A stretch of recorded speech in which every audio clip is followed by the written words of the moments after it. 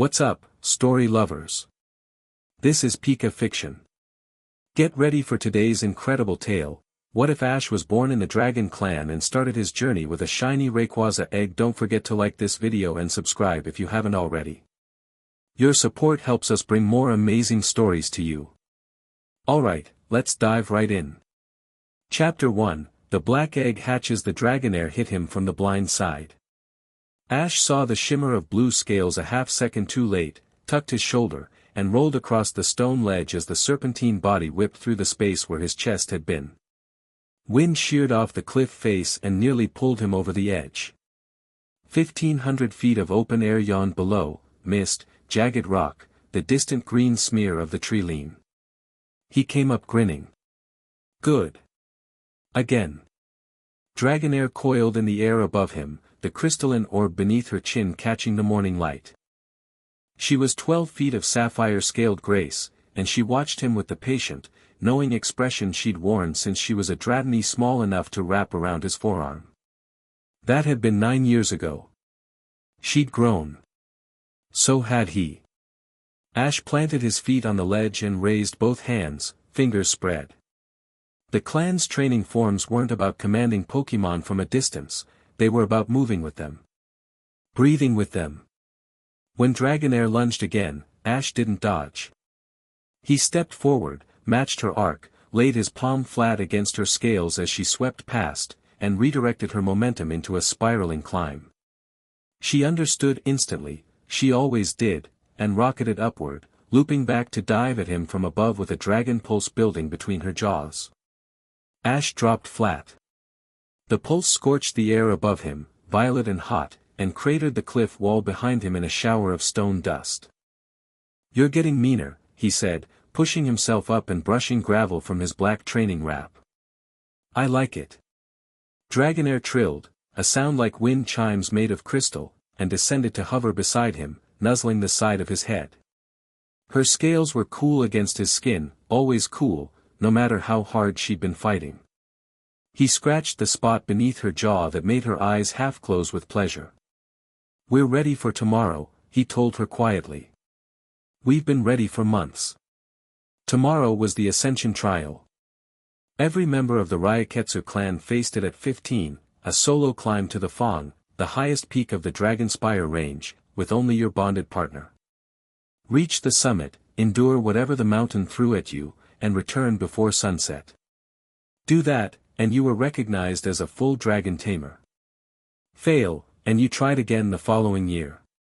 No one in the clan's history had ever needed a third attempt. Ash didn't plan on needing a second. He sat on the ledge with his legs dangling over nothing and pulled a strip of dried Magikarp from his belt pouch, tearing it in half. He chewed his portion and offered the rest to Dragonair, who took it delicately between her teeth. Below them, the Dragonspire Mountains spread in a maze of razor-edged ridges and deep valleys filled with perpetual mist. The clan's compound was carved into the mountain's western face, a sprawl of stone halls, training terraces, dragon roosts, and winding staircases that would have looked like natural rock formations to anyone flying over. That was the point. The Ryaketsu had survived for centuries by being invisible. Ash could see the smoke from the kitchens drifting from a vent disguised as a crack in the cliff. The faint echo of a salamance's roar bounced between the peaks, someone else running morning drills. A flight of Dragonite, 3 adults, sleek and powerful, cruised past in formation a few hundred yards out, their riders standing on their backs in the traditional stance, arms crossed, perfectly balanced at altitude. Ash raised a hand in greeting. The lead rider, a woman named Kira with silver-streaked hair and a scar across her nose, returned the gesture without breaking her stance. This was his world. All he'd ever known. Stone and sky and dragons. He loved it. And lately, more and more, he'd been wondering what lay beyond it. Ash glanced at his wrist, where the clan's marks were tattooed in dark blue ink, intertwined serpents, the symbol of the Ryaketsu. Every member received them at 12. His father had inked them himself, his mother had told him. One of the last things Ryukyu Ketchum had done before he disappeared into the world below the mountains and never returned. 7 years. No body. No message. No explanation that satisfied. Dragonair sensed the shift in his mood, the way she always did. She pressed her snout against his shoulder, gentle, insistent. I'm here. Yeah, Ash said. I know. He stood, stretched, and began to climb back down to the compound. The trial was tomorrow, and his mother would worry if he missed dinner.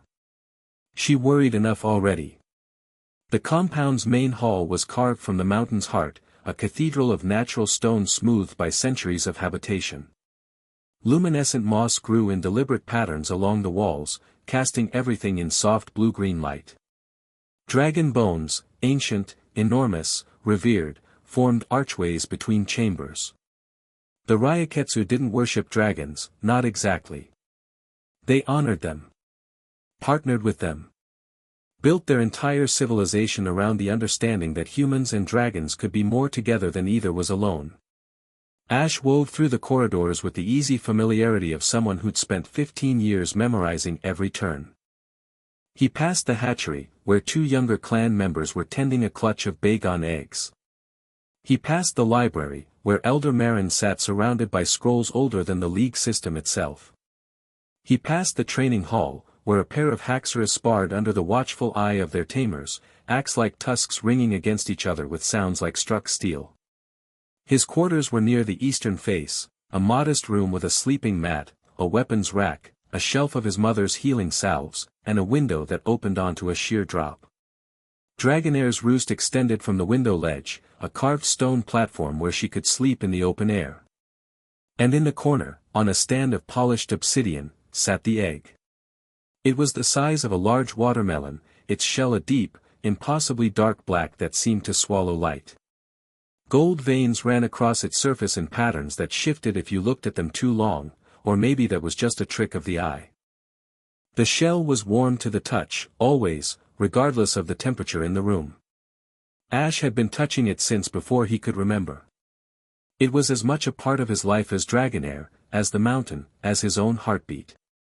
15 years. The egg had sat on that stand for 15 years, unchanging, unyielding, responding to nothing and no one. Except him. When Ash touched it, the gold veins pulsed. Faintly. Like a second heartbeat sinking to his own. He crossed the room and laid his hand on the shell, as he did every morning and every night. The warmth spread through his palm, up his arm, settled in his chest. Hey, he said quietly. Whenever you're ready. No rush. The egg pulsed once. Gold, then dark. Then nothing. Ash smiled faintly and left to find dinner. The evening meal in the Ryaketsu clan was taken communally in the great hall, long stone tables lined with benches, the air thick with the smell of roasted toro's meat and mountain herbs. Children chased each other between the tables while their parents talked and laughed. Dragon Pokemon of a dozen species lounged in the wide alcoves along the walls, a Gudra dozing in a pool of its own slime, a Flygon preening its wings, a pair of Altaria nestled together like clouds made solid. Ash sat with his mother near the eastern end of the hall. Delia Ketchum was a small woman with warm brown eyes and dark hair pulled back in a practical knot. She didn't look like someone who belonged in a warrior clan carved into a mountain. She'd grown up in Pallet Town, a coastal village in southern Kanto, about as far from the Dragon Spire as you could get without falling into the ocean. She'd come to the mountains as a young botanist studying rare alpine plants and left as the wife of the clan's most celebrated dragon tamer. "You're eating too fast," she said, watching Ash inhale his third bowl of stew. "You'll choke." "I'm fueling up. Trials tomorrow." "I'm aware. I've been aware for the past 3 weeks, since you haven't talked about anything else." Ash grinned around a mouthful of bread. "You worried?" Delia's expression softened. She reached across the table and brushed a strand of dark hair from his forehead, a gesture he'd long since stopped being embarrassed by. "I'm always worried. That's my job. Your job is to come home safe." "I always do. Your father used to say that too." The words hung between them. Delia looked away first, busying herself with refilling his water cup. Ash wanted to say something, the right thing, the thing that would ease the shadow that crossed her face every time his father came up, but he'd never found those words. 7 years of searching and he still hadn't found them. A heavy hand clapped his shoulder. Ashura. Ready for tomorrow? Elder Takashi settled onto the bench beside him with the deliberate care of a man whose joints had started filing complaints. Ash's grandfather was 73, built like a stone pillar despite his age, with a white beard that fell to his chest and eyes the same dark amber as Ash's own. He wore the deep blue robes of the clan leader, though he'd pushed the sleeves up past his elbows because he'd been, as usual, working alongside the younger members in the dragon roosts. Born ready, Ash said. Takashi snorted. Confidence is useful. Overconfidence gets you thrown off a cliff. He paused, studying his grandson. You've been training hard. Dragonair is in peak condition. But the trial isn't just about strength, Ash. The mountain tests more than that. I know. Do you? Ash met his grandfather's gaze steadily. I know the mountain tests judgment. Patience. The bond between tamer and partner. I know it's not about reaching the top, it's about how you handle what the mountain puts in your way. Takashi's weathered face cracked into something approaching a smile. Your father said almost exactly that, the night before his trial. The old man stood, gripped Ash's shoulder once more. Rest well. Dawn comes early.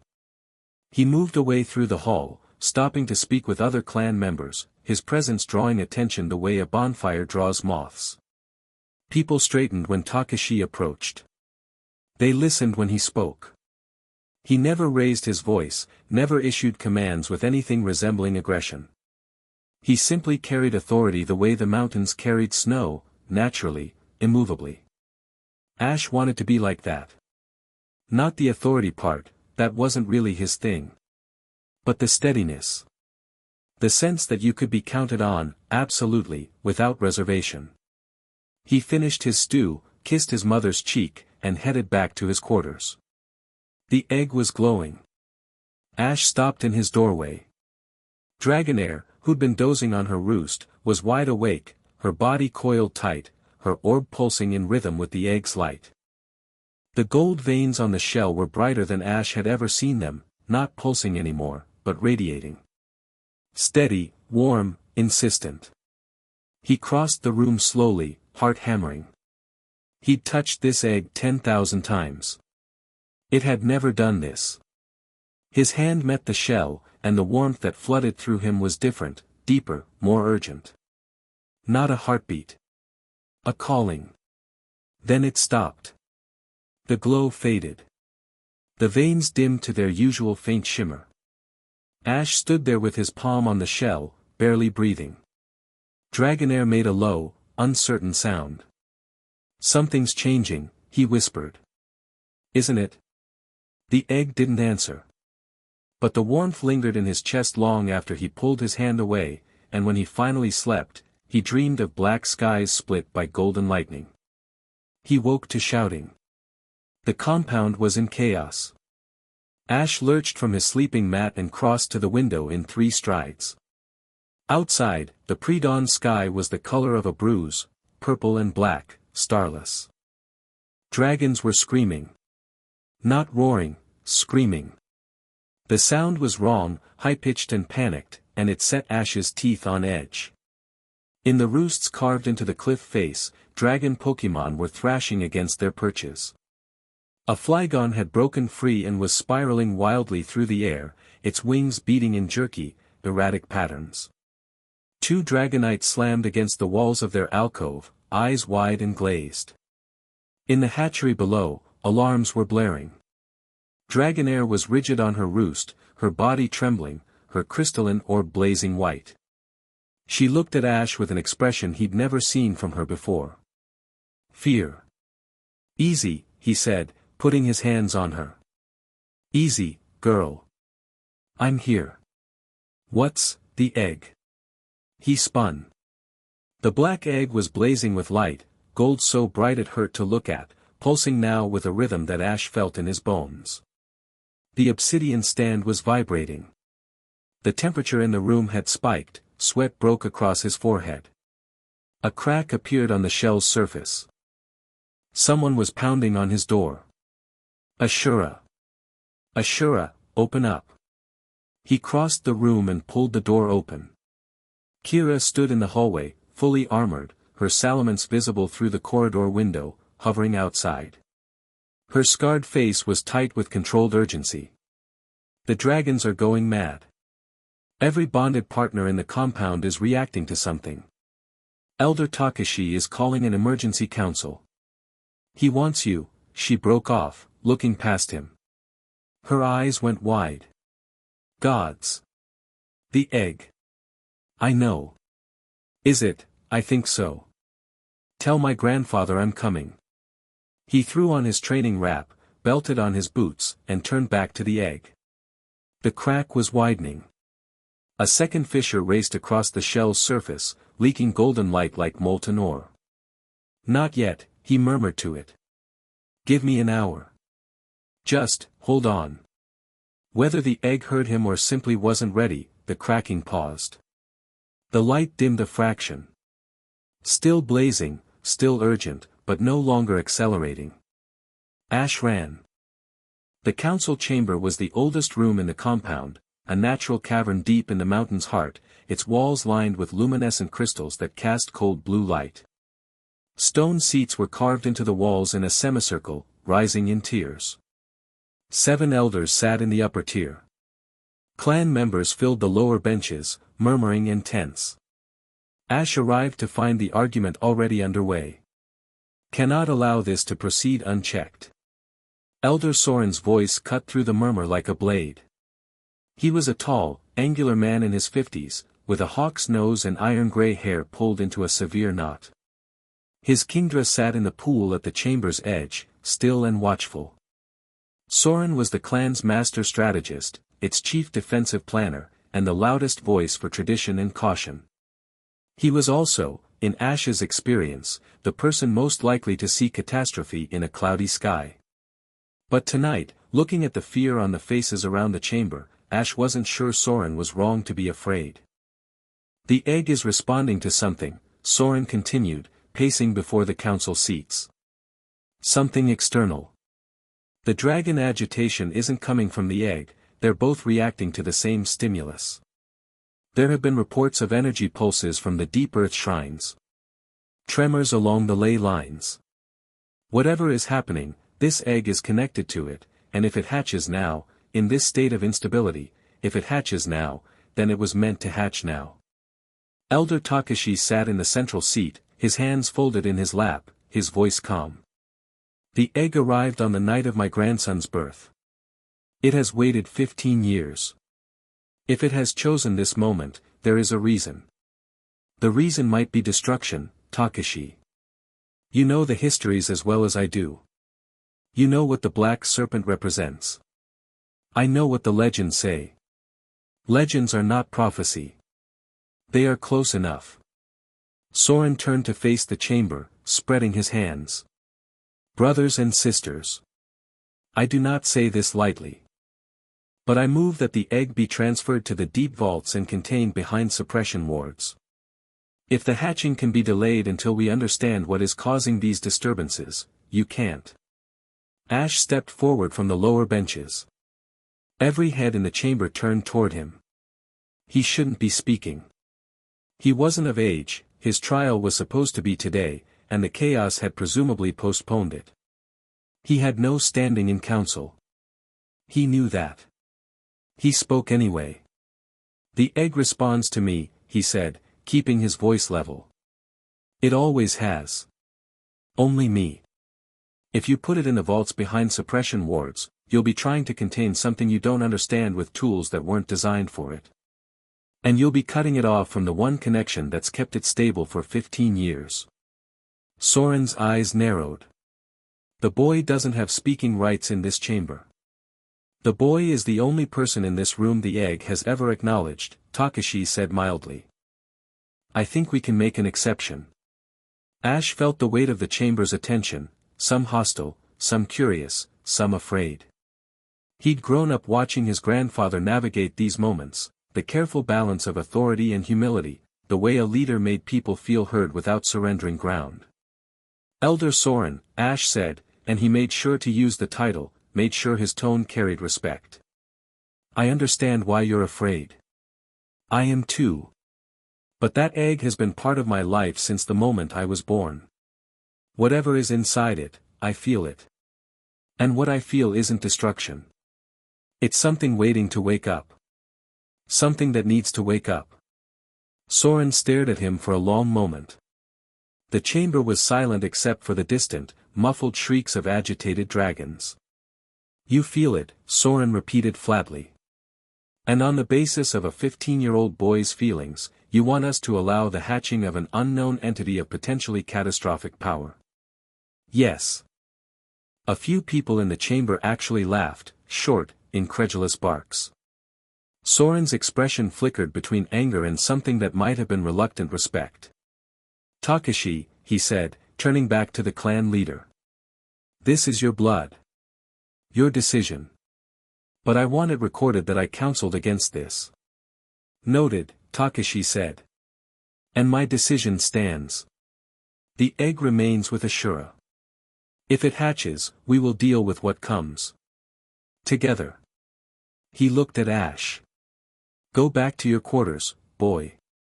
And whatever happens, don't be afraid of it. Ash nodded and turned to leave. As he passed Soren, the elder caught his arm. Ash expected hostility. What he saw in Soren's eyes was something more complicated. I watched this clan nearly burn once before, Soren said quietly, too low for the chamber to hear. When the last legendary force touched this mountain. I won't watch it happen again. He released Ash's arm. Prove me wrong. Ash didn't have an answer for that. He just nodded and kept walking. His mother was waiting in the corridor outside the chamber. I heard, she said, falling into step beside him. Her face was calm, but Ash had spent 15 years learning to read the micro-expressions behind her composure. She was terrified. Mom, come with me. There's something you need to have. She led him not back to his quarters but to hers, the room she'd shared with his father, and now occupied alone. It was neat, practical, warm. Dried herbs hung from the ceiling. A shelf of healing texts lined one wall. On the bedside table, a framed sketch of his father, dark-haired, sharp-featured, smiling with the easy confidence of a man who knew exactly who he was. Delia opened a trunk at the foot of the bed and lifted out a leather-bound journal, worn and heavy, its cover embossed with the clan's serpent mark. Your father's, she said, holding it out. His field notes, his observations, his research into the shrines and the ley lines. He gave it to me before he left. He said, she paused, and for the first time, her composure cracked. Just slightly.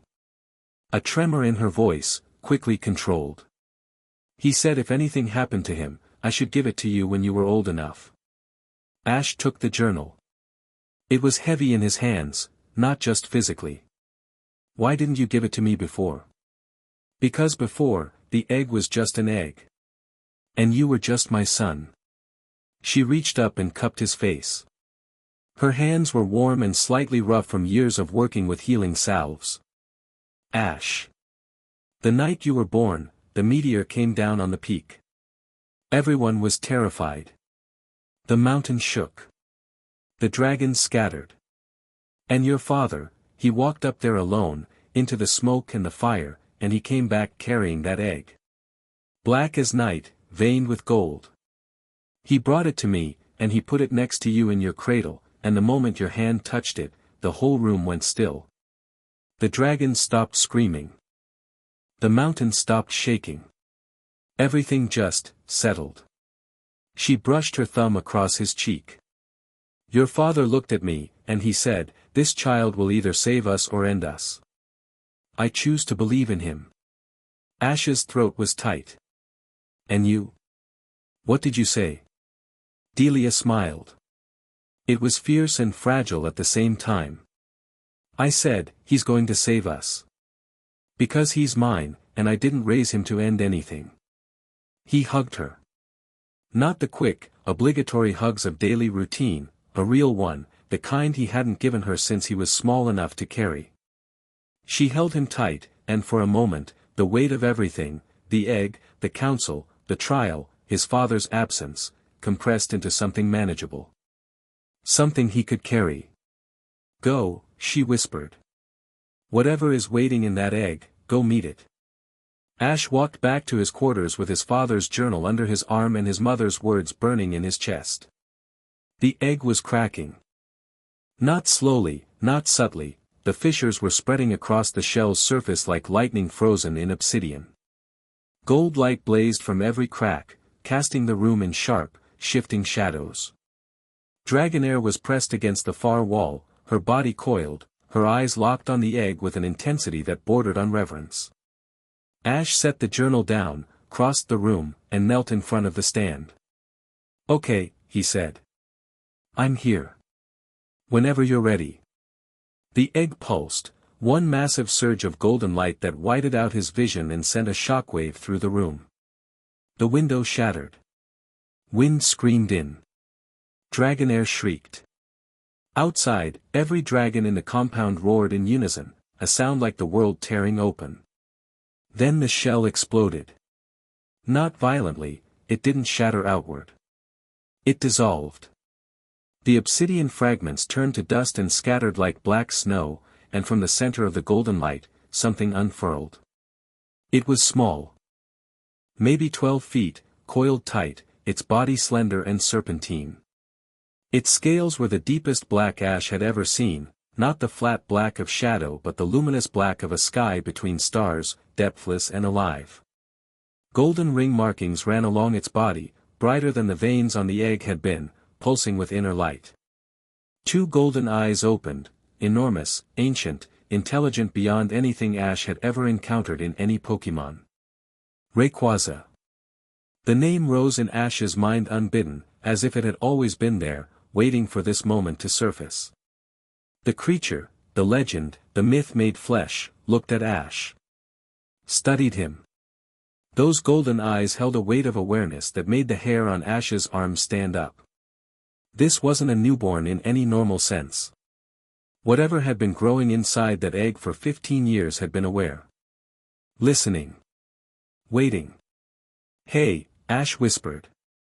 His voice was steady, which surprised him, because his heart was hammering hard enough to crack ribs. I've been talking to you for a long time. It's nice to finally see you. Rayquaza tilted its head. The movement was birdlike, curious. Then it moved, fluid and fast, closing the distance between them in a single serpentine glide. Its snout pressed against Ash's chest, right over his heart. The warmth that flooded through him was the same warmth he'd felt touching the egg, but amplified 1,000-fold. It wasn't just heat, it was recognition. Connection. The feeling of a lock finding its key, of a circuit completing, of two instruments finally playing the same note. Rayquaza made a sound, low, resonant, something between a purr and a rumble of distant thunder. Its golden eyes half closed. The tension drained from its coiled body. It pressed harder against Ash's chest, and he brought his hands up without thinking, cradling its head, feeling the impossible smoothness of those black scales beneath his fingers. Yeah, he said, and his voice cracked, and he didn't care. I know. I've been waiting too. Dragonair crept forward from the wall, cautious. Rayquaza turned one golden eye toward her, and Ash felt a pulse of something through his bond, assessment, then acceptance. Dragonair relaxed, and after a moment, she glided forward and pressed her snout against Rayquaza's flank. The young legend tolerated it with what Ash could only describe as regal magnanimity. They stayed like that for a long time. The golden light faded to a soft glow. Outside, the dragons fell quiet, not the eerie silence of fear, but the deep, settling calm that followed a storm. Then the door burst open and chaos poured in. The first ones through were the guards, 2 clan warriors with a Haxorus and a Salamence. They took one look at the black serpent coiled around Ash and froze. Literally froze. The Haxorus lowered its tusks, not in aggression but in submission, a posture Ash had never seen the proud creature adopt for anyone but its tamer. "Clear the doorway," a voice commanded, and Elder Takashi pushed through, Kira and Soren on his heels. Takashi stopped. His amber eyes, so like Ash's, fixed on the creature in his grandson's arms. Ash watched his grandfather's face cycle through a dozen emotions in the span of 3 seconds, shock, awe, fear, wonder, and finally, something that settled into a deep, bone-level acceptance. "So," the old man said. "There it is." Soren was pale. The color had drained from his face so completely that his hawk-like features looked carved from marble. His mouth opened, closed. His kingdra, behind him, made a low, keening sound. "The black serpent," Soren whispered. "Takashi. The black serpent. I have eyes, Soren. This changes everything. This changes." Rayquaza lifted its head from Ash's chest and looked at the elders. The weight of that gaze, golden, ancient, absolutely unintimidated, silenced the room more effectively than any command could have. The guards took an involuntary step back. Even Kira, who Ash had once seen face down a raging Tyranitar without flinching, shifted her weight to her back foot. Ash stood slowly, keeping one hand on Rayquaza's neck. The young legend was tense beneath his touch, not afraid, but alert. Ready. Its first moments in the world, surrounded by strangers and sharp objects, and it was looking to Ash for cues. "It's okay," Ash murmured, low enough for only Rayquaza to hear. "They're loud, but they're family." He looked up at his grandfather. "We should talk." They convened in the council chamber for the second time that night. Word had spread through the compound like wildfire, and every available clan member crowded the benches. The air hummed with tension, fear, excitement, and a dozen other emotions that Ash could feel pressing against him like physical weight. Rayquaza rode on his shoulders, coiled around his neck and torso like an impossibly elegant scarf. Its tail draped down his back, its head rested near his right ear. The golden eyes swept the chamber with a slow, measuring gaze, and Ash felt the creature cataloging everything, every face, every dragon, every exit. "Smart," he thought. "You've been awake for 20 minutes and you're already mapping the room." A pulse of warmth through their bond. Agreement? Amusement? Both? The chamber erupted the moment Ash entered. Voices overlapped, questions flew, and several of the bonded dragons in the alcoves pressed forward, straining toward Rayquaza with expressions ranging from reverence to barely controlled territorial fury. Takashi raised a hand. Silence fell. "You've all seen it," the clan leader said. "The egg has hatched. The creature appears to be what the old texts call a Rayquaza, a sky serpent. It has bonded with my grandson. A legendary Pokémon." The voice came from the middle benches, a woman named Hannah, one of the clan's breeders, her face tight with wonder. "An actual legendary. In the flesh. Bonded to a child." "I'm not a child," Ash said. "You haven't passed your trial," Soren cut in, standing at his position in the upper tier. "By the clan's own laws, you are not yet a full tamer. And now you are bonded to a creature of unknown and potentially limitless power." "This is precisely the scenario I warned." "The scenario you warned about was the egg hatching during instability," Ash interrupted. He kept his voice calm, his grandfather's voice, the one that didn't need volume to carry weight. "It hatched. The instability stopped. The dragons are calm. The mountain is quiet. Whatever you were afraid of, the hatching resolved it, not caused it." Murmurs ran through the chamber. Several heads nodded. Soren's jaw tightened. "For now. You speak of minutes, boy. I speak of years. Decades. You have no idea what that creature is capable of, what it will become, what forces its presence will attract. You're right, Ash said. I don't. But I know what I'm capable of. And I know this. He looked around the chamber, meeting eyes, holding gazes. The egg sat in this mountain for 15 years. It had 15 years to hatch, and it didn't. It waited. It waited for tonight. The shrines are active. Something is happening in the world that we don't understand yet. And this, he touched Rayquaza's neck, and the legend pressed its head against his jaw. This is part of the answer. I don't know how yet. But I will. Silence. Then, from the back of the chamber, someone began to clap, slow, deliberate. Ash's mother, standing against the wall, her face wet with tears she wasn't bothering to hide, applauding her son. A few others joined. Then more. Not the whole chamber, Soren's faction sat stone-faced and silent. But enough. Enough to shift the energy in the room from fear toward something cautiously, tentatively like hope. Takashi waited for the room to settle. Then he spoke, and his voice carried the weight of the mountain itself. The hatching is done. What comes next must be considered carefully. Ashura, stay after the chamber clears. We have things to discuss. The dismissal was gentle but absolute. The chamber emptied slowly, clan members filing out with backward glances at Ash and the black serpent on his shoulders. Some looked awed. Some looked afraid.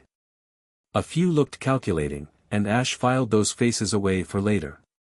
When the chamber was empty save for Ash, Takashi, and Soren, who hadn't moved from his seat, the old man descended from the upper tier and stood before his grandson.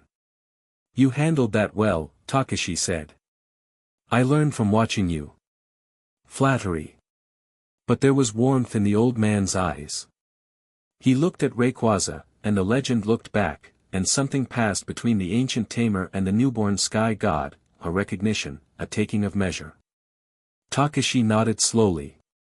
It is as intelligent as the text suggested. Perhaps more. It's been awake inside that egg, Ash said. I'm sure of it. It's been listening, learning, for years. Soren spoke from above. All the more reason to be cautious. But his voice had lost its hard edge. He looked tired. Takashi. You know what this means for the boy. Takashi closed his eyes briefly. Yes. What? Ash looked between them. What does it mean? His grandfather opened his eyes. It means you can't stay here, Ash. The words hit like cold water. What? A juvenile Rayquaza cannot grow in mountain caves. The texts are clear, it needs open sky. Vast open sky. Leagues of it. The dragon spire is a cage for a creature like this. Takashi paused. And there is a more practical concern. The clan is divided. You saw it tonight, half of them see salvation, the other half see catastrophe. If you stay, that division will deepen. It will weaken us at a time when we cannot afford weakness. Ash's throat tightened. He understood the logic. He hated that he understood the logic. You're sending me away. I'm sending you into the world. There is a difference. Takashi gripped Ash's shoulders. Your father went into the world to investigate the shrines. He believed something was threatening the old balance. He was right, the shrines are waking, Ash. We felt the tremors.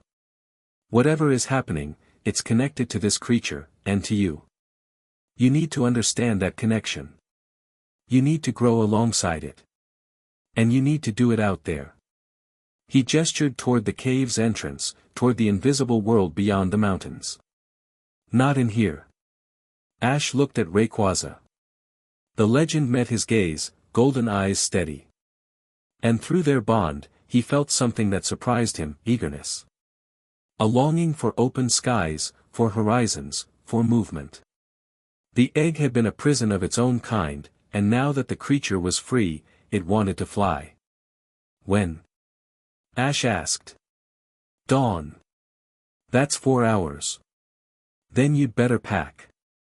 Ash stared at his grandfather. Then he laughed, a short, incredulous bark that echoed off the stone walls. You had this planned. Before the hatching, before the council. You knew this was coming. Takeshi's expression didn't waver. I have considered every possibility for 15 years. This was one of them. You old, Ash cut himself off, shook his head, and smiled. It was a complicated smile. Hurt and love and understanding all tangled together. Fine. Dawn. Soren descended from the upper tier and approached. Ash tensed, expecting a final argument, a last protest. Instead, the elder extended his hand. In his palm lay a small sphere, dark blue, with a pattern of gold lines that mirrored the markings on Rayquaza's scales. A dragon sphere, Soren said. Crafted from the same meteor stone as the eggs stand. It won't constrain the creature, nothing could. But it will give it a comfortable resting place, when it doesn't wish to be seen. Ash took the sphere, surprised. Thank you. Don't thank me. Prove me wrong. Soren held his gaze for a beat, then turned and walked out of the chamber without looking back. Ash stood in the empty hall, a black legend on his shoulders, a dragon sphere in his hand, and the weight of 15 years of waiting finally, irrevocably, lifting. He packed light. The clan's way, you carried what you could, and you made do. Training wraps, spare clothes, ration packs, his father's journal, a belt pouch of healing supplies his mother had packed months ago, she'd known too, he realized, of course she had. The dragon sphere clipped to his belt. Dragonair's pokeball on a cord around his neck, though she preferred to stay outside it. Dawn came gray and cold. The eastern sky was just beginning to lighten when Ash stood at the compound's main gate, a gap in the cliff face concealed by a waterfall, wide enough for a dragonite to pass through with wings folded. His mother was there. His grandfather. Kira, arms crossed, her salamence rumbling behind her.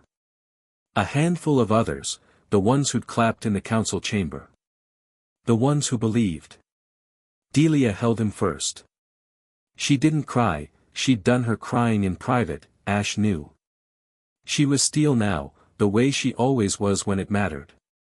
You eat properly, she said. You sleep when you need to. You call when you can, I know the clan's communication channels reach most of Kanto. Mom, and you don't you dare do anything reckless until that Rayquaza is big enough to catch you. He laughed. It came out a little wet. I promise. She kissed his forehead, held his face one more time, and stepped back. Takeshi was next.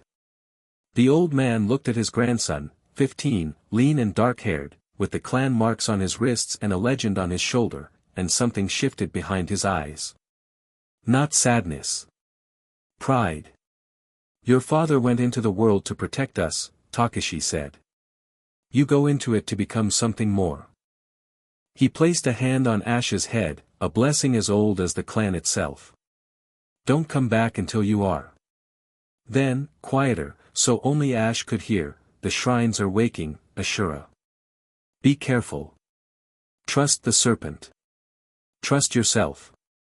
And, he hesitated. If you find any trace of your father, don't go alone. The weight in those words told Ash more than any briefing could have. His grandfather was afraid. Not of the egg, not of the council's divisions, but of whatever had swallowed Ryukin Ketchum whole 7 years ago and not given him back. I understand, Ash said.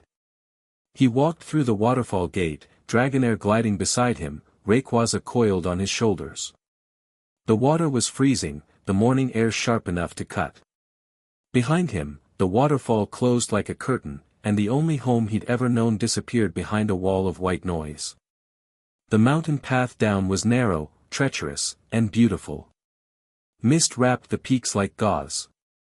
The Dragonspire range spread out below him in a tapestry of green and gray, ridge after ridge marching toward the distant lowlands. Somewhere out there, beyond the mountains, was the rest of the world. Cities, leagues, tournaments, oceans, people who'd never heard of the Ryaketsu and wouldn't believe they existed if you told them. Ash paused on a ledge about an hour into the descent. The compound was invisible above him, hidden behind stone and water and centuries of secrecy. He looked up at the sky, wide, pale, endless. "What do you think?" he asked Rayquaza. "Ready to see what's out there?" The legend uncoiled from his shoulders and rose into the air. Even at 12 feet, even young and growing, the sight of it was breathtaking, black scales catching the first rays of dawn, golden rings pulsing with soft light, its body cutting through the mist with effortless grace. It circled above Ash once, twice, 3 times, gaining altitude, testing the wind, and then it threw its head back and roared. Not the scream of an agitated dragon. Not the cry of a frightened hatchling. A roar. Full-throated, resonant, and layered with overtones that made the mountain itself vibrate. Birds erupted from the tree-line below. Rock dust trickled from the cliff face.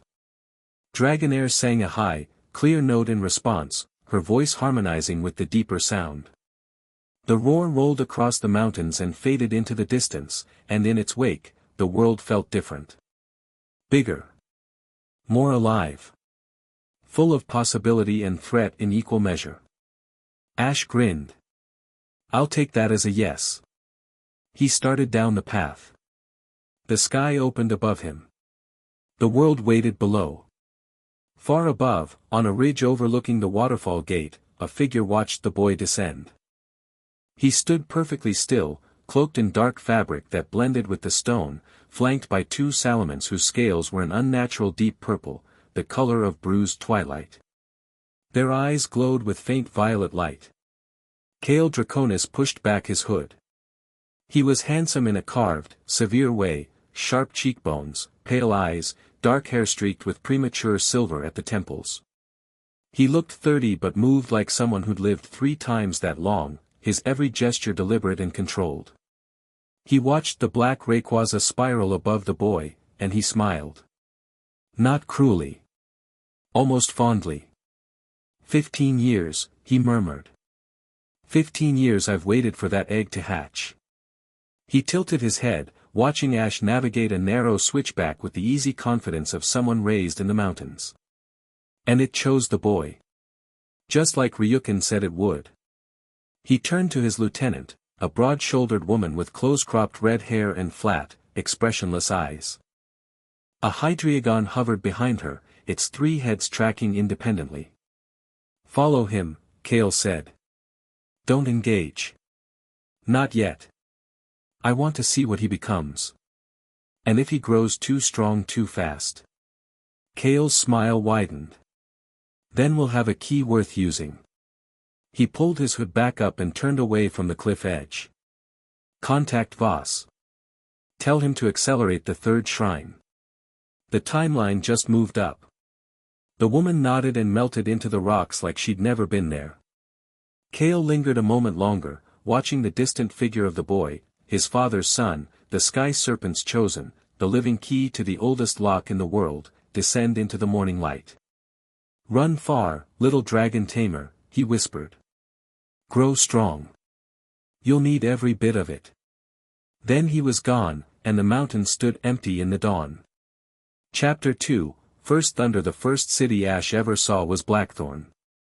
He came down out of the mountains on the 3rd day after leaving the compound, following goat trails and dry streambeds through the lower Dragonspire foothills. Dragonair traveled beside him, gliding through the trees with liquid ease. Rayquaza was in the dragon sphere at his belt, not because the legend wanted to be contained, but because Ash had spent 20 minutes explaining, through their bond, that a black serpentine dragon soaring over inhabited territory would cause the kind of attention they weren't ready for. Rayquaza had accepted this with the air of a king tolerating a servant's reasonable but tiresome request. The tree-line broke, and Blackthorn City spread out below him in the mountain valley like something from a painting. Stone buildings with dark slate roofs. Streets that followed the natural contours of the terrain. A massive cave complex, the Dragon's Den, Ash knew from his studies, visible as a dark mouth in the cliff face at the city's northern edge. Dragons in the sky, but different from the clans, these were league registered, wearing harnesses and identification tags, their riders in uniform. Ash stood at the edge of the forest and stared. He'd seen pictures.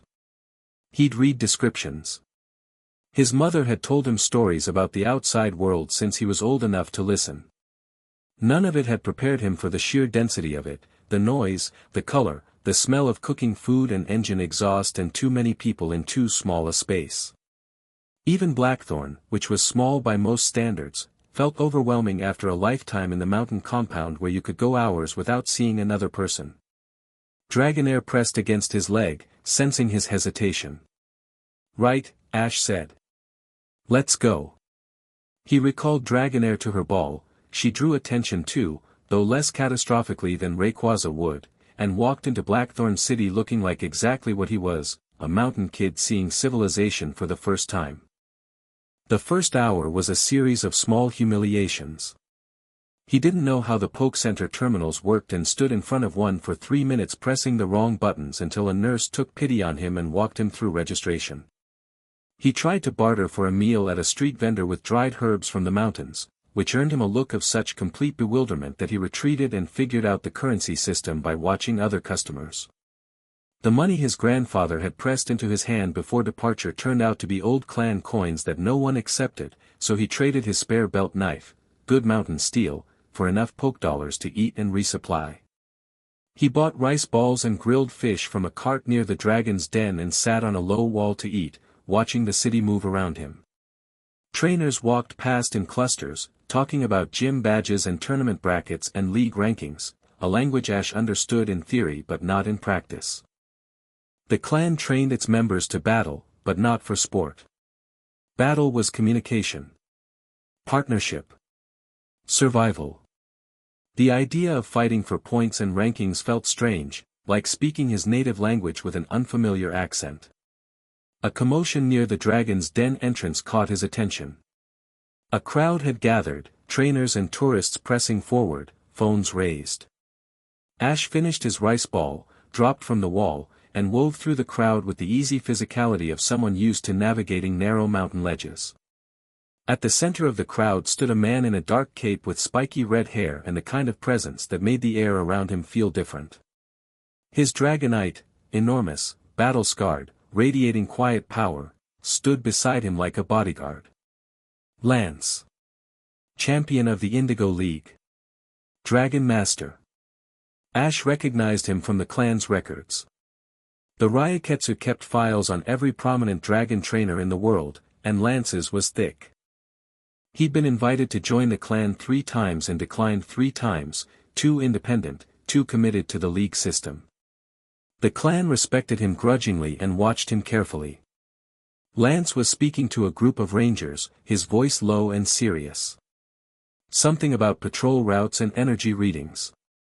The crowd couldn't hear the details, but they didn't care, they were there for the spectacle, for the chance to see a champion up close. Ash didn't care about the spectacle either, but for different reasons. He was watching Lance's Dragonite. The way it held itself, the micro-movements of its antennae, the slight tension in its shoulders. This Dragonite was uneasy. Not afraid, a creature that powerful didn't do fear easily, but alert in a way that suggested it was sensing something its trainer couldn't. The shrine, Ash thought. Blackthorn sat practically on top of one of the old dragon shrines. If the shrines were activating, this Dragonite would feel it. He should leave.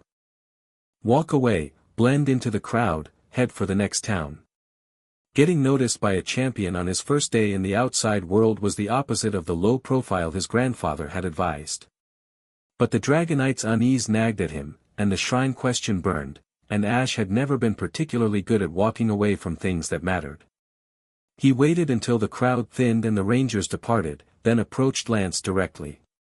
The champion's Dragonite spotted him first, its head swiveled, its eyes locked on Ash, and it made a low rumbling sound that was either greeting or warning. Lance turned.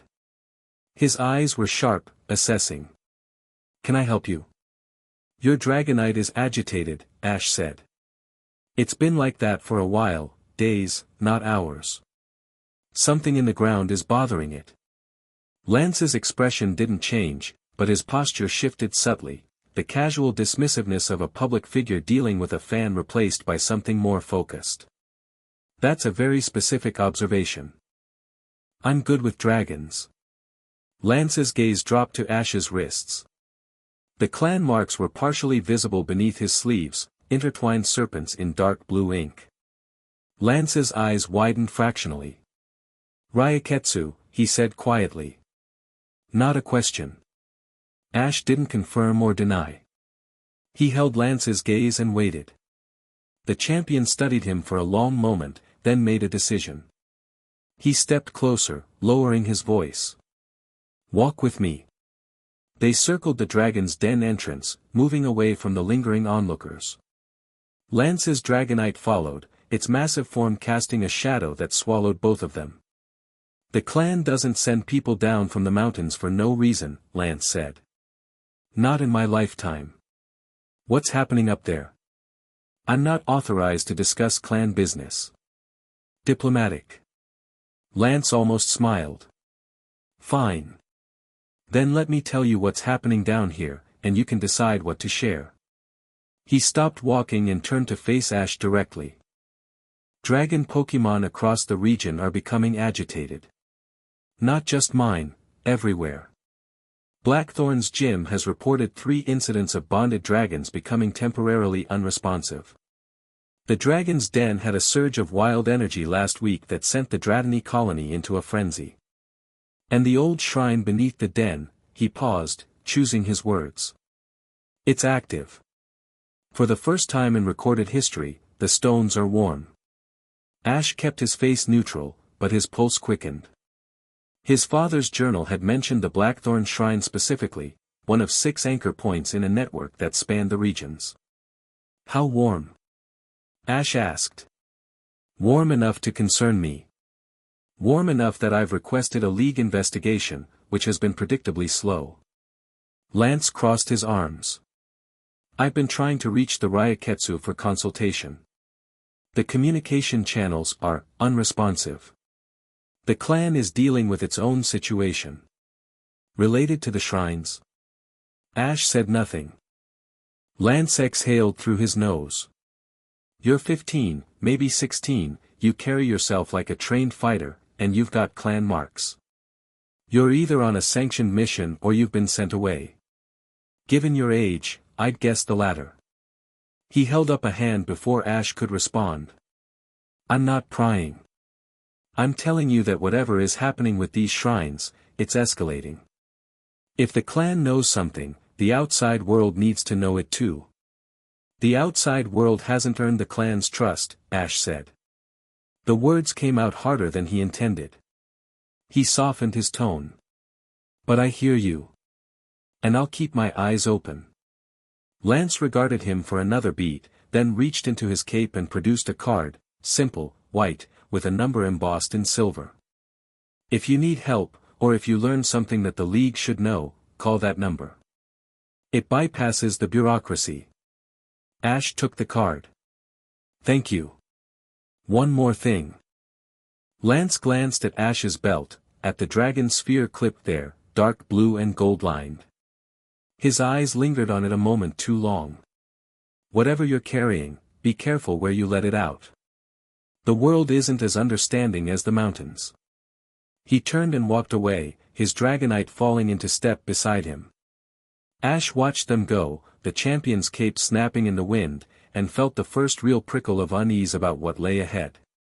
He left Blackthorn the next morning, heading west toward the Indigo Plateau. His father's journal mentioned shrines in Johto and Kanto both, but the immediate entries, the ones Ryukin had been investigating before he vanished, pointed to locations Ash couldn't reach without resources, information, and frankly, a better understanding of how the outside world worked.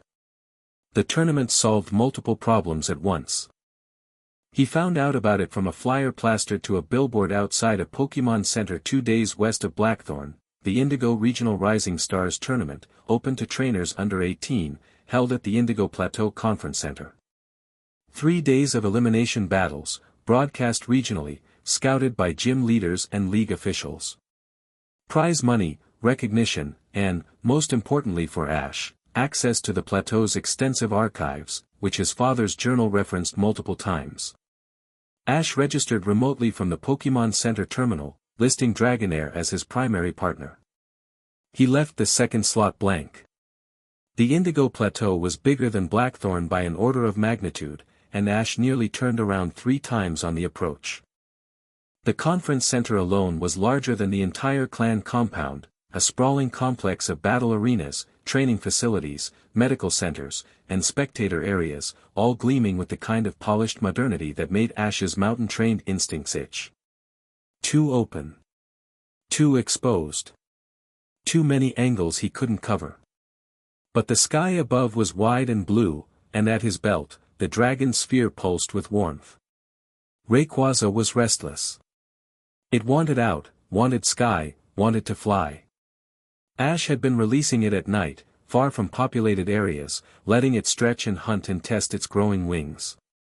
It was already bigger than when it hatched, 14 feet now, its body thickening with muscle, its movements more confident. It learned fast. Terrifyingly fast. The tournament grounds buzzed with hundreds of young trainers from across Kanto and Johto. Ash moved through them like a stone in a river, present but separate. He watched everything. The way trainers interacted with their Pokémon, some with genuine warmth, others with casual indifference that made his jaw tighten. The way battles were conducted, formal, regulated, constrained by rules that would have baffled the clan. No contact between trainer and Pokémon during battle. No field movement. Stand in your box and give commands. The clan's way was different. You moved with your partner. You read the battlefield with your body as well as your eyes. You felt the battle in your muscles and your bones, not just your head. Ash would have to adapt. The first 2 rounds were straightforward. His opponents were competent, a boy from Goldenrod with a well-trained Nidoking, a girl from Cerulean with a Starmie that had genuinely impressive speed. Ash stood in his trainer's box and gave commands, and it felt like fighting with one hand tied behind his back, but Dragonair was good enough to compensate. She moved like water, fluid and precise, her dragon dance chains building speed and power until her opponents simply couldn't keep up. What drew attention wasn't just the wins, it was the style. Ash's commands were minimal. Short, clipped words, sometimes just gestures. Dragonair responded to the subtlest cues, a shift in his weight, a tilt of his head, the way he breathed. The commentators picked up on it by the second round. Remarkable synchronization between this trainer and his Dragonair. I've seen veteran competitors with less coordination. Where did this kid come from? Good question. Ash's registration listed his hometown as Dragonspire region, which was technically true and practically meaningless. He won the second round in 4 minutes and walked off the field to find a silver-haired boy leaning against the tunnel wall, arms crossed, watching him with an expression that couldn't decide between admiration and contempt. You fight like you're bored, the boy said.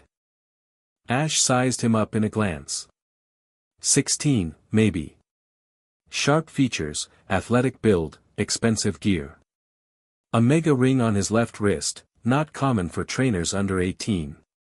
His posture radiated confidence that teetered on the edge of arrogance. I'm not bored, Ash said. I'm adjusting. To what? To standing still while my partner does the work. Where I'm from, we fight together. The boy's eyebrows rose. Together? What, you throw punches while your Pokémon attacks? Something like that. A snort. Cute. I'm cross. He pushed off the wall and fell into step beside Ash uninvited. You're in my bracket. Semi-finals, probably. I saw your Dragonair, she's fast, well-trained. But speed won't save you against raw power. Is that what you've got? Raw power? Cross smiled. It was sharp and hungry. I've got a Charizard that can Mega Evolve. I've beaten every trainer in this tournament's history who wasn't old enough to drink. And I've been watching you, Mountain Boy, and I can tell you're holding back. He stopped walking and turned to face Ash. Don't. When we fight, I want everything you've got. Otherwise it's a waste of my time. Ash studied him. Behind the arrogance, he saw something he recognized, the need to prove yourself, to be something, to stand on your own strength and know it was enough. Cross wasn't just cocky. He was driven in a way that burned. You'll get everything Dragonair and I can give, Ash said. Whether that's enough for you is your problem. Cross held his gaze for a beat, then laughed, short, sharp, genuine. I like you, mountain boy. I'm still going to crush you. He walked away with the casual swagger of someone who'd never once considered the possibility that he might lose. Ash found the archives that afternoon. They were tucked into the conference center's lower levels, a sprawling library of league records, historical documents, and research papers. He'd expected to fight for access, but his tournament registration badge got him through the door, and the archivist, a sleepy-eyed man named Gerald who seemed personally offended by the concept of physical activity, waved him toward the shelves without interest. Ash spent 2 hours cross-referencing his father's journal with the archive's records on regional geography and historical sites. Ryuken's notes were meticulous but coded, clan shorthand that Ash could read, but that would look like gibberish to an outsider. The shrines his father had mapped corresponded to locations the League classified as protected heritage sites, ancient ruins with restricted access, monitored by rangers but largely ignored by the mainstream research community. 6 shrines. Blackthorn, Celestic Town in Sinnoh, Mt. Pyre in Hoenn, the Dragon Spiral Tower in Unova, the vast Pony Canyon in Alola, and one more, the Primary Seal, location recorded only as the Origin Point, which Ryuken believed was somewhere in or near the Dragonspire Mountains themselves. The clan's territory. Ash was deep in a topographical survey of the Celestic Town region when someone sat down across from him. He looked up and forgot what he'd been reading. She was his age or a little older, 17, maybe. Blonde hair that fell past her shoulders, gray eyes with an intelligence behind them that hit like a physical force. She wore a dark coat over practical traveling clothes and had a stack of books under one arm that she set on the table with the practiced ease of someone who lived in libraries. You've been reading about the Celestic Shrine Complex for 2 hours, she said, as if they were already mid-conversation. Which is interesting, because I've been researching the same sites for 3 years and I've never seen anyone else voluntarily open a topographical survey of northwest Sinnoh. Ash closed his father's journal and slid it to his side of the table. Maybe I just like maps. You don't. You've been cross-referencing geological data with historical records of energy anomalies. I watched you pull 4 different source documents and compare them against a personal notebook that you're very protective of. She sat back and studied him with an expression that reminded him uncomfortably of Lance, sharp, assessing, cutting through surface to substance. My name is Cynthia. Cynthia Sharona. I'm a mythology researcher from Sinnoh. And you're the trainer with the Dragonair who fights like he walked out of an ancient battle manual. You've been watching me. You're interesting. I don't find many things interesting. It wasn't flirtatious, or if it was so wrapped in intellectual hunger that the distinction didn't matter. Cynthia looked at him the way a Luxray looked at movement in tall grass, completely focused, entirely engaged, already 3 steps ahead in figuring out what she was looking at. Ash, he said. Ash Ketchum. Ketchum. She tilted her head. Not a common name in the mountain regions. But the way you fight, those techniques aren't League standard. They're older. Pre-League, possibly pre-modern era. Where did you learn them? Family tradition. Your family has traditions that predate the Pokemon League by several centuries. Ash almost smiled. She was good.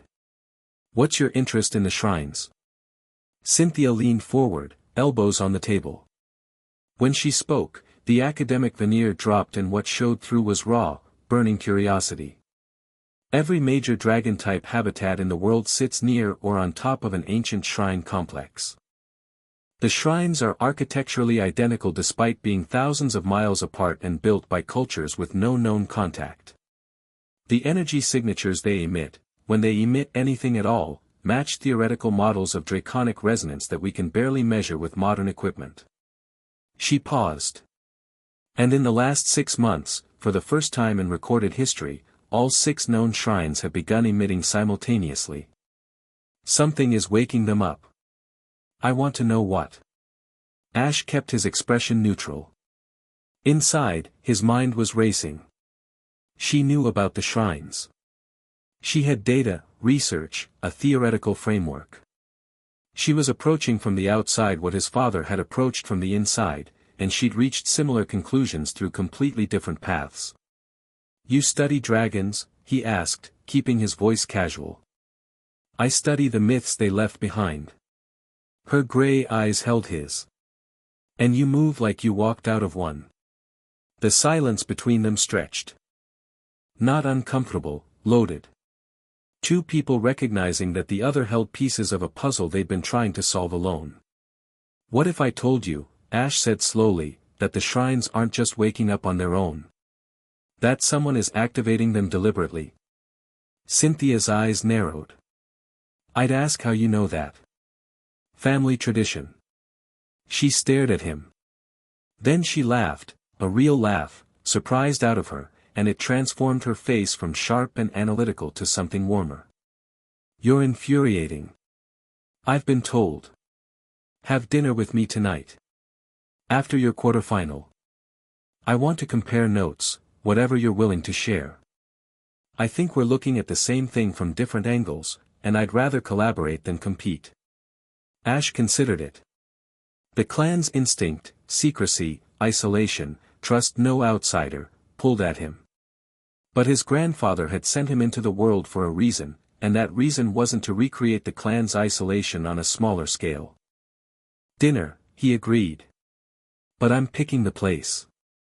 I just figured out how restaurants work and I want to practice. That surprised another laugh out of her. The quarterfinal was a girl from Mahogany Town with a Lapras that was genuinely dangerous, its ice beam nearly caught Dragonair 3 times, and the battlefield's water terrain gave it a mobility advantage that Ash had to think his way around. He won by having Dragonair freeze the water surface with the Lapras's own reflected ice beam, then using the ice as a platform for a point-blank dragon rush. The crowd roared. The commentators lost their minds. Ash walked off the field and found Cynthia waiting at the tunnel exit. You froze the battlefield using your opponent's own attack, she said. That's not a standard technique. Nothing I do is standard. I'm beginning to notice. They had dinner at a small noodle shop near the plateau's trainer village, one of the cheaper options, because Ash's funds were limited and he refused to let Cynthia pay. He'd figured out chopsticks by watching other diners, and he used them with the quick competence of someone who adapted to new tools instinctively. Cynthia ate her ramen with the focused efficiency of someone who regularly forgot meals when she was deep in research. Between bites, they talked, carefully at first, each offering small pieces of information and watching how the other reacted. She told him about Celestic Town, where she'd grown up, another place steeped in dragon mythology, ancient ruins carved with symbols that matched the shrine markings. Her grandmother was the town elder, a keeper of old stories. Cynthia had grown up hearing legends about the original one, the creation of the world, the balance of forces that kept reality stable. She'd started her research as a child, mapping connections between myths from different regions, finding patterns that shouldn't exist. The myths aren't just stories, she said, twirling noodles around her chopsticks. They're records. Encoded, distorted by time, but records. Something happened, thousands of years ago, that involved beings of incredible power. The shrines are part of whatever system was put in place afterward, seals, or anchors, or some kind of containment network. Containment for what? She looked at him steadily. That's the question, isn't it? Ash weighed his options. Then he pulled out his father's journal and opened it to a specific page, a diagram Ryukin had drawn of the 6 shrine locations, connected by lines that formed a hexagonal pattern. At the center, His father had written a single word in clan script. "Can you read that?" Ash asked. Cynthia leaned forward. "No. What language is that?" "Old language. My father's notes." Ash touched the word. "It says, Genryu. The original dragon. The ancestor of all dragon Pokemon." Cynthia went very still. "Your father researched the shrines. He investigated them. 7 years ago. He believed someone was trying to break the seals." Ash closed the journal. "He went looking for answers and he never came back. The weight of that hung between them." Cynthia's expression softened, not with pity, which Ash would have rejected, but with understanding. The look of someone who recognized obsessive pursuit of truth and the costs it carried. "I'm sorry," she said. Simply. Without embellishment. "He left me his notes. I'm picking up where he stopped. Alone. I have Dragonair. And," he touched the dragon sphere at his belt. "Other resources." Cynthia's eyes tracked the movement. She looked at the sphere, really looked at it, the way a researcher examined an artifact. "That's not a standard Pokeball." "No. What's in it?" Ash met her gaze. "Ask me again when I trust you more." She held his eyes for a long moment, then nodded. "Not offended. Respectful. Fair enough." She picked up her chopsticks and resumed eating. "The semi-final is tomorrow. You're fighting that silver-haired boy with the Mega Charizard. Cross. Yeah. He's good. Very good. His Charizard is a powerhouse, and the Mega Evolution amplifies its dragon typing. Charizard X is part dragon, which means your Dragonair's stab moves hit harder but so do his." She paused. "He also fights angry. He's got talent, but he leads with ego. That's a weakness." Ash raised an eyebrow. "You're giving me tactical advice?" "I'm making an observation. What you do with it is your business." She smiled, and it was sharp and warm at the same time. "Besides, I want to see what you do when you're actually challenged." The stadium was packed. Word had spread through the tournament about the mountain trainer with the eerily synchronized Dragonair, and about Cross, the young Mega Evolution prodigy who'd torn through his bracket like a buzzsaw. The semi-final was being broadcast across Kanto and Johto, and the stands were a sea of faces and noise. Ash stood in his trainer's box and breathed. The clan's pre-battle meditation, 3 breaths, each one slower than the last. Feel your heartbeat. Feel your partner's heartbeat. Let them sink. Dragonair hovered beside the field, her crystalline orb glowing softly. She was calm. Ready. They'd trained together for 9 years, and in that time, Ash had never once doubted her. Across the field, Cross stood with his arms crossed, Mega ring glinting on his wrist. His Charizard crouched behind him, massive, orange-scaled, its tail flame burning high and hot. It was already snarling, feeding off its trainer's aggressive energy. "You held back in every round," Cross called across the field, his voice carrying over the crowd noise. "I watched the footage. Your Dragonair can do more than what you've shown. So either you're sandbagging for the finals, or you're afraid to cut loose." "Or I haven't needed to yet," Ash said. Cross's eyes flashed. "You'll need to now." The referee's flag dropped. Cross moved first, no hesitation, no feeling out period. Charizard, Mega Evolve. The Mega Ring blazed.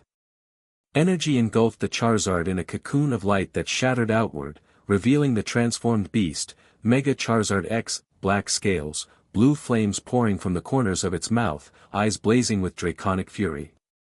The crowd gasped. The temperature on the field spiked 10 degrees. It was, Ash had to admit, impressive. Dragonair. Dragon Dance. She moved before the words finished leaving his mouth, spinning into the air, her body tracing an elegant spiral as spectral energy washed over her, boosting speed and attack. Once. Twice. Cross wasn't going to let her get a third. Dragon Claw. Close the distance. Mega Charizard X lunged with terrifying speed for something its size, black-scaled claws wreathed in draconic energy. It closed the gap in a heartbeat, slashing at Dragonair with a blow that would have ended the fight on contact. Dragonair twisted. Not dodged, twisted, her serpentine body bending at an angle that shouldn't have been possible, the dragon claw passing through the space she'd occupied a fraction of a second before. She completed her third dragon dance in the same motion, emerging from the dodge faster and stronger than she'd entered it. What? Cross's composure cracked for a split second. He'd expected the hit to land. Everyone had. Aqua Tail, Ash said. Dragonair's tail erupted in a torrent of pressurized water and slammed into Mega Charizard X's flank. The dragon staggered, actually staggered, driven sideways by the force. Water hissed to steam against its superheated scales. The crowd erupted. Cross recovered fast. Flare Blitz. Don't give it room. Blue fire engulfed Mega Charizard X as it launched itself forward, a living comet of flame and fury. The heat was intense enough that Ash felt it in his trainer's box, 30 feet away. This was Cross's philosophy distilled to its purest form, overwhelming force, applied relentlessly, giving the opponent no time to think. Against most trainers, it would have worked. Ash didn't think. He felt. Dragonair felt the same thing at the same moment, the gap, the angle, the split second where Flare Blitz committed Charizard to a trajectory it couldn't change. Up and through. Dragonair rocketed straight up, the Flare Blitz passing beneath her close enough to cinch her scales. At the apex of her climb, she twisted, that impossible serpentine flexibility again, and dove. Dragon Rush. She hit Mega Charizard X from above like a sapphire missile, wreathed in draconic energy, the impact cratering the battlefield. Dust and debris erupted. The stadium shook. When the dust cleared, Mega Charizard X was on one knee, one wing crumpled, snarling through gritted teeth. Dragonair hovered above, breathing hard, her orb blazing. Cross's face was white.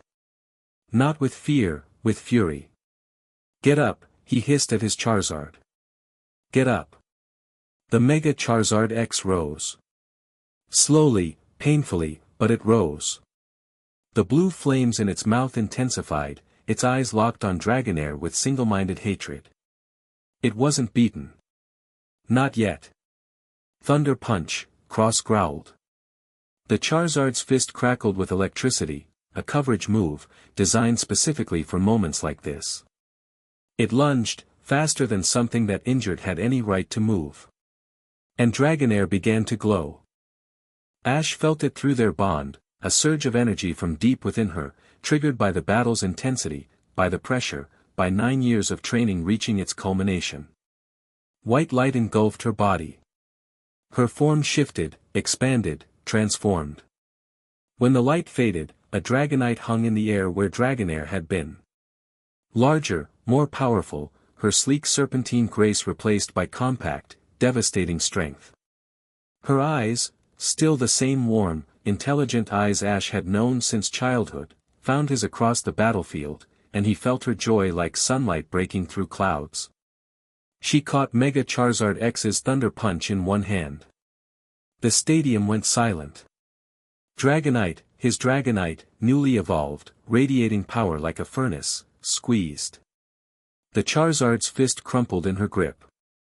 She pulled it forward, off balance, and delivered a point-blank Dragon Rush that launched Mega Charizard X across the field and into the arena wall with a crash that shattered concrete.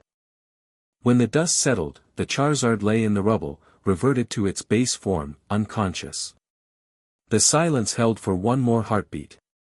Then the stadium exploded with noise, cheering, screaming, the thunderous stomping of thousands of feet. The commentators were shouting over each other, barely coherent. Ash didn't hear any of it. He was already on the field, screw the trainer's box rule, crossing to Dragonite. She descended to meet him, and he threw his arms around her neck and buried his face against scales that were warm and familiar and new all at once. "Look at you," he whispered.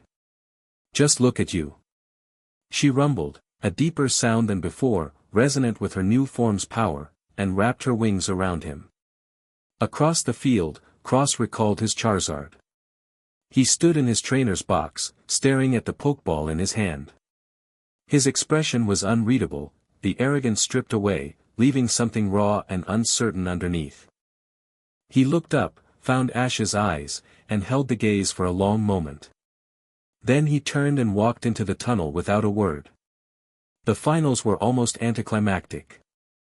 Ash's opponent, a talented girl from Viridian with a Tyranitar, fought hard and smart, but Dragonite was a force of nature in her new form, and Ash was riding the high of the evolution. He won in 8 minutes, cleanly, without cruelty. When the referee declared him tournament champion, the crowd roared and confetti fell and Ash stood in the center of the arena feeling simultaneously triumphant and exposed. He'd wanted to stay under the radar. So much for that. The attack came during the award ceremony. Ash was standing on the winner's platform, a trophy he didn't care about in his hands, trying to figure out how to exit gracefully, when the first explosion hit. It came from the eastern entrance, a detonation that blew the tunnel doors inward and sent concrete shrapnel screaming across the stands. The crowd's cheering turned to screaming in an instant. A second explosion hit the western entrance.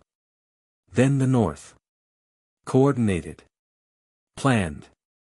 Cutting off every exit. Through the smoke and dust, figures poured in. Dark-clad trainers, faces masked, moving with military precision.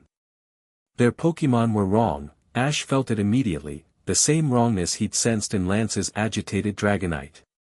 Dragon-type Pokémon, all of them, but their eyes glowed with faint violet light and their movements were jerky, aggressive, pained. Corrupted. Whatever was happening to the shrines was being weaponized. A corrupted Salamence dove at the stands, scattering civilians. A Hydreigon, 3 heads snarling, violet energy crackling between its jaws, raked the arena floor with a dark pulse that tore trenches in the concrete. Attention! A voice boomed from the eastern entrance, amplified, distorted by a device. "We are here for the dragons. Surrender all dragon-type Pokémon and no one will be harmed. Resist," and, the Hydreigon fired another dark pulse into the stands for emphasis. More screaming. Ash dropped the trophy. It shattered on the platform, and he didn't even register the sound. Dragonite was already at his side, her eyes locked on the corrupted Pokémon with a fury that vibrated through their bond. But there were civilians everywhere, thousands of people in the stands, panicking, crushing toward blocked exits. A fight in here would cause casualties. "Dragonite," Ash said, his voice dropping into the calm, focused register the clan used in crisis. "Priority 1, get people out. Hyper beam the blocked exits, make openings. Then hold the perimeter." She launched without hesitation, her first hyper beam punching through the collapsed northern tunnel like it was paper. Civilians poured through the gap. She banked, hit the western exit, opened a second route. The flow of people shifted, panic channeling into something more orderly as escape routes appeared. But the attackers weren't here for civilians. They were converging on the arena floor, where dozens of trainers' dragon-type Pokémon were gathered, tournament participants, spectators, partners, the facility's own working Pokémon. The dark-clad figures were deploying devices, spherical, humming with violet energy, that emitted a frequency Ash could feel in his teeth. Dragon Pokémon near the devices went rigid, their eyes glazing, their bodies shuddering. Suppression tech. They were suppressing the dragon's will, making them compliant enough to capture. Ash jumped off the platform and hit the arena floor running. A masked figure stepped into his path, a corrupted Druddigon at their side. Ash didn't slow down. He dropped low, slid under the Druddigon's swipe, came up inside its guard, and slammed his palm against the suppression device on the handler's belt. The device cracked. The Druddigon blinked, shook its head, and turned on its handler with a confused snarl. 3 more attackers converged. Ash's hand found the dragon sphere at his belt. Not yet, he thought. Not unless, a Garchomp hit the arena floor like a meteor. It landed between Ash and the attackers, the shockwave sending them sprawling. It was magnificent, sleek, scarred, battle-hardened, its jaw blades gleaming. It moved with a precision that spoke of years of elite training. Cynthia dropped from the stands, landing in a roll that brought her up beside her Garchomp in one fluid motion. Her blonde hair was wild, her gray eyes blazing, and she looked at Ash with an expression that was equal parts fury and focus. "You good?" she asked. "Getting there." "What the hell is this?" "Organized raid. They've been targeting dragon Pokémon habitats for months, I've seen reports. This is their biggest move yet." She scanned the arena, tactical mind already mapping the battlefield. There are 12 attackers, maybe 15. All using corrupted dragon types and suppression technology. The devices are the priority, take those out and the corrupted Pokémon revert. I noticed. Your Garchomp already knows. Garchomp, clear the southern quadrant. Brick break, target the devices. The Garchomp surged forward with terrifying speed, its arm blade slicing through a suppression device like it was made of wet clay. The corrupted Flygon it had been controlling staggered, blinked, and bolted for the open sky. Ash and Cynthia moved together. It wasn't planned, they'd never trained together, never discussed tactics, never even seen each other fight before today. But something clicked. The same something that had clicked when Ash first touched the egg, when Dragonair evolved, when the pieces of a puzzle found each other in the dark. He moved left, she moved right. He called Dragonite down for aerial suppression, she directed Garchomp for ground control. He spotted a cluster of 3 attackers cornering a group of trainers, she was already redirecting Garchomp to intercept before he could point. He read her movements the way he read Dragonair's, instinctively, effortlessly, as if they'd been doing this for years. "Behind you!" Cynthia shouted. Ash ducked. A corrupted Salamance's tail whipped over his head, close enough to ruffle his hair. He came up, grabbed the suppression device mounted on the Salamance's harness, and ripped it free. The Salamence roared, pain transforming into confusion, and Ash pressed his hand flat against its snout, pushing calm through the contact the way the clan had taught him. Dragon taming. Not fighting the creature, reaching it. "Easy," he murmured. "Easy. You're free. Go." The Salamence shuddered, pulled away, and launched itself skyward, leaving its abandoned handler stumbling in the dust. Cynthia watched this from 10 feet away, her expression cycling through surprise, assessment, and something that looked dangerously close to admiration. "You can calm corrupted dragons by touching them?" "Sometimes. Depends on how deep the corruption goes." "That's insane." "Probably." A fresh wave of attackers surged through the eastern entrance, reinforcements, 6 of them, with 2 corrupted Hydreigon that were larger and more violently agitated than anything they'd faced so far. These weren't just suppressed, they were pumped full of whatever energy the shrines were producing. Their eyes blazed violet. Their attacks tore craters in the arena floor. Dark Pulse, Dragon Pulse, Hyper Beam, the arena was becoming a kill zone. Dragonite was struggling. She was powerful, newly evolved, running on adrenaline and bond strength, but she was fighting 3 opponents simultaneously while protecting fleeing civilians. Garchomp was pinned down by a barrage from the Hydreigon pair. Cynthia was shouting commands, her tactical mind working overtime, but they were being pushed back. Ash felt the moment tip. Felt it in his bones, in the bond with Dragonite that was straining under the pressure, in the screams of the civilians still trapped in the stands. They were going to lose. Not in a tournament sense, in a people are going to die sense. His hand closed around the dragon sphere. Rayquaza pulsed against his palm. Not asking permission. Telling him. Now. Ash unclipped the sphere and held it up. "I'm sorry about the low profile," he murmured. Then he pressed the release. The sphere opened, and the sky went dark. Not literally, the stadium's lights were still on, the fires still burning. But something about the quality of the light changed, as if reality itself flinched. A column of golden-black energy erupted from the sphere and shot straight up, punching through the stadium's retractable roof like it wasn't there. Metal screamed. The structure peeled back. Open sky appeared above, afternoon blue and cloudless. And from the column of energy, Rayquaza unfurled. 14 feet of midnight black scales and golden ring markings, eyes like molten gold, its body crackling with power that made the air taste of ozone. It hung in the air above the arena, and for one perfect, frozen moment, every person and Pokémon in the stadium stopped. The corrupted dragons stopped. The attackers stopped. Even the screaming stopped. Rayquaza looked down at the battlefield. At the corrupted Pokémon in pain. At the masked figures with their devices. At the civilians huddled in fear. Its golden eyes swept the scene with an intelligence that was alien and absolute. Then it roared. The sound was nothing like the roar it had unleashed on the mountainside. That had been a greeting, a declaration of existence. This was a command.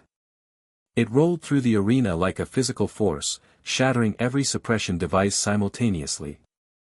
The violet-eyed corrupted Pokémon staggered as the foreign energy was ripped from them by the sheer force of Rayquaza's presence. They blinked, confused, freed. The attackers tried to run. Rayquaza's dragon pulse hit the eastern entrance and sealed it with rubble. A second pulse sealed the north. The dark-clad figures skidded to a halt, trapped, their corrupted Pokémon reverting and refusing to fight. They were suddenly very alone in an arena with a furious sky serpent and two trainers who were no longer on the defensive. Ash walked forward. Rayquaza descended to hover behind him, its body coiling lazily, golden eyes fixed on the attackers with an expression that promised consequences. "You have about 10 seconds before the League security gets here," Ash said. His voice was quiet and carried across the silent arena like a blade. "I'd use them wisely." The lead attacker, the one with the amplified voice, ripped off his mask. He was young, maybe 25, with the sharp features and pale eyes of someone Ash recognized instinctively. Clan blood. This man had Ryaketsu heritage. The severed send their regards, Sky Keeper, the man spat. Kale Draconis sends his regards. This was a message. Message received. Ash's eyes hardened. "Deliver mine, come find me yourself next time." League security arrived 30 seconds later, a flood of officers and their Pokémon, far too late to matter. They found the arena in ruins, a dozen attackers disarmed and restrained by Cynthia's Garchomp and Ash's Dragonite, a stadium full of shaken but alive civilians, and a shiny black Rayquaza coiling protectively around a 15-year-old boy who looked like he'd been born on a battlefield. The aftermath was chaos of a different kind. Ash spent 3 hours in a League security office, answering questions from officials who ranged from professional to panicked. Yes, the black serpent was a Rayquaza. Yes, it was bonded to him. No, he was not willing to surrender it for study. No, he did not know the full extent of the attacking force. Yes, he would cooperate with the investigation. No, he would not be staying at the plateau for further questioning. The last point required more firmness than the others. "Mr. Ketchum, you are in possession of a legendary Pokémon," said the senior investigator, a heavy-set woman named Director Hawkins with the tired eyes of someone who'd seen too much weird in one career. "The League has protocols for this situation."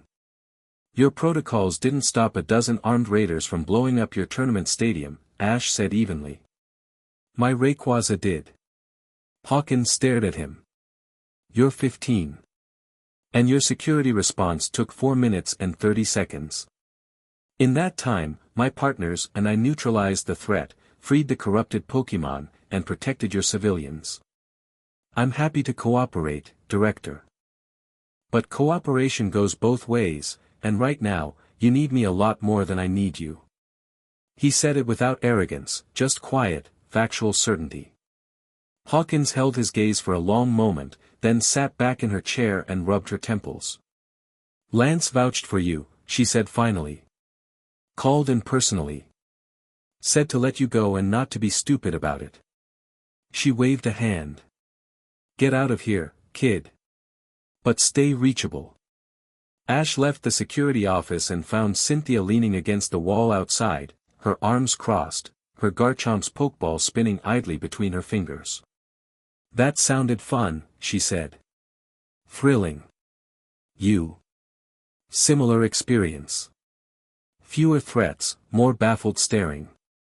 She fell into step beside him as they walked through the damaged corridor, past work crews already beginning repairs. So. A shiny Rayquaza. Yeah. A shiny Rayquaza that you've been carrying around in a custom pokeball at your belt this entire time. The sphere. Yeah. And when I asked what was in it, you said, ask me again when I trust you more. I remember. Cynthia stopped walking. Ash stopped too, turning to face her. The corridor was empty except for them. Dust motes drifted in the emergency lighting. Do you? She asked. Trust me more. Ash looked at her. An hour ago, she'd thrown herself into a battle she had no obligation to fight, directed her Garchomp with flawless precision, watched his back without being asked, and never once flinched. She'd moved with him like they'd been partners for years. She'd seen Rayquaza emerge in all its terrifying glory and her first reaction hadn't been fear or greed, it had been the same sharp, burning curiosity she'd shown in the library. Yes, he said. I trust you more. Something shifted in her expression. The analytical mask softened, just slightly, and what showed through was warmth, genuine, surprised, pleased. Good. Then stop deflecting and tell me the real story. All of it. The clan, the egg, the shrines, your father. I can't help if I'm working with half the picture. Who said I need help? You just fought off a coordinated paramilitary assault with a juvenile legendary and a newly evolved Dragonite. You've been in civilization for less than a week. You're investigating a conspiracy that swallowed your father. And you're 15. She raised an eyebrow. You need help. He wanted to argue. The clan in him, the isolation, the self-reliance, the do-it-yourself or don't do it at all mentality, wanted to argue. But she was right. He knew she was right. And more than that, he wanted her there. Not just for her research or her tactical mind or her Garchomp. For her. The way she looked at the world, with that fierce, unflinching curiosity that refused to accept surfaces when there were depths to explore. Walk with me, he said. This is a long story. They walked the plateau's outer paths as the sun set, painting the sky in shades of amber and violet. Ash talked. Really talked, not the careful, measured disclosures he'd given Lance or the security officials, but the full, unvarnished truth. The clan. The egg. 15 years of waiting. The hatching. The political fracture. His grandfather's decision. His father's journal. The shrines, the seals, the primordial dragon. Everything. Cynthia listened with the focused intensity of someone mentally cataloging every detail, cross-referencing it with her own years of research, building a new framework on the fly. She asked questions, sharp, precise, revealing the depth of her existing knowledge. She didn't interrupt for clarification on things she could figure out herself, and she didn't waste time on details that didn't matter. When he finished, they stood at the edge of the plateau, looking out over the darkening landscape of Kanto below. The first stars were appearing. The primordial dragon, Cynthia said quietly. I've read references. Fragments of fragments, mostly. An entity that predates the known legendary Pokémon, the source from which all draconic power descended. She turned to look at him. And your clan's bloodline is the lock on its prison. That's what the texts say. And this Kale Draconis, the man behind the severed, he's trying to break all 6 seals and bond with it. That's what my father believed. Your father, who has been missing for 7 years and may be held captive by a man who commands an army of corrupted dragon Pokemon. That about covers it. Cynthia was quiet for a moment. The wind caught her hair, and she pushed it back absently. My grandmother used to tell me a story about the Celestic Shrine. She said that when the world was young, the dragons chose humans as partners, not servants, not masters. Partners. And they built the shrines together, as meeting places, as symbols of that partnership. The seals weren't just about containing something dangerous. They were about maintaining a balance. She looked at him. If Kale breaks that balance, it won't just release the primordial. It'll unravel the entire relationship between dragons and humans. Everything that was built on that foundation. I know. So what's the plan? Ash blinked. The plan? Yes. The plan. The strategic approach. The sequence of actions designed to prevent the apocalypse. She said it with a straight face, but her eyes glinted. You do have one. I'm working on it. Then let's work on it together. She held out her hand. Not for a handshake, palm up, open, an offer. I know the mythology. I know the academic networks. I have research contacts in Sinnoh, Hoenn, and Unova. I have a Garchomp who just tore through a squad of dark trainers without breaking a sweat. And I am very, very good at solving puzzles. Ash looked at her hand. Then at her face. The determination there, the intelligence, the absolute refusal to be sidelined or left behind. You're going to follow me anyway, aren't you? He said. She smiled. Obviously. He took her hand. Her grip was firm, her skin warm. They held it a beat longer than strictly necessary, and Ash felt something settle into place, not the bond he shared with Rayquaza or Dragonite, not the supernatural resonance of dragon and tamer. Something human. Simpler, and more complicated. Partners, he said. Partners, she agreed. And let go. They were planning their route, southwest through Kanto, then across to Hoenn where the Empire Shrine was located, when footsteps crunched on the gravel path behind them. Cross stood 10 feet away, his Charizard's Pokeball in his hand, his expression a complicated mess of pride and reluctance. He looked like he'd rather be anywhere else on Earth, which made the fact that he was here all the more significant. The attackers today, he said without preamble. The ones with the corrupted dragons. I fought 3 of them in the parking structure while you were playing hero in the arena. Ash turned. Are you okay? The question seemed to catch Cross off guard. He blinked, then scowled. Fine. Charizard handled it. But one of them, before I knocked him out, he said something. He said the next target is in Hoenn. Something about a mountain shrine. Empty pyre, Cynthia said immediately. Cross looked at her, then back at Ash. Whatever's happening, it's bigger than a tournament raid. I'm not an idiot, I can see that much. He paused, and what came next clearly cost him. I don't like you, mountain boy. You beat me. You have a legendary Pokemon that I'm still pretending I didn't see. And you fight with a style that makes everything I've learned feel like a cheap knockoff. His jaw tightened. But those people today, the ones with the glowing eyes and the screaming dragons, they pissed me off. What they're doing to those Pokemon is wrong. It is, Ash said. So I'm coming with you. Not because I like you. Not because I think you need me. Because I want to punch those people in the face and I need to know where to find them. Cynthia glanced at Ash. Her expression said, your call. Ash studied Cross. Underneath the pride and the bravado, he saw it again, that burning drive, that need to matter. Cross wasn't offering because he was generous. He was offering because sitting on the sidelines while the world went sideways would eat him alive. Can you keep up? Ash asked. Can I, Cross sputtered. I have a Mega Charizard. That I beat. With a mid-battle evolution. That's, Cross caught himself, closed his eyes, and took a visible breath. Yes. I can keep up. Then welcome aboard. Ash extended his hand. Cross looked at it like it might bite him.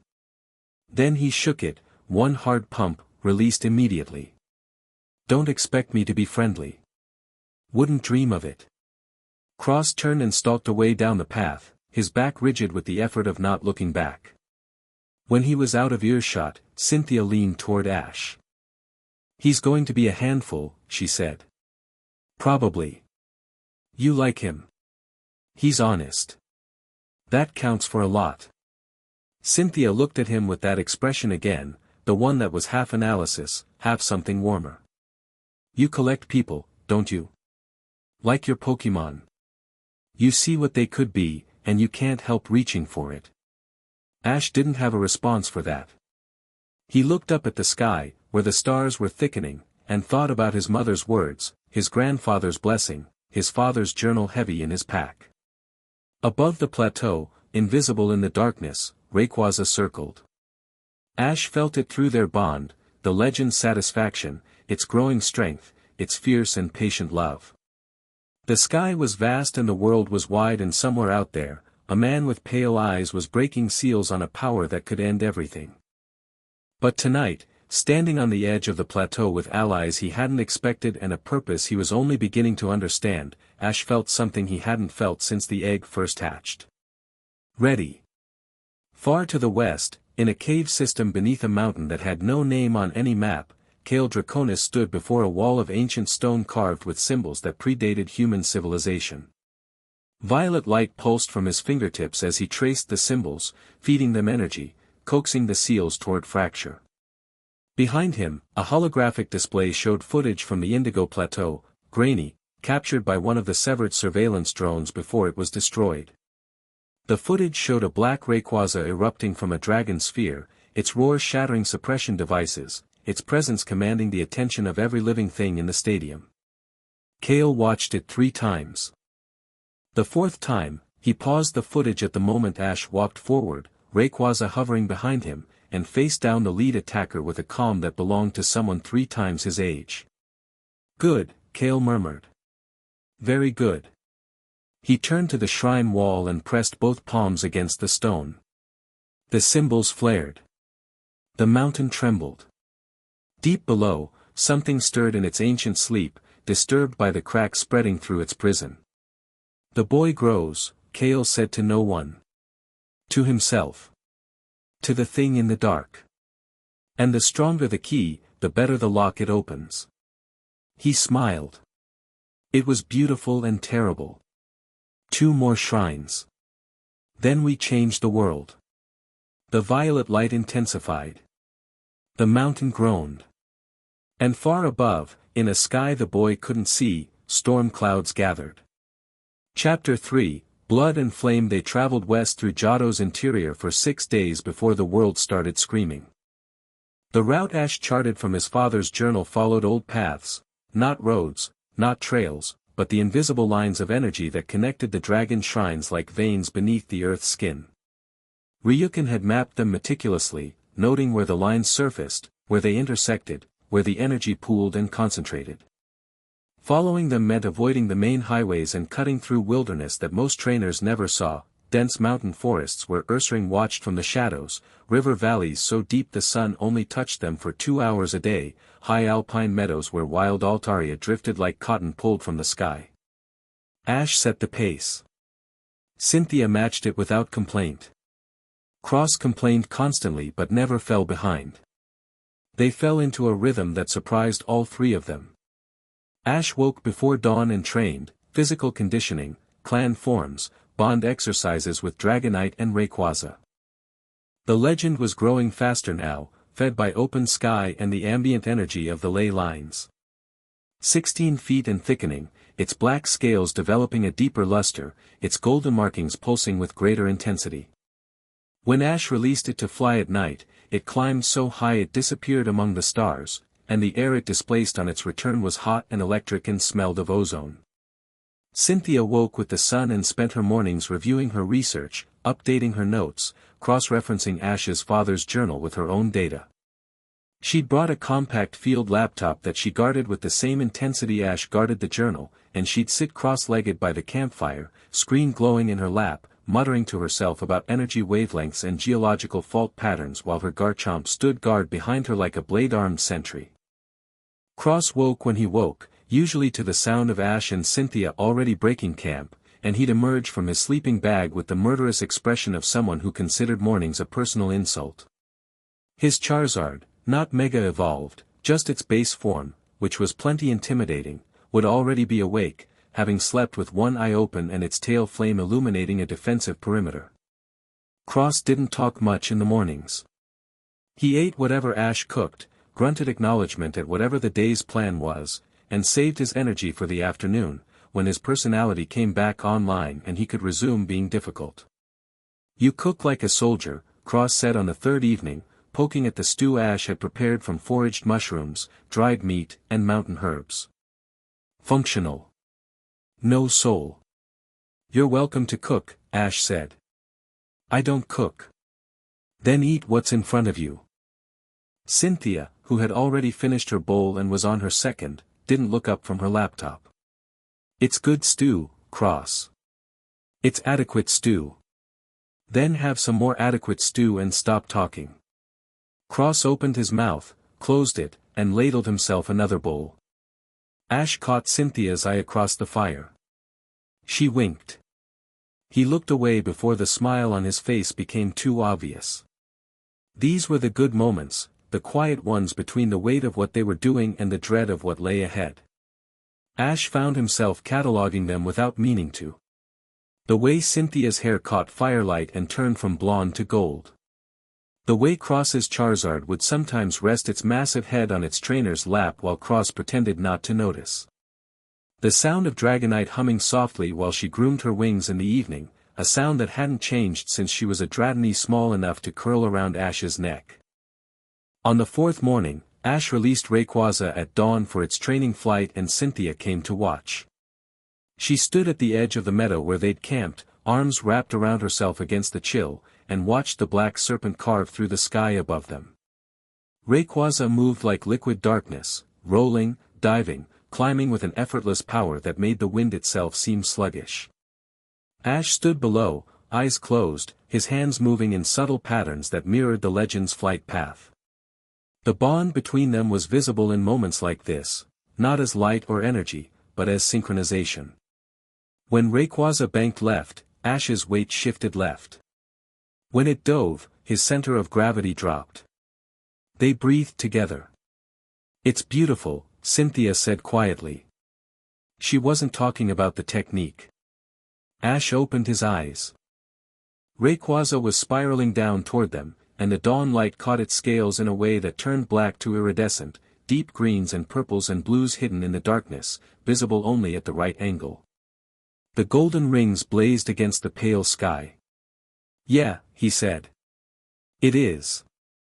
Rayquaza landed, if you could call the controlled hoveran coil that brought it to rest beside Ash, landing, and turned one golden eye toward Cynthia.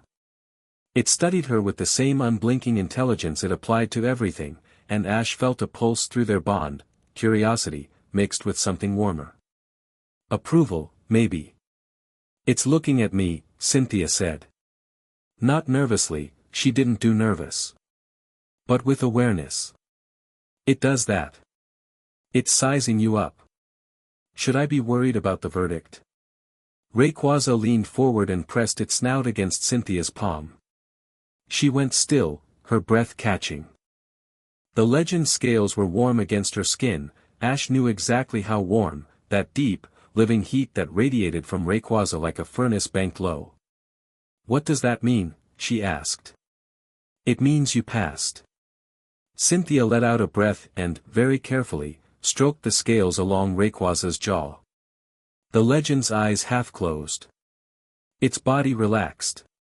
The rumbling purr, the one Ash had heard the night it hatched, vibrated through the morning air. "It purrs," Cynthia said, and her voice had a note of wonder in it that Ash had never heard before. The mythology researcher, the sharp-edged analytical mind, the girl who dissected legends for a living, and the reality of touching a living myth had cracked through every defense she had. "Don't tell anyone," Ash said. "It has a reputation to maintain." Rayquaza opened one eye and fixed him with a look of pure disdain.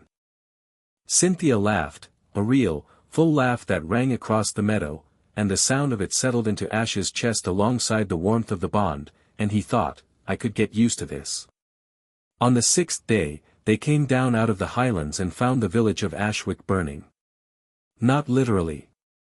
The fires were out by the time they arrived, the last wisps of smoke drifting from collapsed roof beams and scorched stone walls.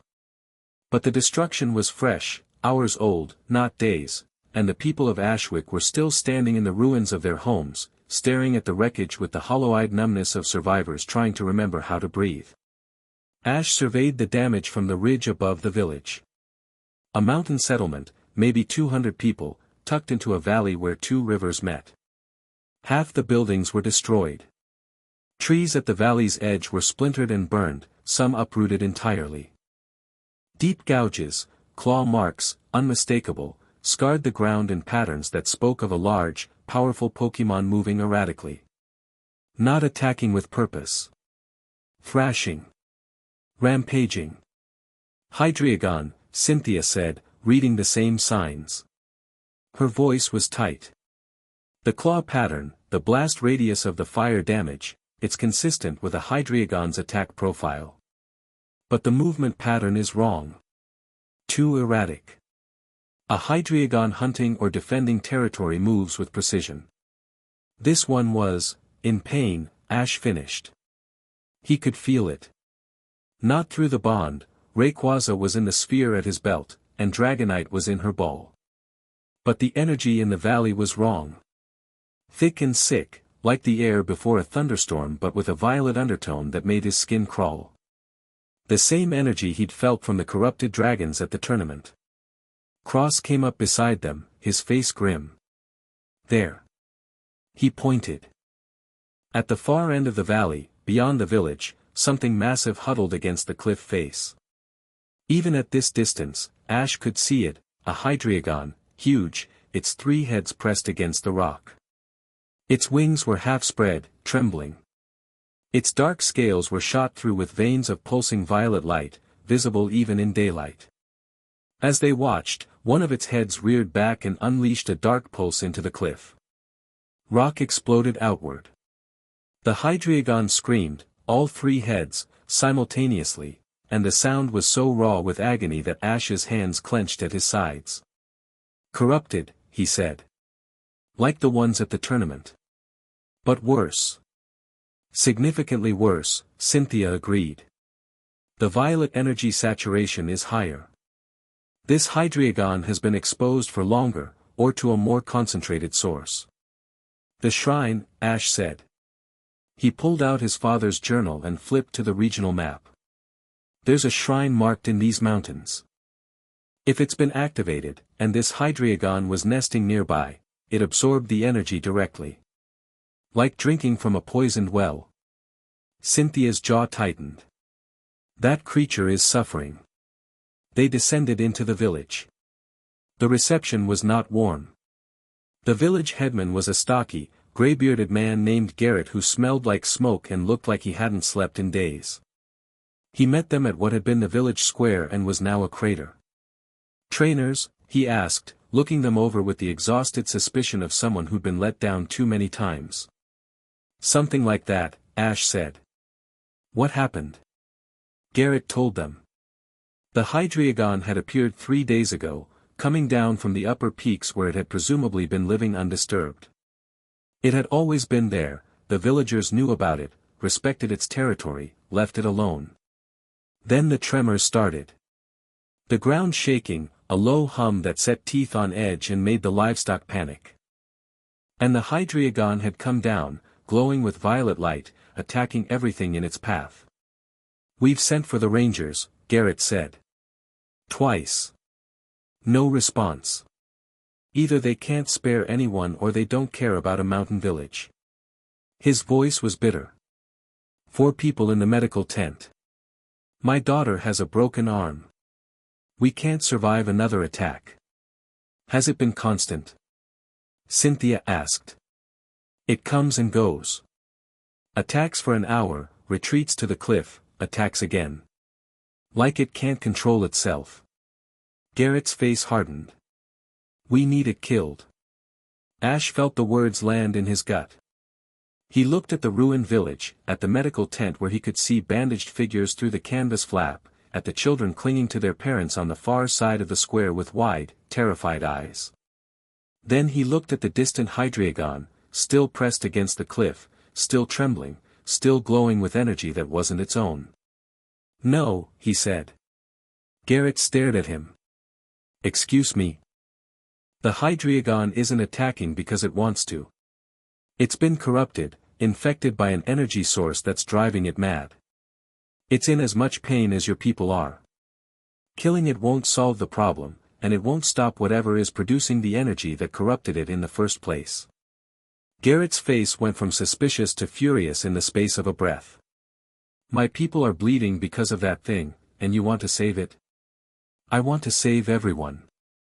Including the Hydreigon. Listen to me, boy, he's right. Cynthia stepped forward, her voice carrying the calm authority of someone used to being the smartest person in any room. The corruption is artificial, it's being caused by something external. If you kill the Hydreigon, you've removed a symptom, not the disease. The energy source will still be active, and the next wild Pokemon that stumbles into it will go through the same transformation. You'll be fighting this battle forever. Garrett looked between them, his jaw working. And what do you propose instead? We calm the Hydreigon, purge the corruption, and locate the energy source, Ash said. Give me until sunset. Sunset. Garrett laughed, short and ugly. And if you fail? If that thing comes back and tears through what's left of my village? If I fail, I'll deal with it. One way or another. But I won't fail.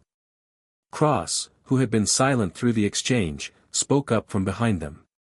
He won't. He's annoyingly good at this kind of thing. Garrett looked at Cross, then back at Ash, and saw whatever he needed to see, conviction, competence, or maybe just the fact that 3 armed trainers with powerful Pokemon were offering free help and he was in no position to refuse. Sunset, the headman said. Not a minute more. They planned their approach at the village's edge, looking across the scarred valley at the Hydreigon's hunched form. Direct confrontation won't work, Ash said. If we attack, it'll defend itself, and in its current state, that means maximum force with 0 restraint. People will get hurt. So what's the play? Cross asked. He had his Charizard's ball in his hand, turning it over and over in his fingers. You going to walk up and ask it nicely to calm down? Something like that. Cross blinked. I was joking. I'm not. Ash turned to Cynthia. I need you and Garchomp on perimeter. If it breaks past me and heads for the village, stop it. Don't hurt it more than you have to, but protect the civilians. Understood. No argument, no hesitation.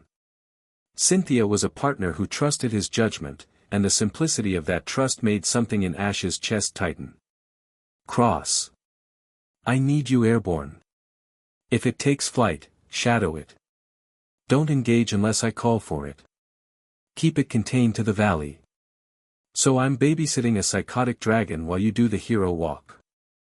Cross's tone was sour, but he was already clipping his Charizard's ball to his belt with purpose.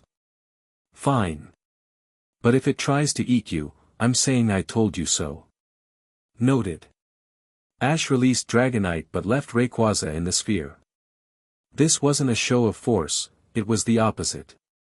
Rayquaza's presence would dominate the valley, overwhelm the corrupted Hydreigon's senses, potentially drive it into a frenzy of territorial panic. What Ash needed was the opposite of dominance. He needed to be small. Approachable. Safe. He walked alone across the valley floor. The ground was torn, furrows gouged by claws, craters from dark pulse impacts, trees reduced to splinters. The violet energy in the air thickened as he approached the cliff face, coating his skin like an oily film. It tasted metallic, acrid, and his stomach turned at the wrongness of it. The Hydreigon sensed him at 50 yards. All three heads snapped up simultaneously. 6 eyes, blazing violet, locked onto him. The central head snarled, a sound like tearing metal, and the 2 satellite heads began building dark pulse charges, violet energy spiraling between their jaws. Ash stopped walking.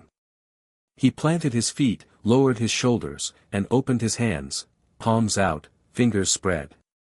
The clan's calming posture. No threat. No weapons. No aggression. "I know it hurts," he said.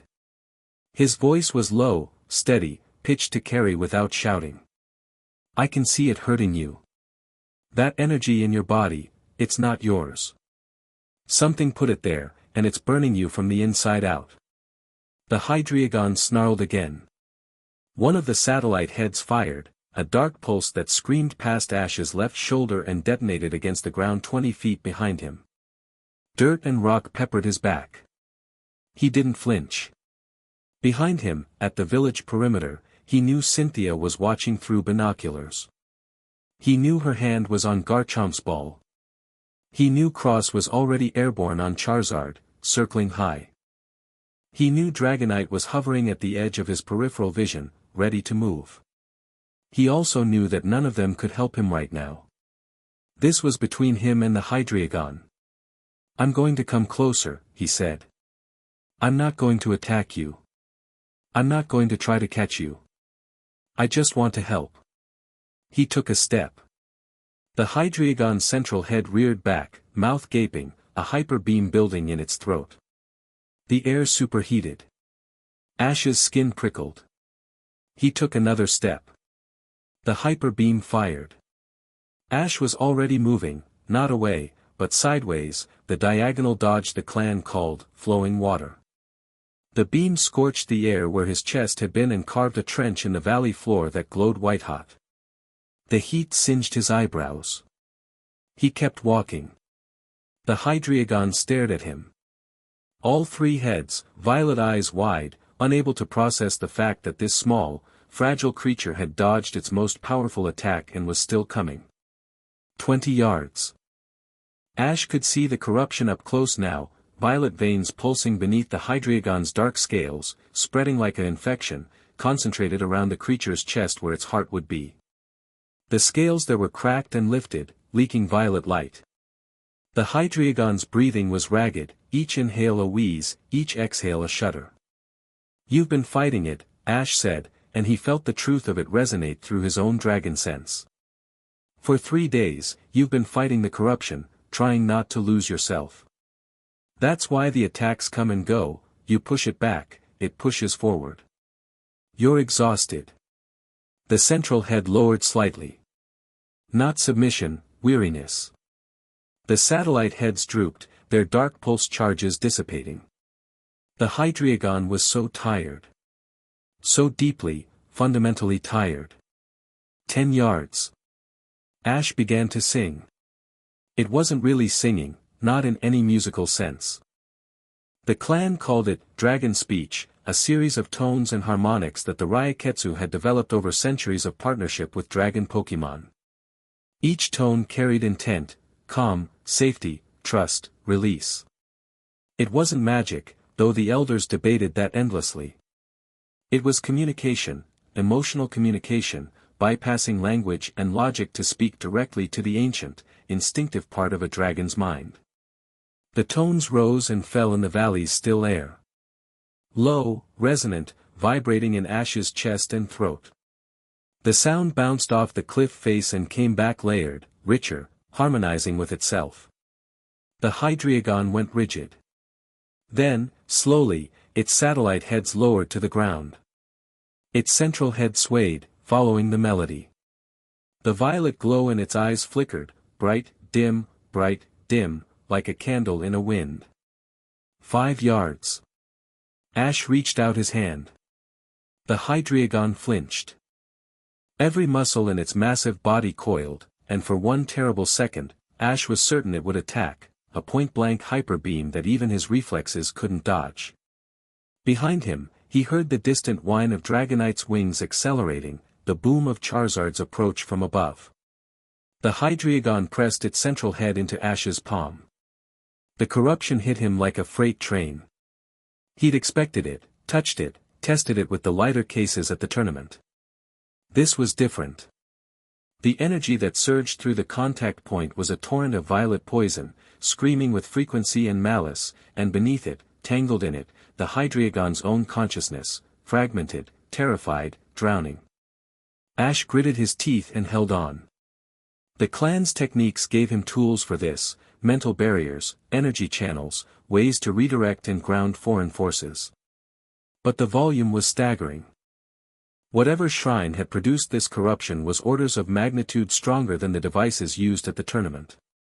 He channeled. Pulled the violet energy through the contact point, through his body, and grounded it into the earth beneath his feet. His legs shook. His vision blurred. The veins on the back of his hand turned purple, then black, then purple again as the corruption flowed through him and out. The Hydreigon shuddered.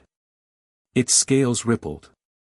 The violet veins dimmed, slowly, painfully slowly, but they dimmed. The cracked scales on its chest began to close. Its breathing steadied. One satellite head lifted and looked at Ash with eyes that were clearing, the violet fading to natural dark red. It took 15 minutes. It felt like hours. When the last trace of violet faded from the Hydreigon's body, Ash pulled his hand back and sat down hard on the ground. His legs simply stopped working. His vision swam. His hand, the one that had touched the Hydreigon, trembled with a fine, persistent vibration that he couldn't stop. The Hydreigon looked at him. All three heads, eyes clear now, dark red and lucid and filled with an intelligence that burned with gratitude and grief and exhaustion. It rumbled, a low, soft sound, nothing like the metallic snarl of its corrupted state. Then it lay down, all three heads resting on the ground, and closed its eyes. Asleep. Truly asleep, maybe for the first time in days. Ash sat beside the sleeping dragon and tried to stop his hands from shaking. Footsteps behind him. Cynthia dropped to her knees at his side, her hands on his shoulders, turning him to face her. Her eyes were wide with something he'd never seen in them before, fear. Not for herself. For him. Your veins, she said. Ash, your veins are, he looked at his hand. Faint traces of violet still lingered beneath his skin, like bruises on his blood vessels. Fading, but visible. I'm fine. I channeled the corruption through me to ground it. Some of it, stuck. You channeled corruption through your own body. Her voice cracked between fury and disbelief. That energy is toxic. It's the same frequency that was driving those dragons insane, and you ran it through your nervous system. It was the only way to reach the Hydreigon. The corruption was too deep for surface contact. You could have died. I didn't. That is not a sufficient justification for, Cynthia. He caught her hand. She went still. I'm okay. Really. The clan trains for this, energy channeling, grounding, purification. It's not pleasant, but it's not lethal. Not at this level. She stared at him, jaw tight, and he watched her process, the researcher fighting the impulse to lecture, the partner fighting the impulse to shake him. Something else, beneath both of those, that she wasn't ready to name. Don't do that again without warning me, she said finally. I need to know what you're walking into. I can't help if you shut me out. You're right. I'm sorry. She held his gaze a beat longer, then exhaled and sat back. Her hand slipped from his, but slowly. The Hydreigon. Sleeping. The corruption is purged, but it'll need rest. Days, probably. The villagers should leave it alone. I'll talk to the headman. She stood and walked back toward the village. Ash watched her go and felt the absence of her hand on his like a draft from an open window. Cross landed his Charizard nearby and dismounted with the gracelessness of someone who'd been circling for 20 minutes expecting violence and received none. He looked at the sleeping Hydreigon, then at Ash sitting in the dirt with violet-stained hands, and his expression went through a complicated series of adjustments. "You actually did it," Cross said. "You walked up to a rampaging pseudo-legendary, sang to it, and purified it with your bare hands. It sounds stranger when you say it out loud. It is strange. You are a strange person." Cross paused. "That was the bravest thing I've ever seen. Don't let it go to your head." Coming from Cross, that was practically a love letter. Ash managed a tired smile. "Can you stand?" Cross asked. "Give me a minute. Take 2. I'll watch the dragon." Cross sat down on a rock near the Hydreigon's sleeping form, Charizard at his back, and assumed a guard posture so natural it was clear he'd done it before. Whatever else Cross was, he wasn't someone who left people unprotected. Ash sat in the dirt and breathed and waited for the violet in his veins to fade. Garrett's attitude changed after that. He watched Ash walk back into the village, unsteady, leaning on Dragonite's wing, and whatever he saw on the young man's face silenced the last of his objections. He organized food and shelter for the 3 trainers without being asked. His daughter, the one with the broken arm, brought Ash a cup of tea and stared at him with the wide-eyed wonder of a child who just watched someone do the impossible. Cynthia handled the logistics, explaining the corruption, warning the villagers about the shrine energy, advising them to contact the rangers and report what had happened. She did it with the efficient authority of someone who'd been managing adults since she was 12, and Ash was reminded that she came from Celestic Town, where the elder's granddaughter was expected to know things and be capable and lead when necessary. They rested in Ashwick overnight. Ash slept like the dead, dreamless and deep, and woke to find Dragonite curled around him protectively and the violet traces on his hands faded to nothing. The shrine was a 4-hour climb from the village, up a narrow gorge that cut into the mountain like a wound. Ash felt it before he saw it, the energy signature, thick and wrong, pulsing from somewhere ahead with a regularity that reminded him of a heartbeat. A slow, sick heartbeat. Cynthia felt it too, in her own way. She had instruments, small devices from her research kit that measured energy wavelengths. They were spiking. "Off the charts," she said, frowning at the readout. "This is an order of magnitude beyond the ambient readings I've recorded at Celestic. Whatever activated this shrine, it wasn't subtle." Cross brought up the rear, his Charizard walking beside him, its tail flame casting flickering light in the narrow gorge. "I hate caves," Cross muttered.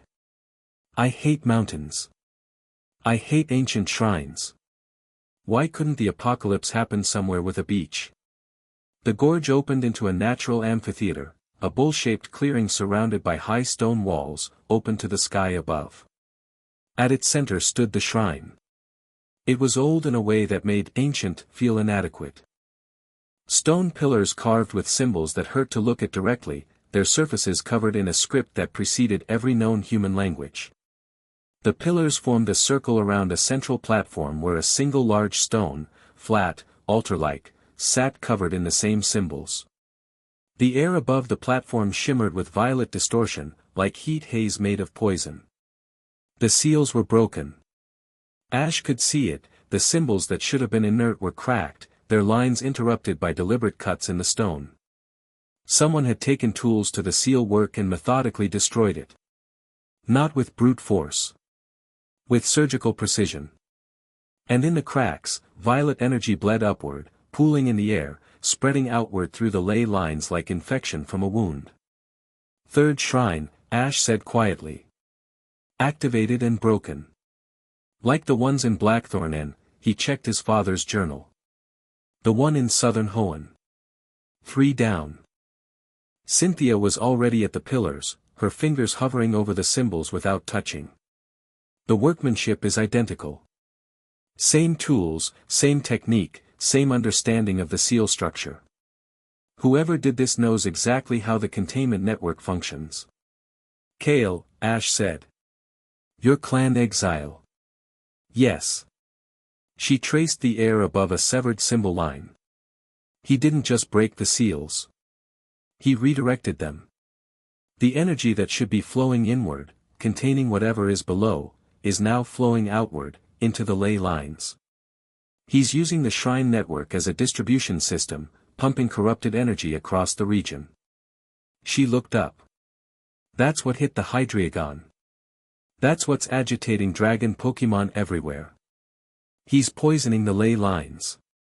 Ash knelt beside the central platform, his hand hovering over the cracked stone. He could feel the primordial, far below, impossibly deep, impossibly vast, stirring in dreams that lasted millennia. The broken seal was like a crack in a dam. Not enough to release what was behind it. Not yet. But 3 cracks in a 6-point containment system was half the structure compromised. 3 more shrines, he said. If he breaks all 6, the primordial wakes. Fully. Without a bonded guardian to ground it. Cynthia's voice was steady, but her face was pale. Based on the mythological records, the energy release alone would be catastrophic. Earthquakes, atmospheric disruption, massive surges through every ley line on the planet. Every dragon Pokemon in the world would be affected. And that's before you factor in a being of godlike power with no context for the modern world and no reason to trust humanity, Ash added. Yes. Before that. They stared at each other across the broken shrine, and the weight of what they were fighting settled over them like a physical thing. Cross broke the silence. So we find the other 3 shrines and we guard them. We get there before Kale does. Smash his face in. Problem solved. We don't know where all of them are, Cynthia said. We know Celestic Town and Empire. The 6th, the primary seal, is somewhere in the Dragonspire range, Ash's clan territory. But the locations of the remaining shrines are recorded only in fragments. My father's journal has 2 of the 3, Ash said. Empire in Hoenn, and a location in Unova near the Dragonspiral Tower. The 3rd is referenced but not mapped, he was still looking for it when he disappeared. Then we start with what we know, Cross said. He was frowning, arms crossed, and Ash saw the calculation happening behind his eyes. Cross was more than just a brawler, he was thinking strategically, weighing options, planning. He just preferred to pretend he wasn't. Empire is closest. We head there, we fortify, we wait for Kale's people to show up, and we beat them. It's not that simple, Ash began. I know it's not that simple. I'm simplifying because you 2 are catastrophizing and someone needs to keep this moving. Ash stared at him. Cross stared back, unyielding. He's not wrong, Cynthia said mildly. The sound came from everywhere and nowhere. A slow, deliberate clap echoing off the amphitheater walls. 3 people reaching for pokeballs simultaneously. 3 sets of eyes scanning the clearing. Impressive, said a voice. Truly. The analysis, the deduction, the teamwork. Ryukin would be proud. He stepped from behind the far pillar as if he'd been part of the stone, tall, lean, moving with a control that made every step look choreographed. Dark cloak over dark clothes, silver-streaked hair pushed back from a face that was handsome and hard and carved by years of conviction. Pale eyes that caught the violet light of the broken shrine and reflected it like mirrors. Kale Draconis. Ash had never seen him before. He'd heard descriptions, the elders' whispered warnings, his mother's tight-lipped silence, the fragments in his father's journal. None of it had prepared him for the presence of the man. Kale stood in the broken shrine like he owned it, like the stones had been placed to frame him, and the air around him hummed with contained power. 2 Salamence flanked him, emerging from the shadows on either side. Their scales were the wrong color, deep bruise purple instead of blue, their eyes glowing with the same violet energy that bled from the broken seals. Corrupted. But not like the Hydreigon, these dragons moved with purpose, with controlled menace. They'd been corrupted deliberately and had adapted to it. Made it theirs. Ashura Ketchum, Kale said, and the way he said the name, the full clan name, spoken with familiarity and weight, made Ash's skin crawl. You look like your father. More than I expected. Less afraid, though. Ryukin always had fear in his eyes, even when he was being brave. You don't. He tilted his head, studying Ash with open curiosity. Interesting. You knew my father, Ash said. Not a question. Knew him. I trained with him. We were the same year. The two most talented young tamers the clan had produced in a generation. Kale's mouth curved. He was better than me with dragons. I'll admit that freely. He had a gift, the same gift you clearly inherited. But I was better at seeing the truth. What truth? Kale spread his hands, encompassing the broken shrine, the corrupted ley lines, the violet-tinged sky above them. This. All of this. The lie that the clan has been perpetuating for centuries, that the seals are necessary. That the primordial must remain imprisoned. That dragonkind is better off shackled to a containment system built by frightened humans who couldn't handle the power they'd been given. He stepped forward. Neither Salamence moved with him, they held position, flanking the entrance. Kale walked toward Ash with the unhurried confidence of someone who was not afraid of anything in this clearing. Shall I tell you what the elders never did, Ashura? The primordial wasn't sealed because it was dangerous. It was sealed because it was free.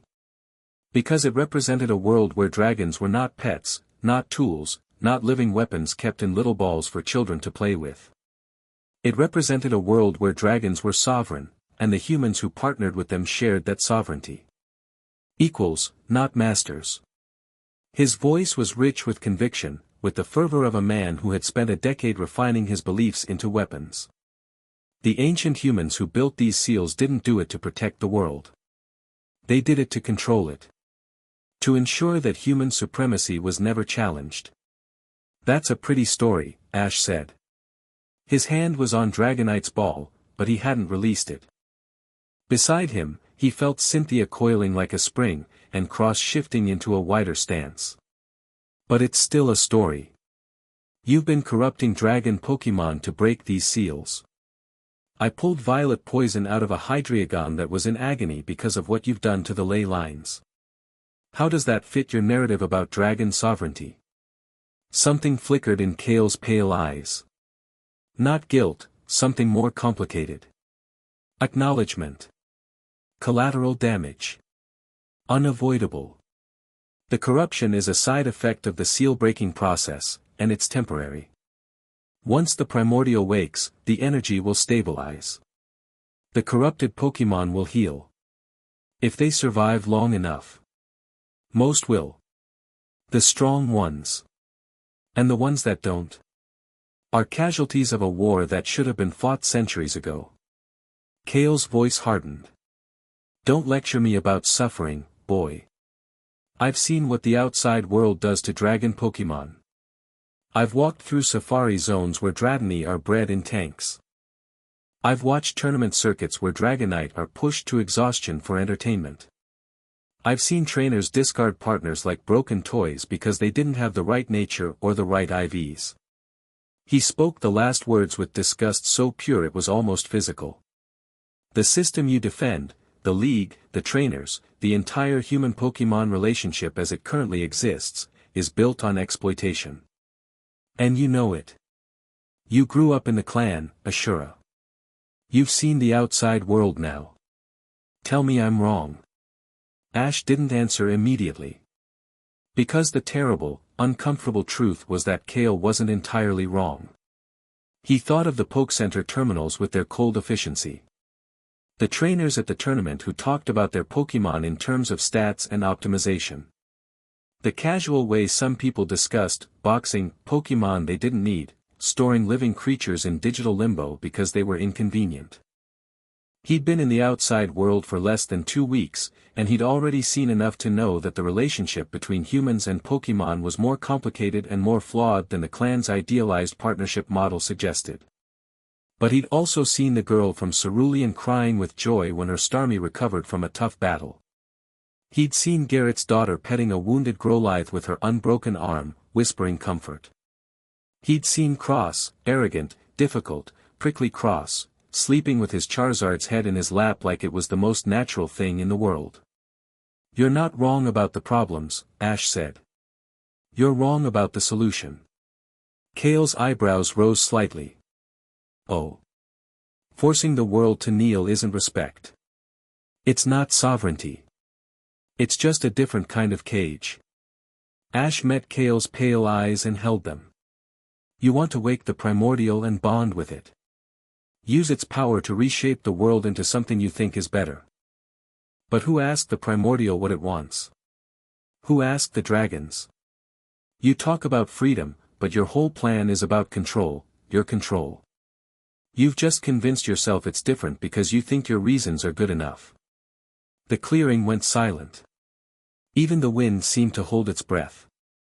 Kale stared at Ash, and for one long moment, the mask slipped, not fully, but enough. Beneath the charisma and the conviction, Ash saw something that looked like doubt. Just a flicker. Just an instant. Then it was gone.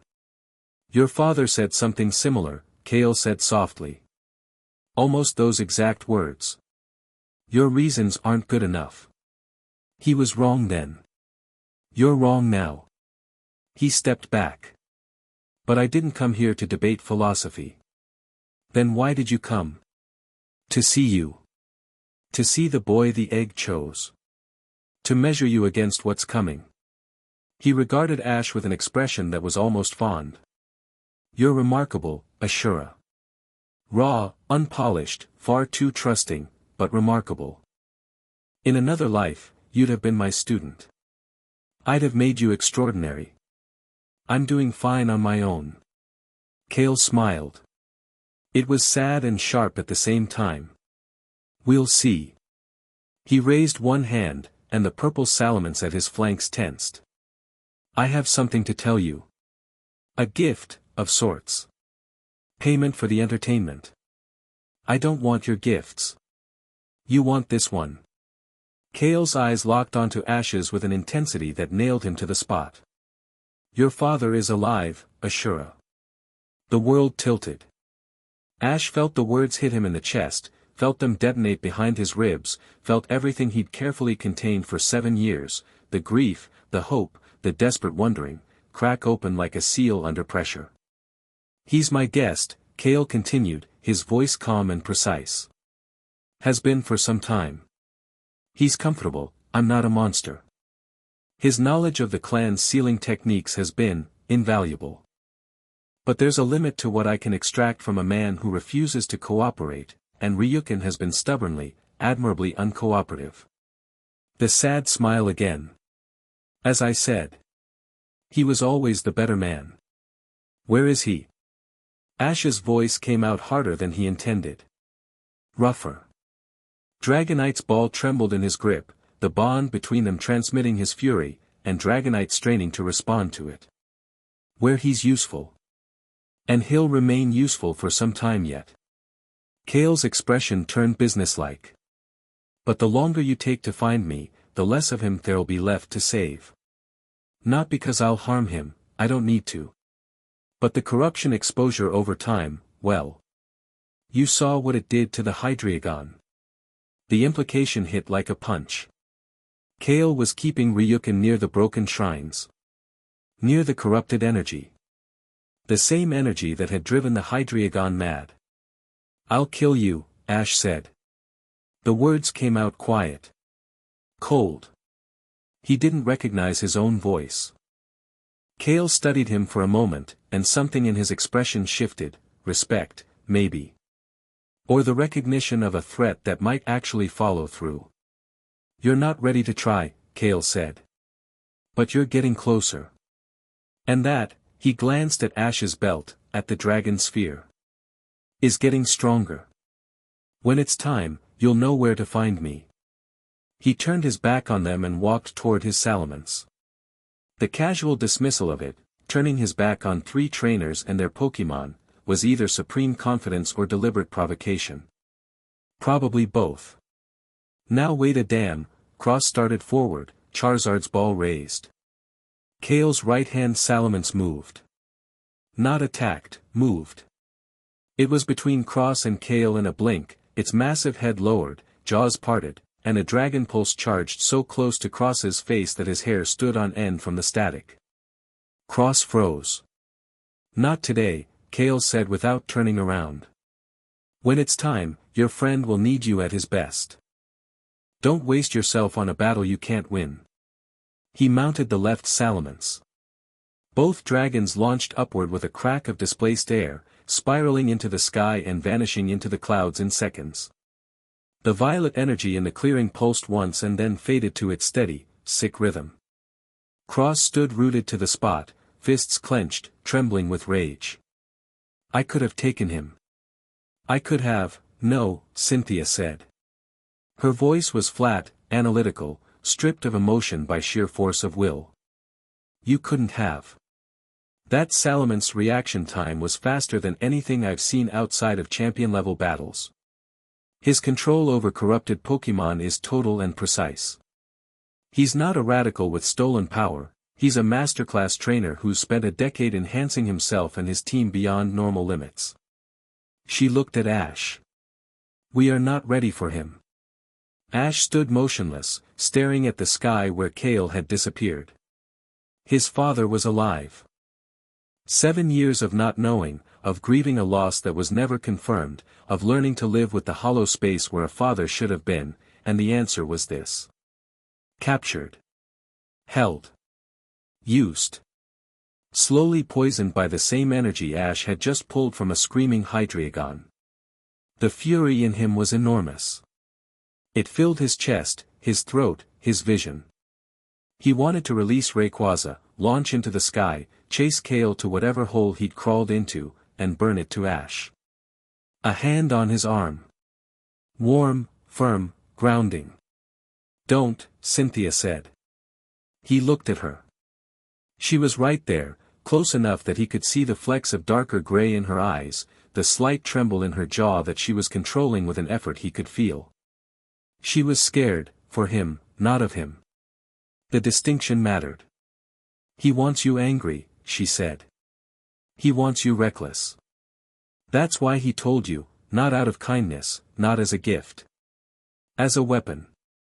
He's pointed you at yourself and pulled the trigger. Her hand tightened on his arm. Don't give him that. The fury didn't vanish. It wasn't that simple. But it shifted. Compressed. Changed shape from a wildfire into something more controlled. Something he could use. My father is alive, he said. The words shook slightly, but his voice held. Yes. And we'll get him back. But not like this. Not today. I know. He closed his eyes, breathed, 3 breaths, each slower than the last, the clan's centering technique. When he opened them, the world had steadied. The fury was still there, burning behind his ribs, but it was his now. Not Kale's weapon. His fuel. I know, he said again, and this time it was true. They walked back through the gorge in silence. Cross led, Charizard lighting the way, his jaw set in a rigid line. He hadn't spoken since Kale's salamence had put him in his place, and the humiliation was radiating off him like heat. Cynthia walked beside Ash, close enough that their shoulders occasionally brushed. She'd pulled out her laptop and was typing one-handed, cross-referencing something, her mind already pivoting from the emotional to the strategic. But she stayed close. Present. Available, without being intrusive. Ash walked and thought. The anger was still there, banked, controlled, but relentless. It wasn't just about his father, though that was the sharpest edge. It was about the Hydreigon in agony.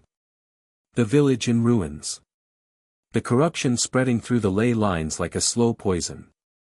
And Kale, standing in the wreckage of his own making, speaking of freedom and sovereignty while the world bled. They reached the valley floor as the sun was setting, painting the ruined village in shades of gold and blood. Garrett met them at the edge of the settlement, took one look at their faces, and asked no questions. He led them to the building the villagers had cleared for them, a stone structure with a functioning roof and a fire already burning, and left food and water without a word. They ate in silence. Cross broke it first. "I froze," he said. The words came out like pulled teeth. "When that salamence moved on me, I froze. 2 seconds, maybe 3. Might as well have been a year." Nobody spoke. Cross stared at the fire. "I've never frozen before. Not once. Not against anything. And that," he swallowed. "That thing moved, and every instinct I had said you're going to die if you don't run, and I just stopped." "It wasn't just speed," Ash said. "Kale's Pokemon Project Intent. It's a technique, or a side effect of the corruption enhancement. They radiate killing intent as a pressure wave. It hits your survival instincts before your conscious mind can override them." Cross looked at him. "That's supposed to make me feel better. It's supposed to make you understand that you didn't fail. You ran into something you've never faced before and you're still here. That's not weakness. That's data." Cross held his gaze for a long moment. Then he looked back at the fire. "Data," he repeated, tasting the word. "Fine. Next time, I'll have more data." The edge was back in his voice, the competitive fire, the refusal to accept anything less than victory. "And next time, I won't freeze." "I know you won't." Cynthia had her laptop open, screens of data cascading across the display. "I've been analyzing the shrine's energy output against Ash's father's journal entries and my own research. The patterns are consistent. Kale is following a specific sequence. The shrines he's broken aren't random. They're the 3 that form the base triangle of the hexagonal containment pattern." She turned the laptop to show them a diagram, 6 points arranged in a hexagon, 3 of them marked in red. The red points formed an equilateral triangle within the hexagon. By breaking the base triangle first, he's destabilized the containment structure in a way that makes the remaining 3 seals more vulnerable. Each subsequent break requires less energy and produces less resistance. It's elegant, actually, mathematically elegant. She caught Ash's expression and amended, horrifyingly elegant. "The point is, the next shrine he targets will be one of these 3. She pointed to the unmarked points. Celestic Town, Empty Pyre, or the primary seal in the Dragon Spire. "He won't hit the primary seal yet," Ash said. "That's the keystone. Breaking it without the other 2 would cause an uncontrolled release, and he needs control. He wants to bond with the primordial, not get flattened by it. So Empty Pyre or Celestic?" "Empty Pyre is in Hoenn. Celestic is in Sinnoh, your home territory. Which one would he prioritize?" Cynthia thought. "Geographically, Empty Pyre is more accessible from his presumed base of operations. Celestic has my grandmother's protections. She may be elderly, but she's maintained the shrine's secondary wards for decades. He'd need more resources to breach those. Empty Pyre first, then. That's my assessment. Then we go to Hoenn." Ash looked at both of them. "We get to Empty Pyre before Kale does, and we make sure that shrine doesn't break." Cross cracked his knuckles. "Now we're talking." Later, after Cross had retreated to his corner of the room and fallen asleep with the abrupt totality of someone who compartmentalized emotions by unconsciousness, Ash sat by the dying fire and read his father's journal. Cynthia sat across from him, her laptop closed, watching him read. She'd removed her coat, and in the firelight, she looked softer, younger, less like the sharp-edged researcher and more like a 17-year-old girl sitting up late with someone she cared about. "What are you reading?" she asked. "The entry from 7 years ago. The last one before he stopped writing." Ash's thumb traced the page. He was investigating the Blackthorn shrine. He'd detected the first signs of tampering, subtle, almost undetectable. He tracked the signature to a camp in the mountains. He was going to investigate alone. Alone. My grandfather told me, when I left, if you find any trace of your father, don't go alone. Ash closed the journal. He knew. He knew my father went alone and that's why he didn't come back. Your grandfather is a wise man. He's a man who made a mistake once and spent 7 years regretting it. He should have gone with my father. He should have sent backup. Instead, he let Ryukin go alone because he was the best and the clan believed the best didn't need help. Ash looked at her. I'm not going to make that mistake. Cynthia held his gaze. The fire crackled. Somewhere outside, a Noctowl called. Tell me about him, she said. Not the tamer. Not the investigator. Your father. Ash was quiet for a moment. Then he began talking. He told her about the time Ryukin had taken him to the highest peak of the Dragon Spire when he was 4 years old, carrying him on his back because Ash's legs were too short for the climb. They'd sat on the summit and watched the sunset paint the clouds in colors that didn't have names. His father had pointed to the horizon and said, everything past those mountains is the world. Someday you'll see it. But remember, the best part of it will always be right here. And he'd tapped Ash's chest, over his heart. He told her about the way Ryukin sang to the clan's dragons, the same tones Ash had used on the Hydreigon, but richer, fuller, with a depth that made even the oldest and most stubborn dragons settle and listen. He told her about the scar on his father's right arm from a Garchomp that had challenged him during a bonding ritual, and how Ryukin had calmed it without raising a hand, standing in a pool of his own blood and singing until the Garchomp laid its head on the ground. He told her about the way Ryukin looked at Delia, like she was the most remarkable thing in a world full of dragons.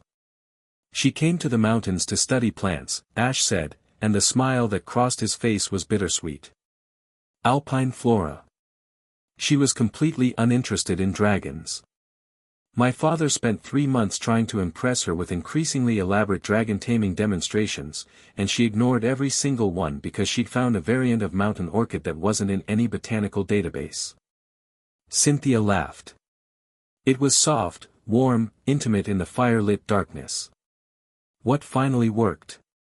He learned the names of every plant on the mountain. Memorized their properties, their growing seasons, their medicinal uses. Then he went to her with a bouquet of rare flowers that he'd arranged according to their complementary healing properties and said, I thought you might like these for your research. Ash shook his head. She told him she already had samples of all of them. But she kept the bouquet. Cynthia was quiet for a moment. Then she said, You're like him. I hope so. Not the dragon taming, though that's remarkable. The other thing. The way you see people, what they need, who they could be. Your father learned botany because your mother loved it. You let Cross follow you because he needs purpose. She stopped herself. I what? She looked at the fire. Her hair fell forward, shielding her expression. When she spoke again, her voice was careful, precise in the way it was when she was choosing words with deliberate care. You listen, she said. To everyone. To everything. Most people here, you listen. When I talked about my research at the library, you weren't being polite. You were integrating what I said with what you already knew, looking for connections, building a picture. When Cross told you about freezing against the Salamence, you didn't dismiss it or comfort him falsely. You reframed it so he could process it without shame. She looked up. When you touched the Hydreigon, you weren't just channeling energy. You were listening to it. Hearing its pain and answering it. The firelight caught her eyes, and Ash saw something there that made his chest tighten, not the analytical intensity he was used to, but something raw and real and close to the surface. I listen because the clan taught me to, he said. No. The clan taught you the technique. The listening is you. She paused. It's why the egg chose you, Ash. Not because of your bloodline or your training or your father's legacy. Because you listen. They sat in the firelight, and the silence between them was not empty. It was full of things they were both beginning to understand but weren't ready to say. Full of the awareness that somewhere between the library and the shrine, between the battle and the aftermath, between the fear and the fury, something had grown between them that was stronger than alliance and more honest than strategy. Ash reached across the space between them and took her hand. She let him. Her fingers were cool and steady and fit against his like they'd been made for it. Neither of them spoke. Neither of them needed to. Outside, the mountain wind carried the distant sound of a Rayquaza circling above the clouds, patient and watchful, its golden eyes fixed on the stars. Dawn arrived with a message. Ash woke to the sound of wings, heavy, powerful, the distinctive rhythm of a dragonite in controlled descent. He was on his feet and out the door before his eyes fully adjusted, muscle memory and clan training overriding sleep. A dragonite, not his, a stocky orange-scaled messenger with the clan's insignia branded on its harness, hovered in the village square. It carried a sealed message tube in its claws, marked with Elder Takashi's personal seal. Ash took the tube, and the messenger dragonite departed without landing, climbing fast and banking northeast toward the dragon spire. The message was brief, written in Takashi's precise hand on paper made from the mountain's native pulp. Ashura, the shrine's activations have been detected. The clan is aware and preparing. But there is a truth I should have told you before you left. A truth about the egg, about the primordial, and about what you are. Come home. Not to stay, to understand. The path forward requires knowledge I cannot put in a letter. The walls have ears, even here. Soren has pledged his strength to the clan's defense. The compound is fortified. But I am old, and the truth I carry is too heavy for a dead man's keeping. Come home, Ashura. There is a truth I should have told you long ago. Takashi Ash read it twice. The second time, his hands were shaking slightly. What is it? Cynthia emerged from the building, sleep-rumpled, instantly alert. She read the shift in his posture before she saw the letter. He handed it to her. She read it, her brow furrowing. A truth about the egg. About what you are. She looked up. He's been keeping something from you. My grandfather keeps a lot of things. He reveals them when he decides the time is right. And the time is right now because Kale is moving. Because the shrines are breaking. Because whatever I am, whatever the egg chose me for, I need to understand it before the endgame. Ash took the letter back, folded it, and tucked it into the journal. We go home first. Then Hoenn. Home. Cross appeared in the doorway, leaning against the frame. Your secret mountain clan that doesn't exist on any map. You're bringing outsiders. I'm bringing my partners. Ash looked at both of them. If my grandfather has a problem with that, he can take it up with me. Cross shrugged, but something in his expression softened, just for an instant, quickly buried. The word partner had landed. Fine. Let's go meet the dragon cult. It's not a cult. You live in a mountain, you have ritual tattoos, and you sing to dragons. It's a little cult. Why? Ash opened his mouth to argue, caught Cynthia's eye, and saw her lips press together in the specific way that meant she was trying very hard not to laugh. Let's just go, he said. They left Ashwick as the sun climbed above the eastern peaks. Garrett saw them off with a handshake that lingered, the headman's rough palm gripping Ash's with a pressure that said more than words. Behind him, the village was already rebuilding. The Hydreigon had departed during the night, flying north on wings that moved cleanly, freely, unburdened by violet poison. Ash flew. For the first time since leaving the clan, he released Rayquaza in daylight and climbed onto its back. There was no saddle, no harness, the clan didn't use them. You rode a dragon the way you rode the wind, by becoming part of it. Ash locked his knees against Rayquaza's flanks, gripped the base of its neck where the scales provided natural handholds, and leaned into the legend's rhythm. Cynthia flew on Garchomp, a rougher ride, built for speed rather than comfort, but she handled it with the ease of someone who'd been flying since childhood. Cross mounted Charizard with the aggressive confidence of a man who considered the sky his personal territory. They climbed. The valley fell away below them, the village shrinking to a cluster of toy houses, the mountains spreading out in a tapestry of green and gray and white. The air thinned and cooled. Ash's lungs burned with the altitude, but Rayquaza was in its element. The sky serpent carved through the atmosphere like it was water, its movements effortless, its body radiating warmth that kept the cold at bay. The Dragon Spire range appeared on the northeastern horizon within the hour, a wall of jagged peaks that cut the sky like broken teeth. Home. The word resonated in Ash's chest with a complicated mix of longing and dread. He'd been gone for less than 2 weeks. It felt like a year. Rayquaza sensed the compound before Ash saw it, a pulse through their bond, sharp and alert. Something wrong. The legend's muscles tensed beneath him. Its golden eyes narrowed. What is it? Ash pressed his hand flat against Rayquaza's neck, reading the bond. Agitation. Alertness. The scent of something that shouldn't be there. Then he saw the smoke. Not cooking smoke. Not signal fires.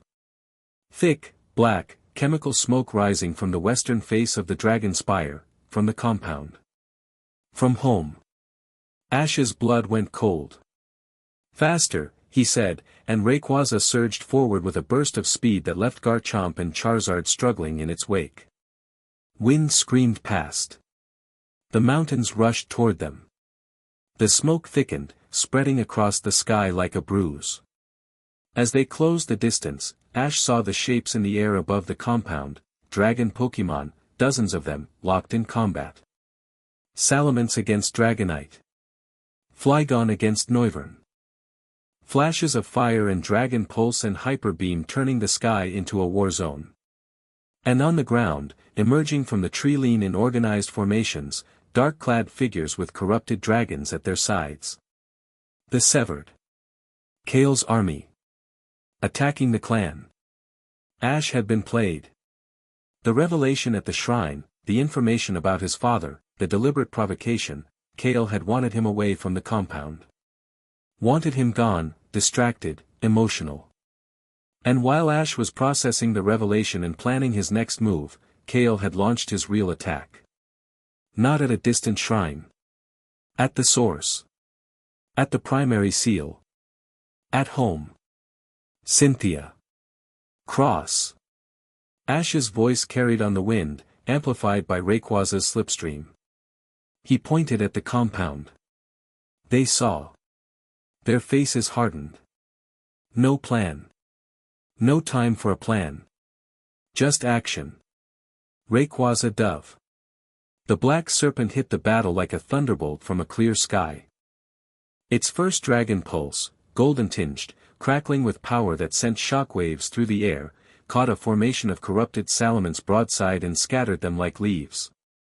Its roar split the sky, and every dragon in the battle paused for one frozen instant, friend and foe alike, overwhelmed by the sheer primal authority of a legendary's voice.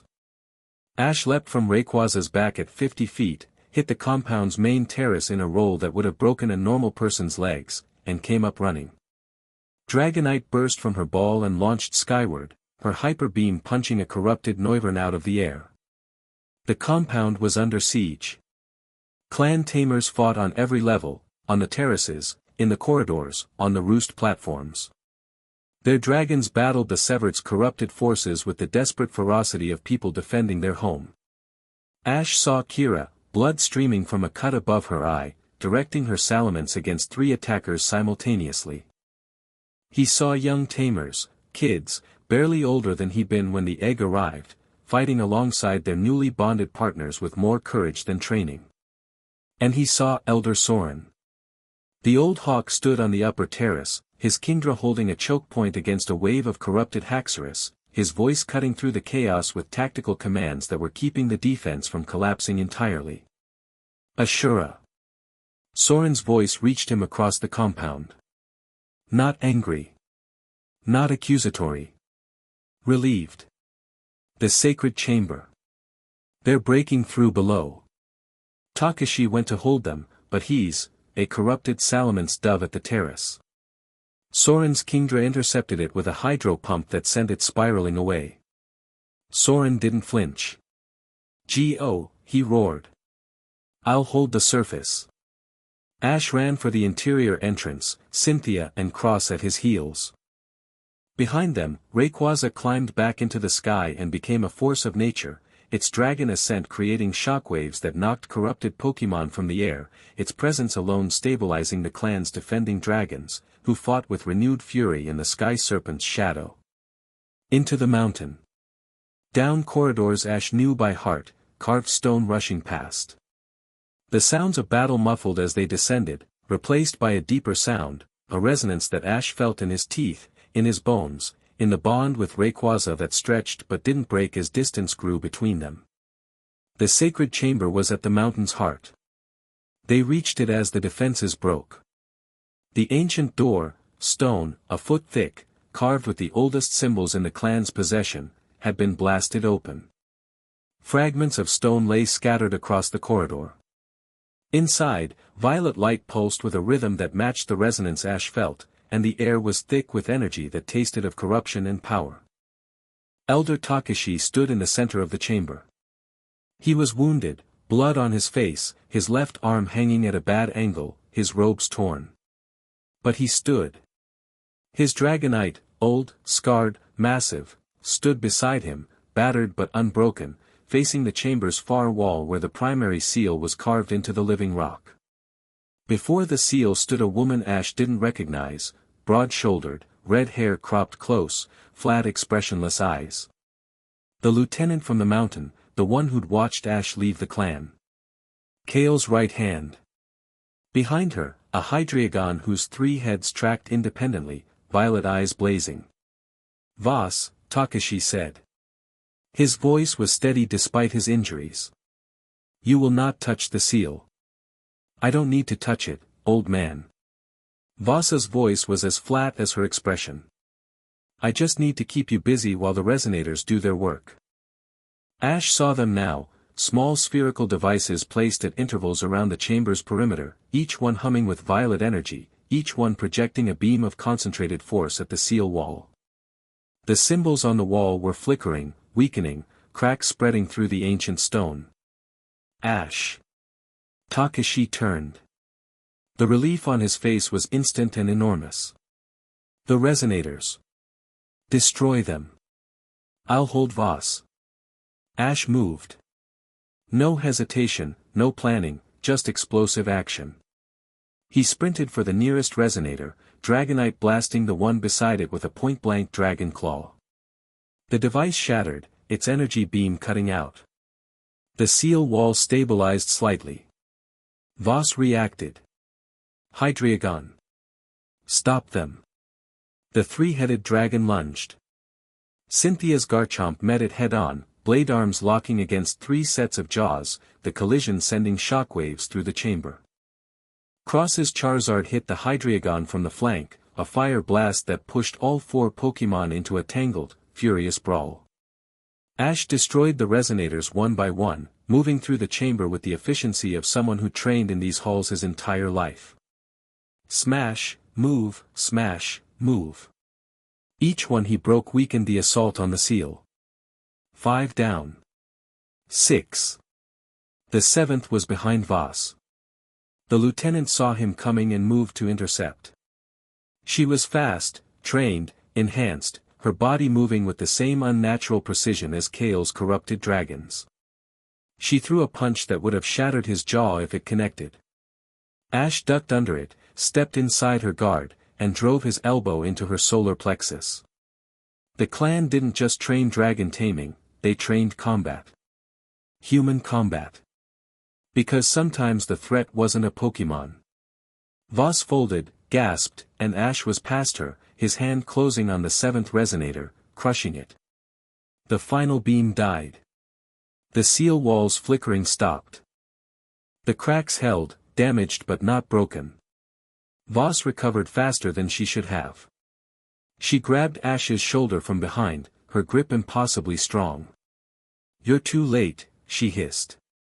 The resonators were the distraction. Kale is at Empire. The fourth seal breaks tonight. Then she released him, recalled her Hydreigon in a flash of light, pulling it from the middle of its fight with Garchomp and Charizard, and ran. She hit a smoke pellet at the chamber entrance, and by the time Ash reached the corridor, she was gone. He stood in the smoke, breathing hard, his grandfather's blood on the floor behind him, and felt the truth of Voss's words settle over him like a shroud. Empty pyre. The fourth shrine.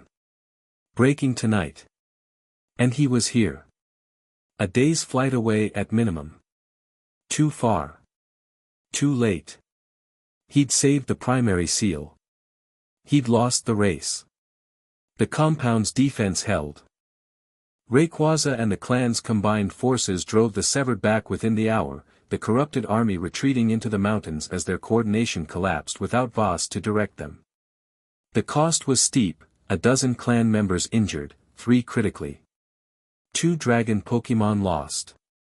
And the primary seal, though intact, was weakened. Cracked. Vulnerable. Elder Takashi sat against the chamber wall while Delia, who had appeared from the medical wing with bandages and salves and the terrifying composure of a mother in crisis, treated his injuries. Ash knelt beside him, Dragonite at his back, Cynthia and Cross standing guard at the door. "The truth," Ash said. "You promised me a truth." Takashi looked at his grandson with eyes that held decades of weight. His Dragonite rumbled softly behind him, a sound of comfort and sorrow. "The egg," Takashi said. His voice was weaker now, the steadiness cracked by pain and exhaustion. "The meteor that brought it. It didn't come from space, Ash. It came from below. From the primordial itself." The chamber was silent except for the distant sounds of the battle's aftermath, groaning wounded, roaring dragons, Soren's voice organizing recovery operations. The primordial felt the first cracks in the seals. Kale's earliest work, a decade ago. And it responded, not with violence, not with a breakout attempt. It sent a piece of itself upward, through the earth, through the mountain. An egg. A guardian. A fragment of its own essence, given form. Takashi's amber eyes held Ash's. Rayquaza isn't just a legendary Pokémon, Ashura. It's the primordial's chosen emissary. Its child, in a sense. Born to find the one human who could bridge the gap between the ancient power and the modern world.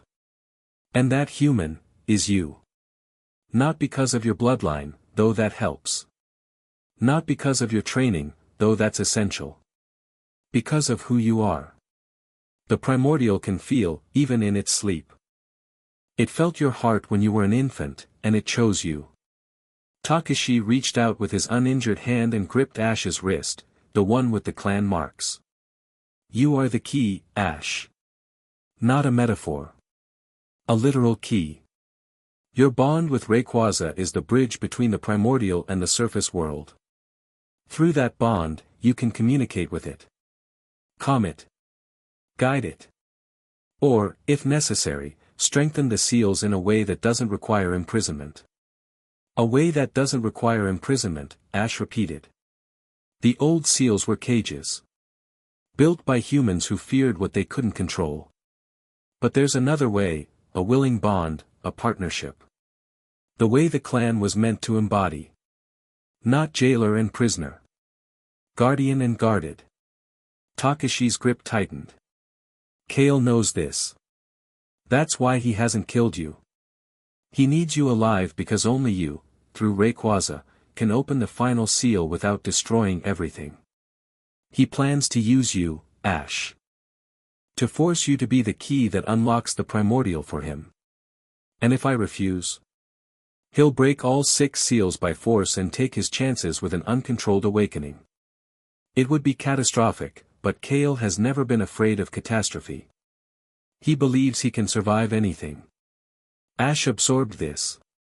The weight of it was staggering, the egg, the bond, the primordial, all of it connected to him through a chain of purpose that stretched back to before his birth. He was the key. The bridge. The one person in the world who could make this end well or end badly. "Empty pyre," he said. "Vaz said the fourth seal breaks tonight.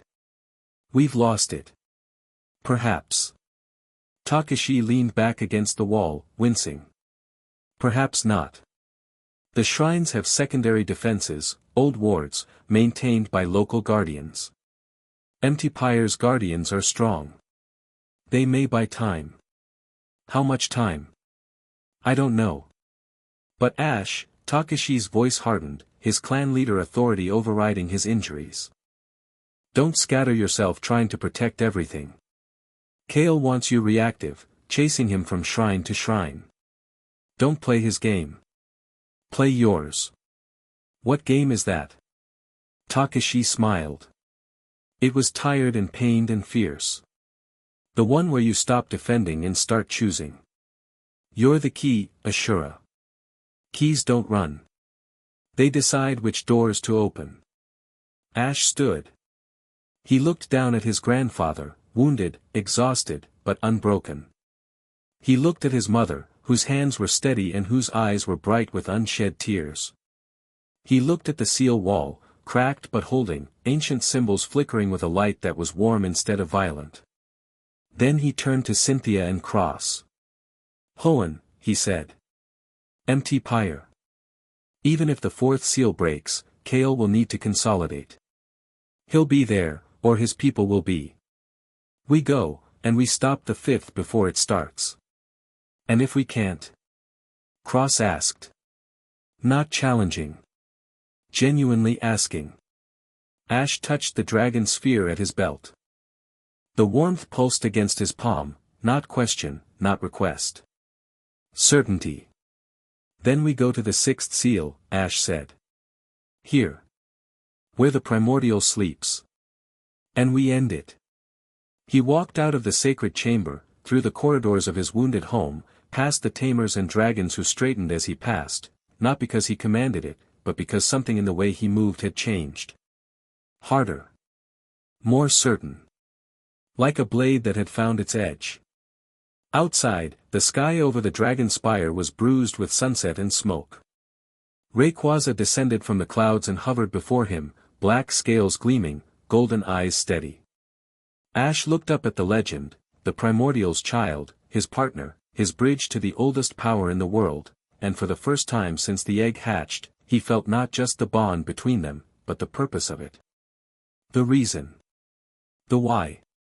"We've got work to do," he said. Rayquaza roared. The sound split the twilight, rolled across the mountains, and carried into the darkening sky like a declaration of war.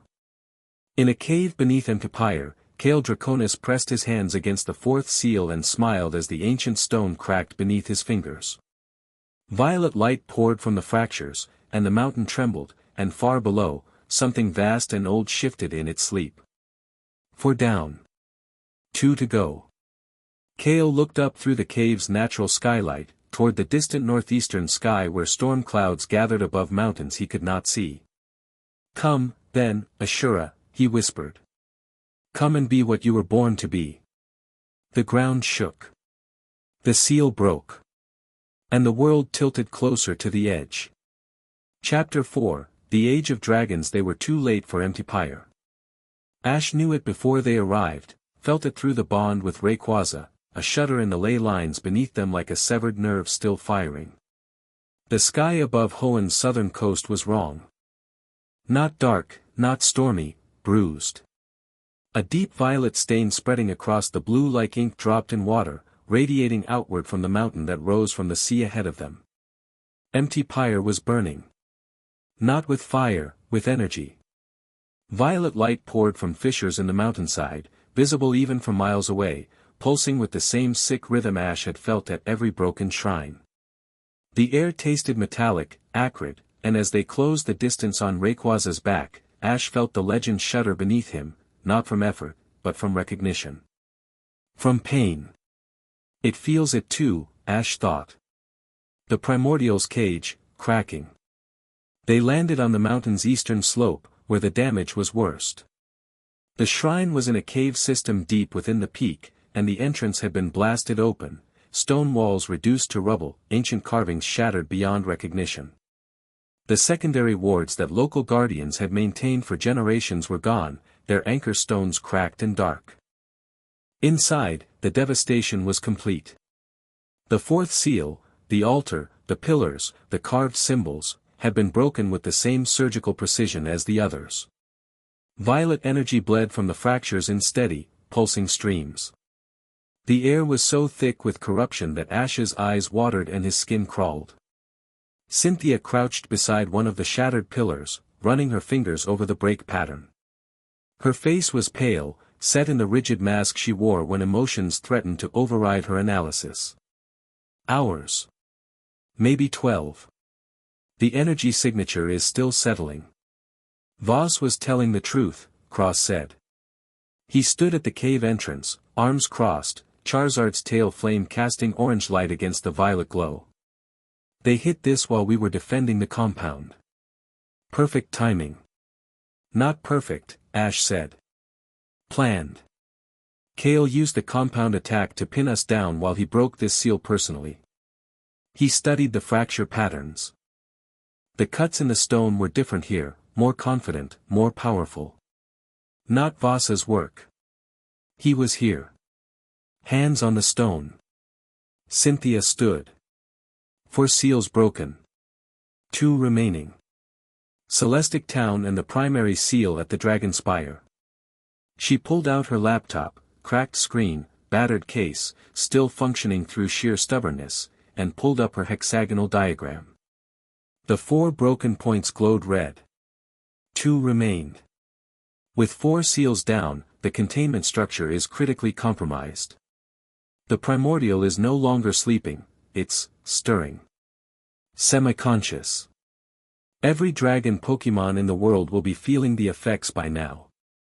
As if to underscore her point, a distant roar echoed across the mountain, wild, anguished, the sound of a dragon Pokemon reacting to energy it couldn't understand.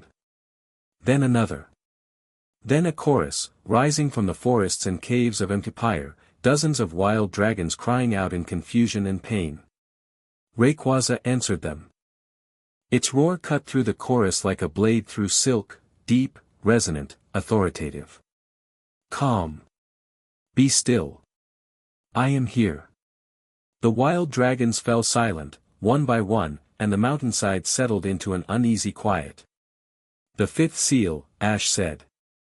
Celestic Town. That's next. Cynthia's jaw tightened. My grandmother is there. She's the shrine's guardian.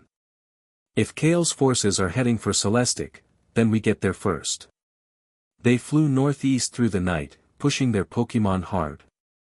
Rayquaza cut through the upper atmosphere at speeds that made the world below a blur of darkness and scattered lights. Garchomp and Charizard struggled to keep pace, but Ash slowed Rayquaza to match, they went together or not at all. Ash didn't sleep. He sat on Rayquaza's back, his father's journal open in his lap, reading by the golden glow of the legend's markings. The journal's final entries, the ones he'd avoided until now, detailed Ryuken's last days before capture. His father had been closing in on Kale's base of operations. He'd identified it as a mobile position, moving between the broken shrines, staying close to the ley line intersections where the corruption was strongest. The corruption is not just a side effect, Ryuken had written, his handwriting growing more urgent across the page. It is a fuel source. Kale absorbs it. The dark bonding ritual he performed on himself allows him to metabolize the shrine energy directly. It makes him stronger, his body, his bond with his Pokemon, his ability to project force. But it is also killing him. I can see the signs, the silver in his hair, the tremor in his hands, the way his breath catches when he thinks no one is watching. He has years, not decades. He knows this. It makes him more dangerous, not less. A dying man with a god's power and nothing left to lose. Ash closed the journal and stared at the stars. Kale was dying. The power he'd stolen from the shrines was consuming him from the inside, the same way the corruption had consumed the Hydreigon. Every seal he broke, every surge of energy he absorbed, brought him closer to his goal and closer to his grave. He wasn't just racing against Ash, he was racing against his own body. It didn't make Ash pity him. But it made him understand the desperation, the urgency, the willingness to accept collateral damage that would have been unthinkable to a man with time on his side. A dying man with a god's power and nothing left to lose. They landed in Celestic Town at dawn. The town was smaller than Ash expected, a handful of stone buildings clustered around a central shrine complex, nestled in a mountain valley in northwest Sinnoh. It looked ancient and modern simultaneously, old stone walls fitted with modern windows, traditional architecture housing satellite dishes and computer terminals. The shrine itself, a cave system beneath the town's central ruin, was the most intact of any Ash had seen, its entrance flanked by carved pillars that still hummed with residual energy. Cynthia's transformation as they approached was immediate. The guarded researcher, the careful analyst, the girl who measured every word, she softened. Her shoulders dropped. Her stride lengthened. She looked at the stone buildings and the mountain walls and the thin column of smoke rising from a chimney near the shrine entrance, and she looked like she was coming home. An old woman stood at the shrine entrance, leaning on a staff carved from a single piece of dragon bone. She was small, white-haired, wrapped in layered robes that seemed too heavy for her thin frame. Her eyes, gray, sharp, identical to Cynthia's, tracked their approach with an alertness that belied her age. "Grandmother." Cynthia's voice cracked on the word. She crossed the remaining distance in 3 quick strides and embraced the old woman with a gentleness that contrasted sharply with the fierce warrior who'd been fighting corrupted dragons 48 hours ago. "You're late," the old woman said, patting Cynthia's back. "I expected you 3 days ago. We were delayed. I noticed. The ley lines have been screaming." She looked past Cynthia to Ash and Cross. Her gaze paused on Ash, on his clan markings, on the dragon sphere at his belt, on the way he held himself.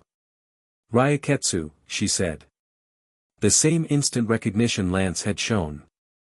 "My granddaughter has mentioned you. She said you were interesting." That's the word she used. She uses it rarely. The old woman extended a weathered hand. "Carolina. Elder of Celestic Town and guardian of this shrine. You'd better come inside. We have very little time." Carolina's home was adjacent to the shrine, a warm, cluttered space filled with books, artifacts, and the accumulated research of a lifetime spent studying dragon mythology. She moved through it with the practiced ease of someone who could find any object in the chaos blindfolded, settling them around a table covered in maps and charts.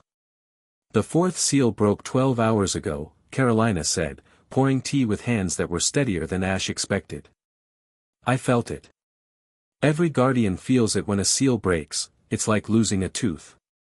A sudden absence where something should be." She set cups before each of them. "The wards here are holding, but they weren't designed to compensate for 4 broken seals. The energy differential is enormous. I've been reinforcing them continuously, but I am one old woman with finite reserves." "We're here to help," Ash said. "You're here because the man who's breaking the seals will come here next." Carolina's gray eyes were unflinching. "Don't patronize me, child. I've been guarding this shrine since before your parents were born. I know what's at stake." Cross, who had been quietly demolishing a plate of rice cakes from Carolina's kitchen, spoke up. "How long can your wards hold against a direct assault? Against conventional forces? Days. Weeks, perhaps.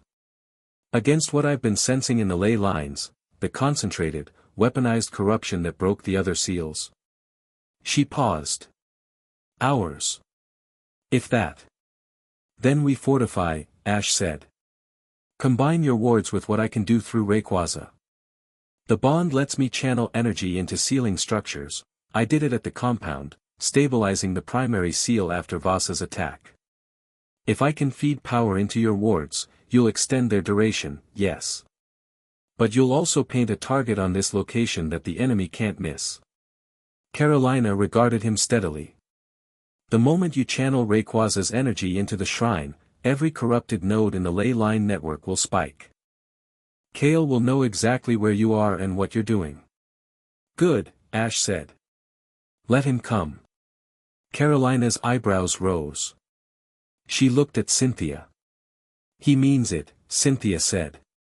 I can see that. Carolina sipped her tea. You remind me of your father. He came through here, years ago. Asked the same questions, made the same demands. Had the same fire in his eyes. Ash's cup stopped halfway to his mouth. My father was here. Briefly. He was following the ley lines, mapping the shrine network. He spent 2 days in my archives, then left heading east. That was. She frowned, calculating. 7 years ago. Perhaps 8. Did he say where he was going? East. Toward Unova. Toward the Dragon Spiral Tower Shrine. She paused. He left something. Said someone might come asking for it. I assumed he meant another researcher. Not his son.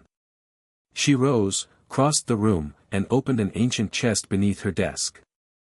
From it, she drew a small leather pouch, sealed with the Ryaketsu clan mark.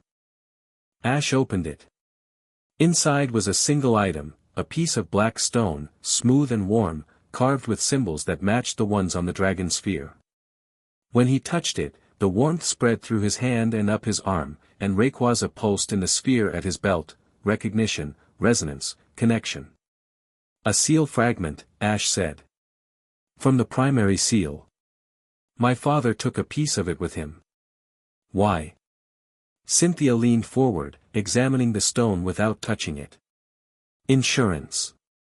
Ash turned the fragment in his fingers. If the primary seal was ever threatened, this fragment could serve as a backup. A seed. Something to rebuild the seal from, as long as there was someone with the bond to activate it. Your father planned for this, Carolina said quietly.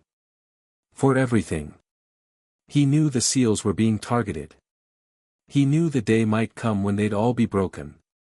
And he left pieces of a solution scattered across the world, trusting that someone, that you, would find them. Ash closed his fist around the fragment.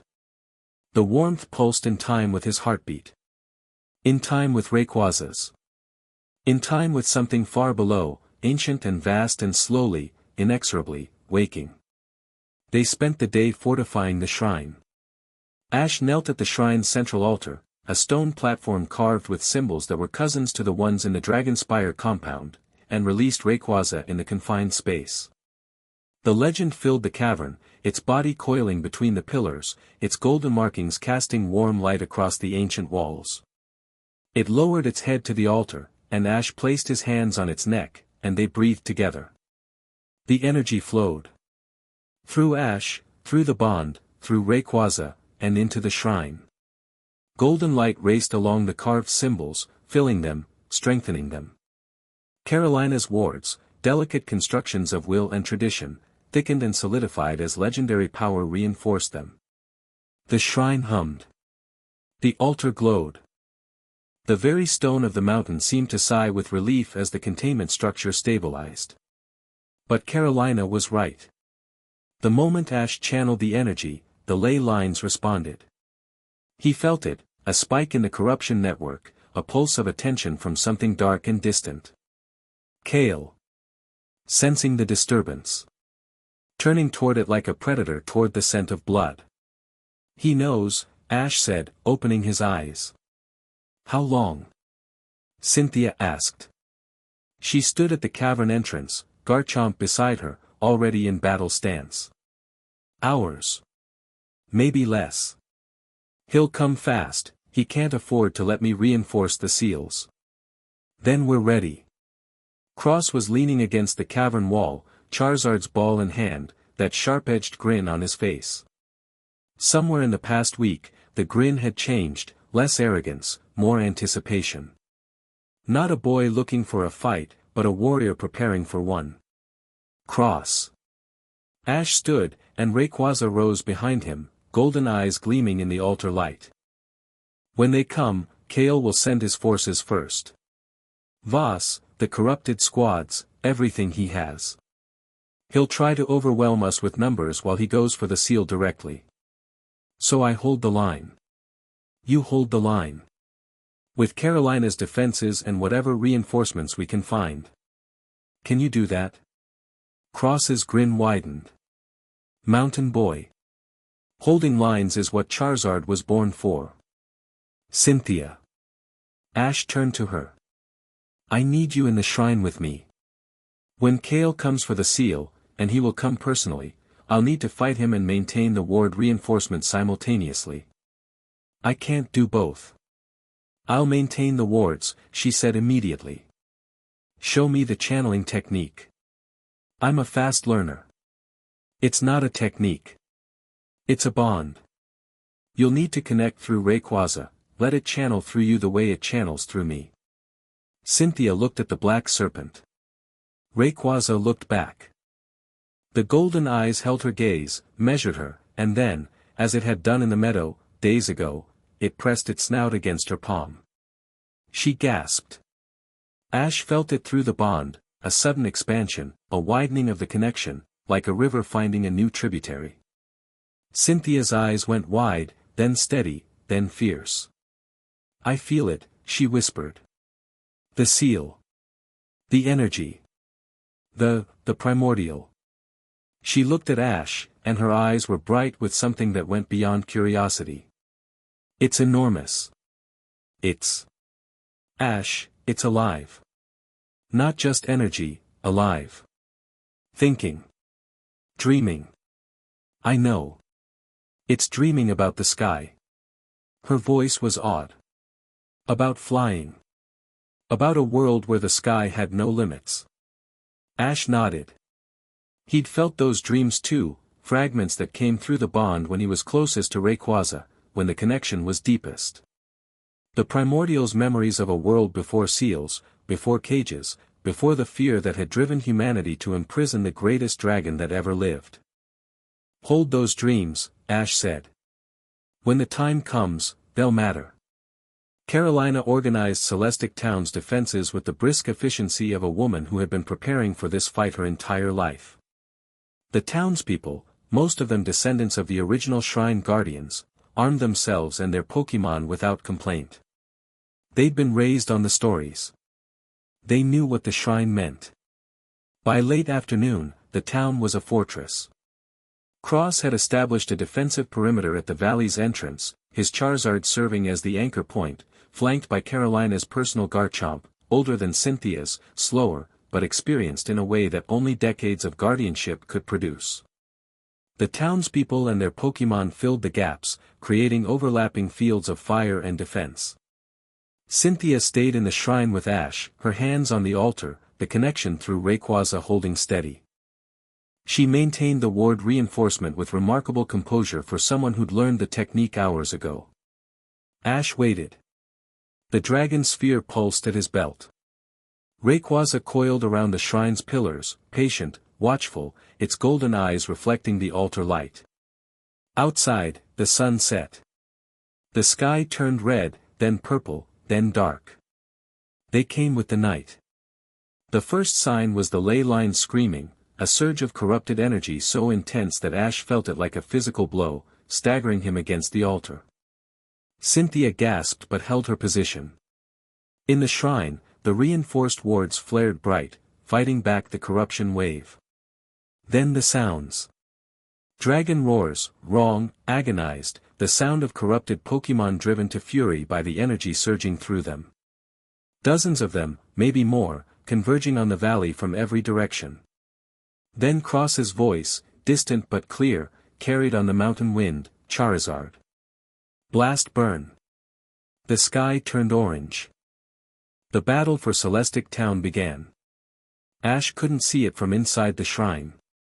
He felt it, through the ley lines, through Rayquaza's awareness, through the tremors that shook the mountain as attacks impacted. Cross was fighting at the valley entrance, his Mega Charizard X a blazing beacon of blue flame, holding the choke point with a ferocity that shook the ground. Carolina's forces held the flanks. The townspeople fought with the grim determination of people defending their homes. But the Severed kept coming. Wave after wave of corrupted dragons, Salamence, Flygon, Noivern, Druddigon, pouring into the valley like dark water through a cracked dam. Behind them, coordinating, directing, Voss moved with cold efficiency, her Hydreigon carving paths through the defense. Ash felt the moment the outer perimeter broke. A surge of corrupted energy pushed through the defensive line, and the ward reinforcement flickered. Cynthia gritted her teeth and pushed more energy into the connection, stabilizing it. "They're through the outer ring," Ash said. "I know. I can feel it." Her voice was strained but steady. "The wards will hold. Go." "Cynthia, he's coming, Ash. You know he's coming. Go meet him. I'll hold this." He looked at her, kneeling at the altar, hands pressed to the stone, Rayquaza's energy flowing through her like golden lightning. Her face was pale with effort, her hair plastered to her forehead with sweat, and she was the most formidable thing he'd ever seen. "Don't let go," he said. "I won't." She met his eyes. "Come back." He ran. The shrine exit opened onto chaos. The valley was a war zone, fire and dragon energy and corruption violet turning the night into a hellscape of light and sound. Cross was still fighting, his Mega Charizard X battered but burning, holding a secondary line at the town's edge with 3 of Carolina's guardians. His face was streaked with soot and blood, not his own, a corrupted Flygon had clipped him during a pass, and his expression was pure, focused fury. "They keep coming," Cross shouted as Ash emerged. "Every time we drop one, 2 more show up. Where the hell are they getting these numbers? Kale's been building this army for 10 years. Ash released Dragonite, and she launched skyward with a roar that shook windows. "Hold here. No matter what. I'm not going anywhere, Mountain Boy." Cross turned back to the battle, his Charizard meeting a charging Salamence with a thunder punch that cracked the night. "Go." Ash ran through the burning town toward the valley's far end, where the corruption was thickest. He could feel Kale, not through the bond, but through the ley lines, through the sick resonance that announced the man's presence like a corrupted heartbeat. Close. Getting closer. He was halfway across the town square when the ground exploded. A column of violet energy erupted from the earth, splitting cobblestones and sending debris flying. From the column, a shape descended, a Mega Salamence, scales bruised purple, eyes blazing, its aerolite-enhanced body cutting through the air with terrifying precision. On its back, cloaked and silver-haired, pale eyes burning with violet light of their own, Kale. He dismounted in the town square with the casual grace of a man stepping off a curb. His Mega Salamence landed behind him, wings spread, jaws steaming. The corruption was visible on Kale now, violet veins crawling up his neck, darkening the skin beneath his jaw, making his pale eyes glow with an inner light that was beautiful and terrible. "Ashura." He said it like a greeting between friends. "I knew you'd be here. You're predictable that way, always running toward the danger. And you're predictable too. Always sending others to do your fighting while you sneak in the back." Kale smiled. The expression was thinner than before, gaunt, strained, the face of a man running on borrowed time and burning through it fast. "Guilty. But tonight, I'm doing my own work." He looked toward the shrine entrance, where the golden light of the reinforced wards pulsed. "Your girlfriend is maintaining the wards. Impressive. She's talented, I can feel the energy flow from here. But talent isn't enough against what I'm bringing." He raised his hand. The violet veins on his arm blazed, and the ground trembled. From the earth around the square, 3 more Pokémon emerged, not from Pokeballs, but from the corrupted ley lines themselves, summoned by Kale's connection to the dark energy. A Hydreigon. A Garchomp with scales like charcoal and violet burning eyes. A Tyranitar wreathed in dark flames. I've spent a decade learning to channel this power, Kale said. Learning to bond with the corruption itself, to make it mine, to use it as fuel for evolution beyond anything the League or the clans have imagined. The seals aren't just containment for the primordial, Ashura. They're reservoirs. Storehouses of power that's been accumulating for millennia. His eyes blazed. And I've been drinking from them. It's killing you, Ash said. The words landed. Kale's expression flickered, surprise, then something harder. Your father told you. His journal. He could see the signs 10 years ago. The silver hair. The tremors. The way your breath catches.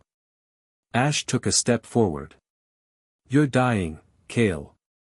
The power you've stolen is eating you alive. That's why you're in a hurry.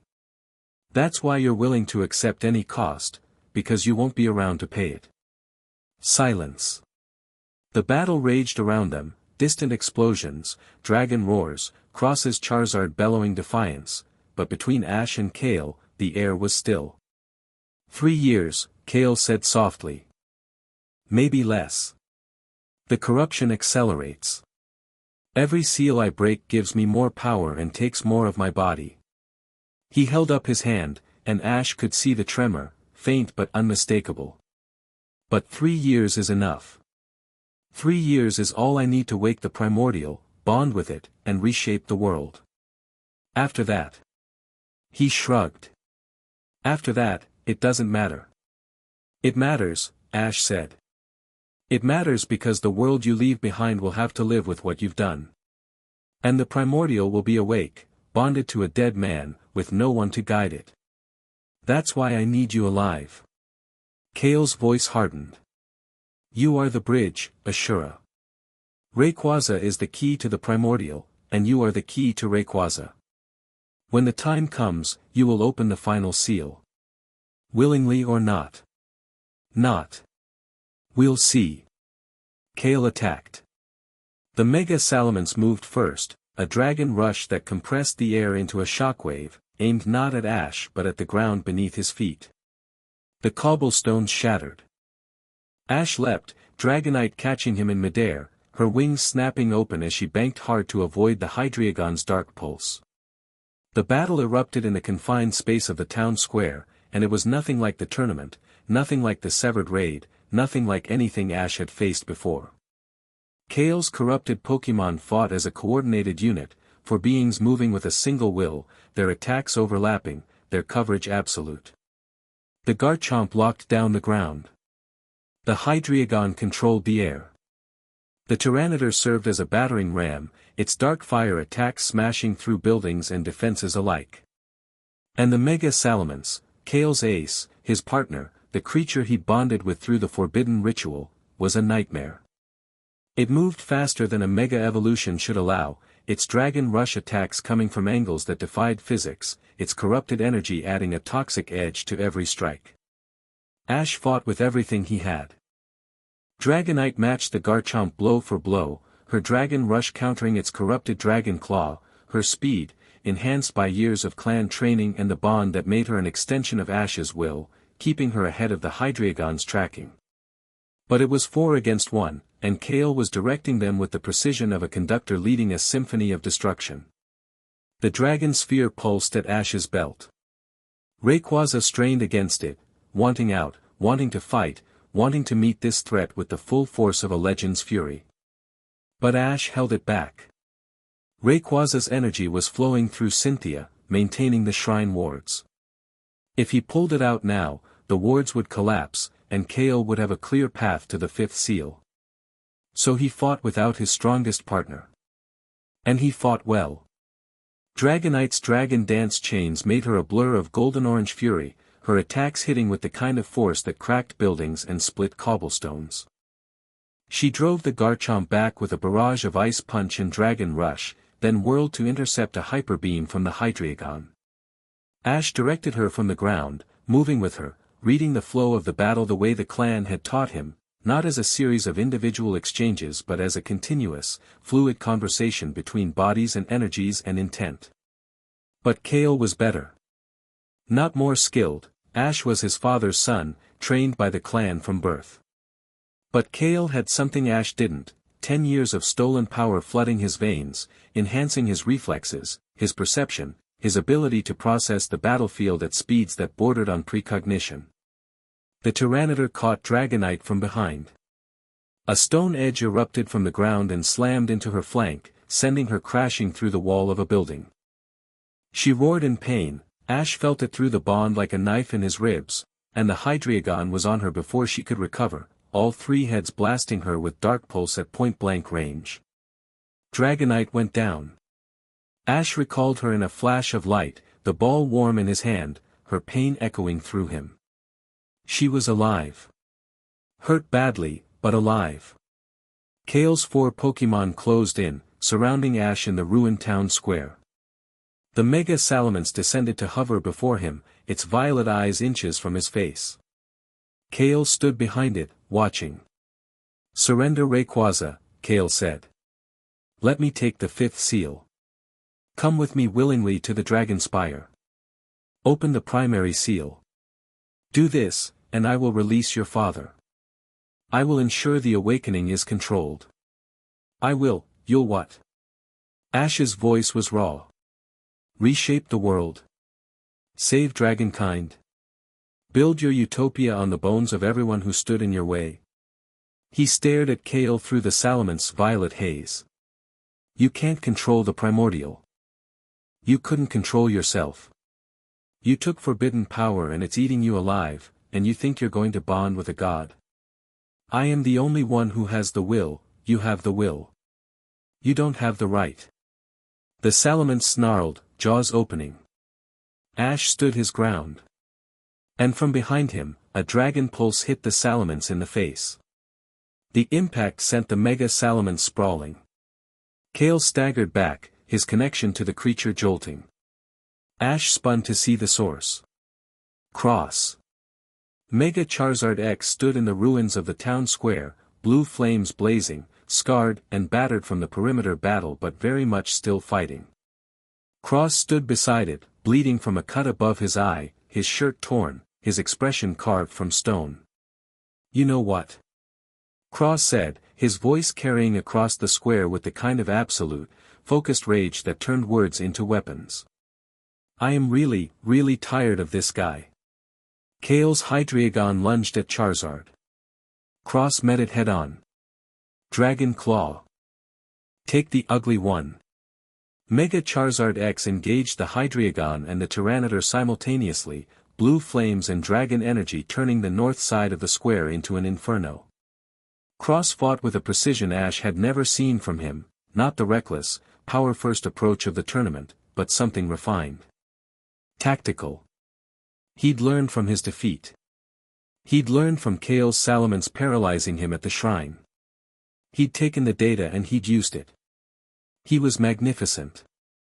Ash didn't waste the opening. He released Rayquaza. The dragon sphere opened, and the night split in half. Golden-black energy erupted upward, and the sky serpent unfurled above Celestic Town like a banner of war.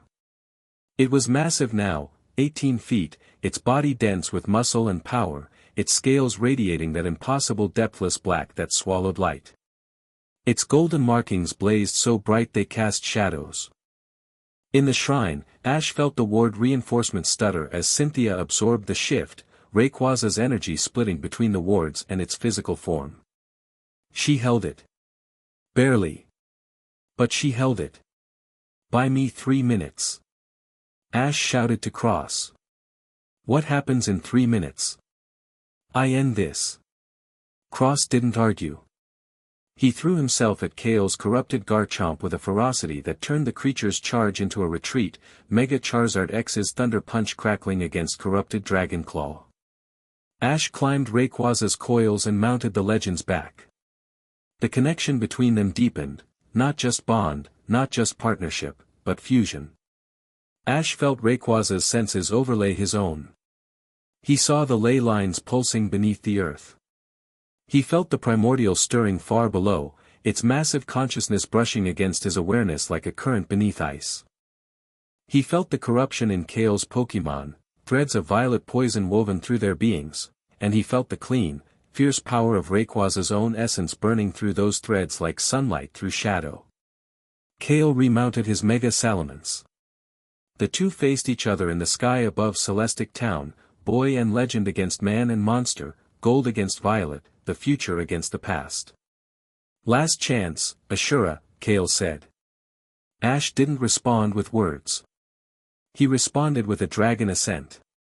Rayquaza launched upward with a force that cracked the sound barrier, its body wreathed in draconic energy that lit the sky like a new sun. The Mega Salamence met it halfway, dragon rush against dragon ascent, corrupted power against legendary might. The collision shattered windows for a mile. They fought across the sky above Celestic Town, each exchange more devastating than the last. Rayquaza's speed was unmatched, it moved through the air like it was made of thought, its attacks coming from angles that the Salamence couldn't track. But Kale's corruption gave his partner durability that bordered on the absurd. The Mega Salamence absorbed hits that should have ended it and kept coming, its violet burning attacks leaving toxic trails in the air. Ash felt every impact through the bond. When Rayquaza was hit, he tasted copper. When Rayquaza struck, he felt the satisfaction of force perfectly delivered. They were one being, one will, one purpose. Below, Cross held the ground. His Mega Charizard X went down against the Tyranitar, reverted, exhausted, recalled in a flash. Cross, without hesitation, sent out a second Pokémon, a Lucario, smaller, faster, fighting with a martial precision that perfectly complemented Cross's own desperate fury. He was buying time. Second by second, hit by hit, holding the line because Ash had asked him to and Cross had made a promise with his handshake and he would die before he broke it. In the shrine, Cynthia's arms trembled. The ward reinforcement was holding, but barely, the strain of channeling legendary energy through a body that wasn't built for it was tearing at her. She felt Rayquaza's pain when it was struck. She felt the primordial stirring below, its dreams of open sky pressing against her awareness. She felt Ash, his determination, his fury, his love for the people fighting and bleeding around him. She held the wards. She poured everything she had into the connection and she held. The battle in the sky reached its climax. Rayquaza caught the Mega Salamence in a bind, its serpentine body wrapping around the dragon's torso, constricting, golden rings blazing with energy that burned the corruption from the Salamence scales. The dragon screamed. Kale screamed with it, their bond was so deep that the pain was shared equally. "Let go." Kale's voice cracked, not with command, but with desperation. His hand pressed against his chest. The violet veins on his skin were pulsing erratically now, the corruption surging through him in waves that made his body jerk and his eyes flicker. He was losing control. The power he'd stolen was rebelling. Ash felt it through the ley lines, the moment Kale's grip on the corruption slipped. The energy he'd been channeling, directing, controlling for a decade suddenly had no master. It surged outward in all directions, disrupting his control over his corrupted Pokémon. Below, the Hydreigon, the Garchomp, and the Tyranitar staggered as their violet-fueled coordination collapsed. Cross seized the moment. His Lucario's aura sphere hit the corrupted Garchomp square in the chest, and the creature collapsed, the corruption bleeding from its body like smoke from a doused flame. Rayquaza tightened its coils. The Mega Salamence reverted, the Mega Evolution breaking under the legend's pressure, dark scales returning to battered natural blue. Without the Mega Form's enhanced durability, the Salamence couldn't withstand Rayquaza's constriction. It went limp. Unconscious. Kale fell.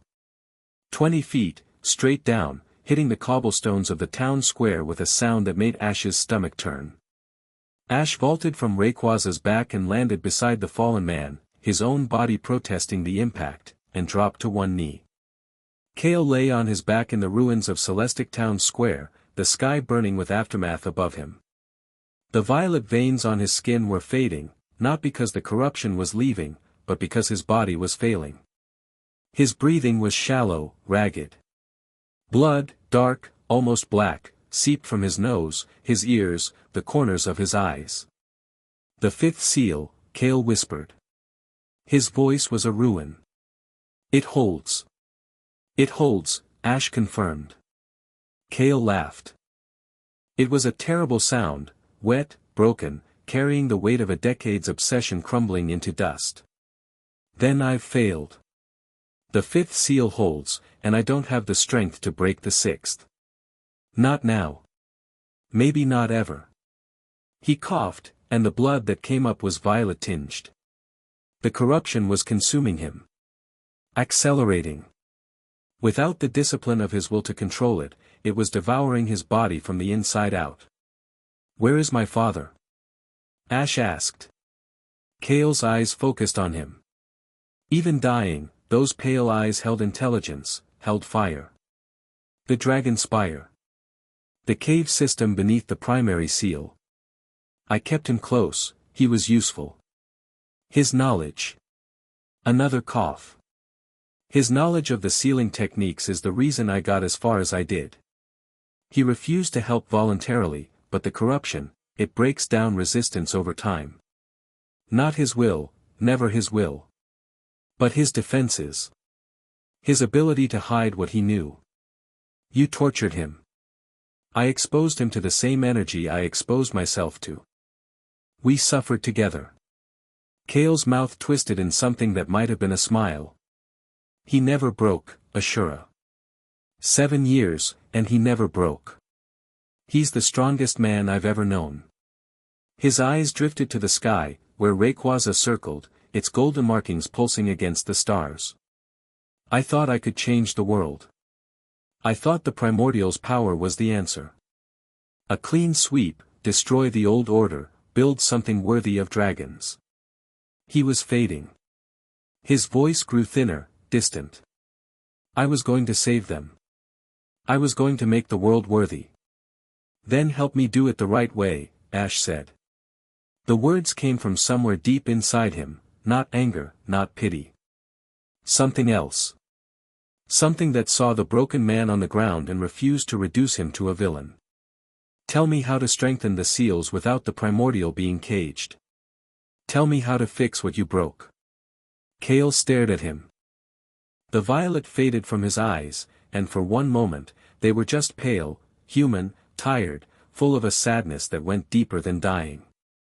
"The fragment," he whispered. "Your father's fragment. It's the seed. Take it to the primary seal. Bond with the primordial through Rayquaza, not to control it.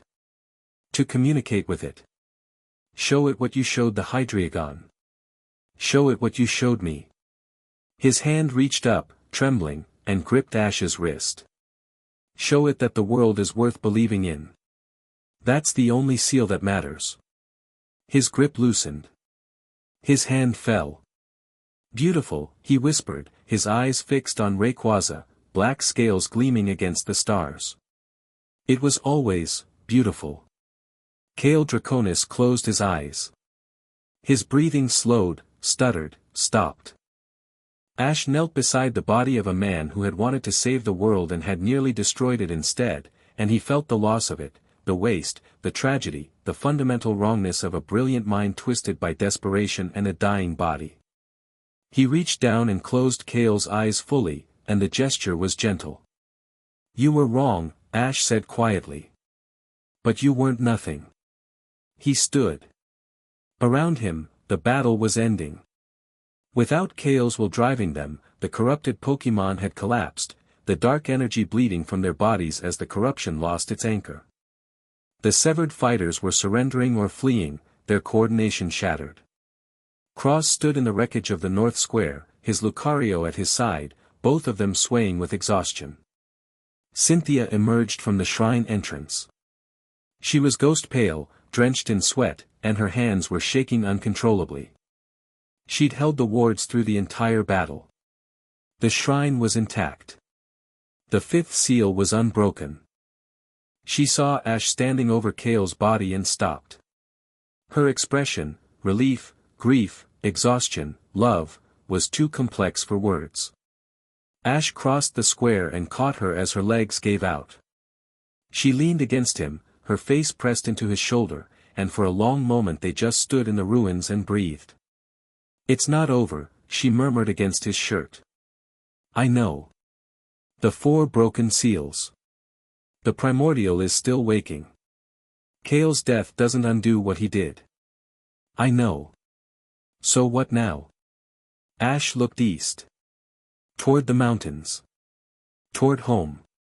Toward the primary seal, where the primordial stirred in dreams of open sky, and where his father waited in the dark. "Now we finish it." They flew through dawn. Cynthia on Garchomp, Cross on his battered Charizard, recovered enough to fly, not enough to fight. Ash on Rayquaza, cutting through the atmosphere at speeds that turned the landscape into a watercolor blur. The Dragonspire range rose before them as the sun climbed, and Ash felt the primary seal long before he saw the mountains.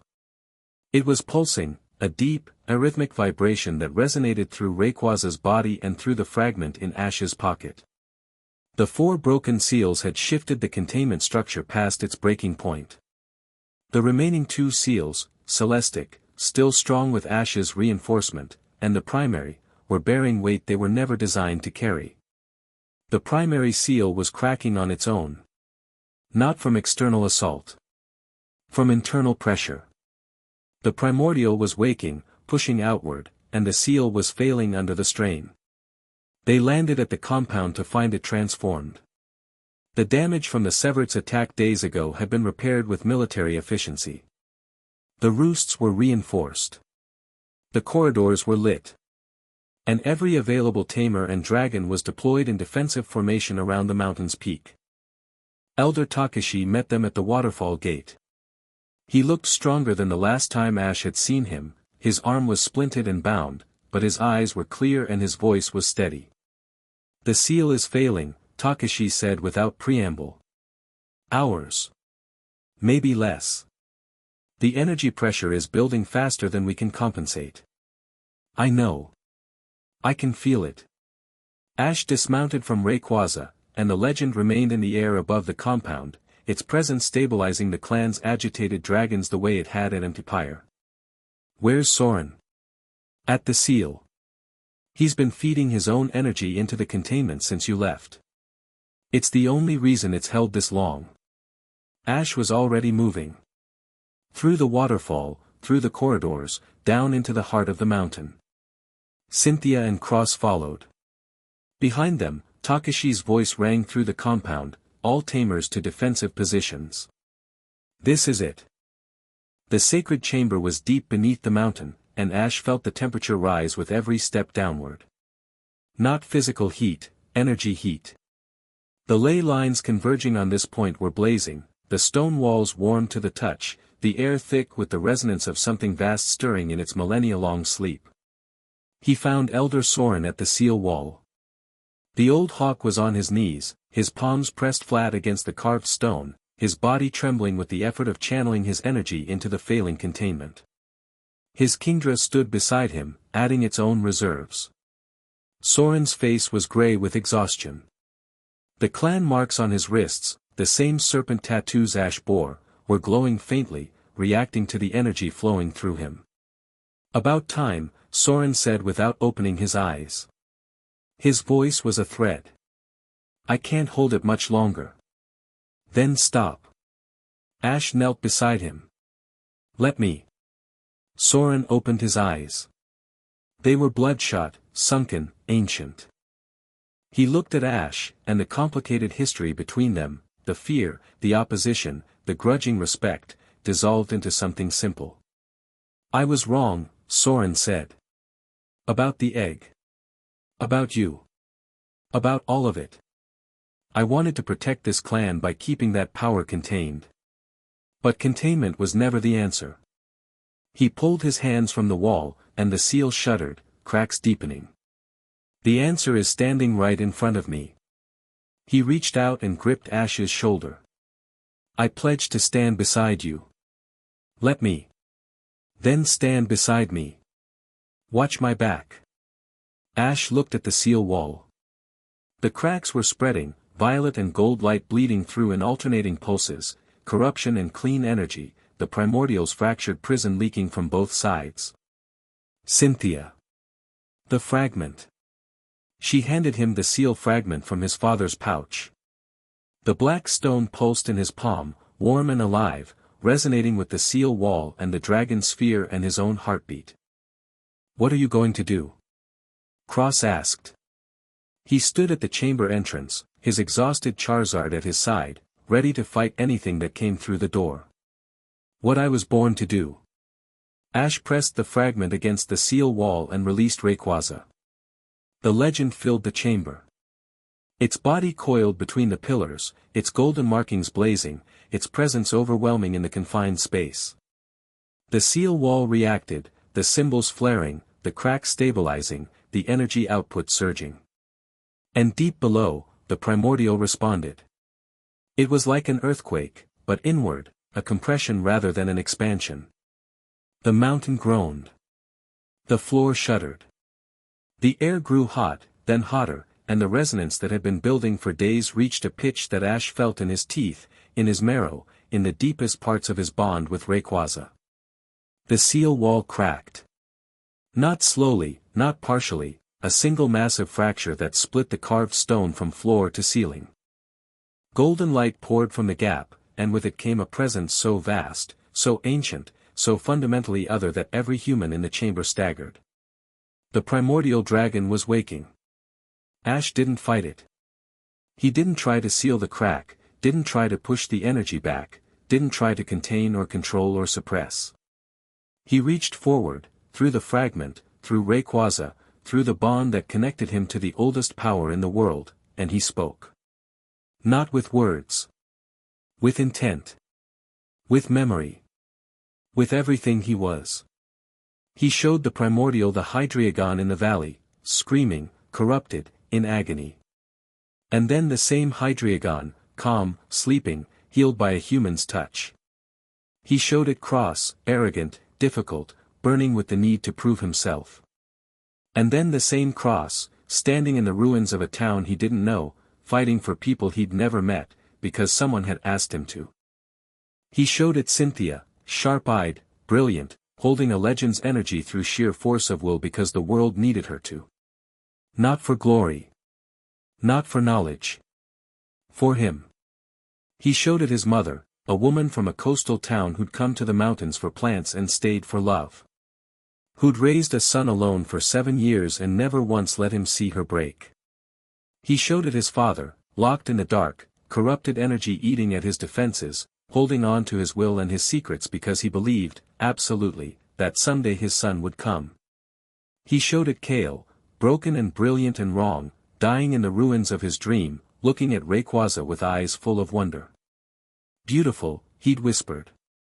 The last word of a man who'd wanted to save the world and had been too angry to see that the world was already worth saving. He showed it everything. The cruelty and the kindness. The greed and the generosity. The fear and the love. The safari zones and the bonded partners. The tournament fights and the midnight flights. The whole messy, imperfect, beautiful tapestry of a world where humans and Pokémon were tangled together in ways that were sometimes terrible and sometimes transcendent. This is what you're waking into, he said, not in words, in something deeper. This is what's out there. It's not perfect. It's not the world you remember. But it's real, and it's trying, and there are people in it who will stand beside you. Not as jailers. Not as masters. As partners. The primordial listened. Its consciousness pressed against Ash's like an ocean pressing against a shore, vast, ancient, incomprehensibly powerful. It had been dreaming for millennia, and in those dreams, it had remembered the world as it was, young, wild, free. A world where dragons owned the sky and the earth trembled with their passage. It woke to find that world gone. Changed. Smaller, in some ways. Complicated, in all ways. And standing at the boundary between its prison and the surface, a boy with a black serpent on his shoulders was offering it something no one had ever offered before. A choice. Not containment. Not freedom without context. A partnership. A bridge between the ancient power and the modern world. A way to exist, truly exist, not as a prisoner or a force of nature, but as a being with agency and connection and purpose. The primordial considered. Millennia of consideration compressed into a moment that lasted forever and no time at all. And it chose. The seal wall didn't reform. It transformed. The cracks sealed themselves with golden light, not the cold, binding energy of the original seals, but something warmer. The symbols on the wall shifted, rearranged, rewrote themselves into patterns that Ash felt rather than read. Not a cage. A doorway. A connection point. A place where the primordial could rest, not imprisoned, but at peace. Choosing to sleep. Choosing to dream. And knowing that when it was ready, when the world was ready, the door would be there. The fragment in Ash's hand dissolved into the wall, becoming part of the new seal.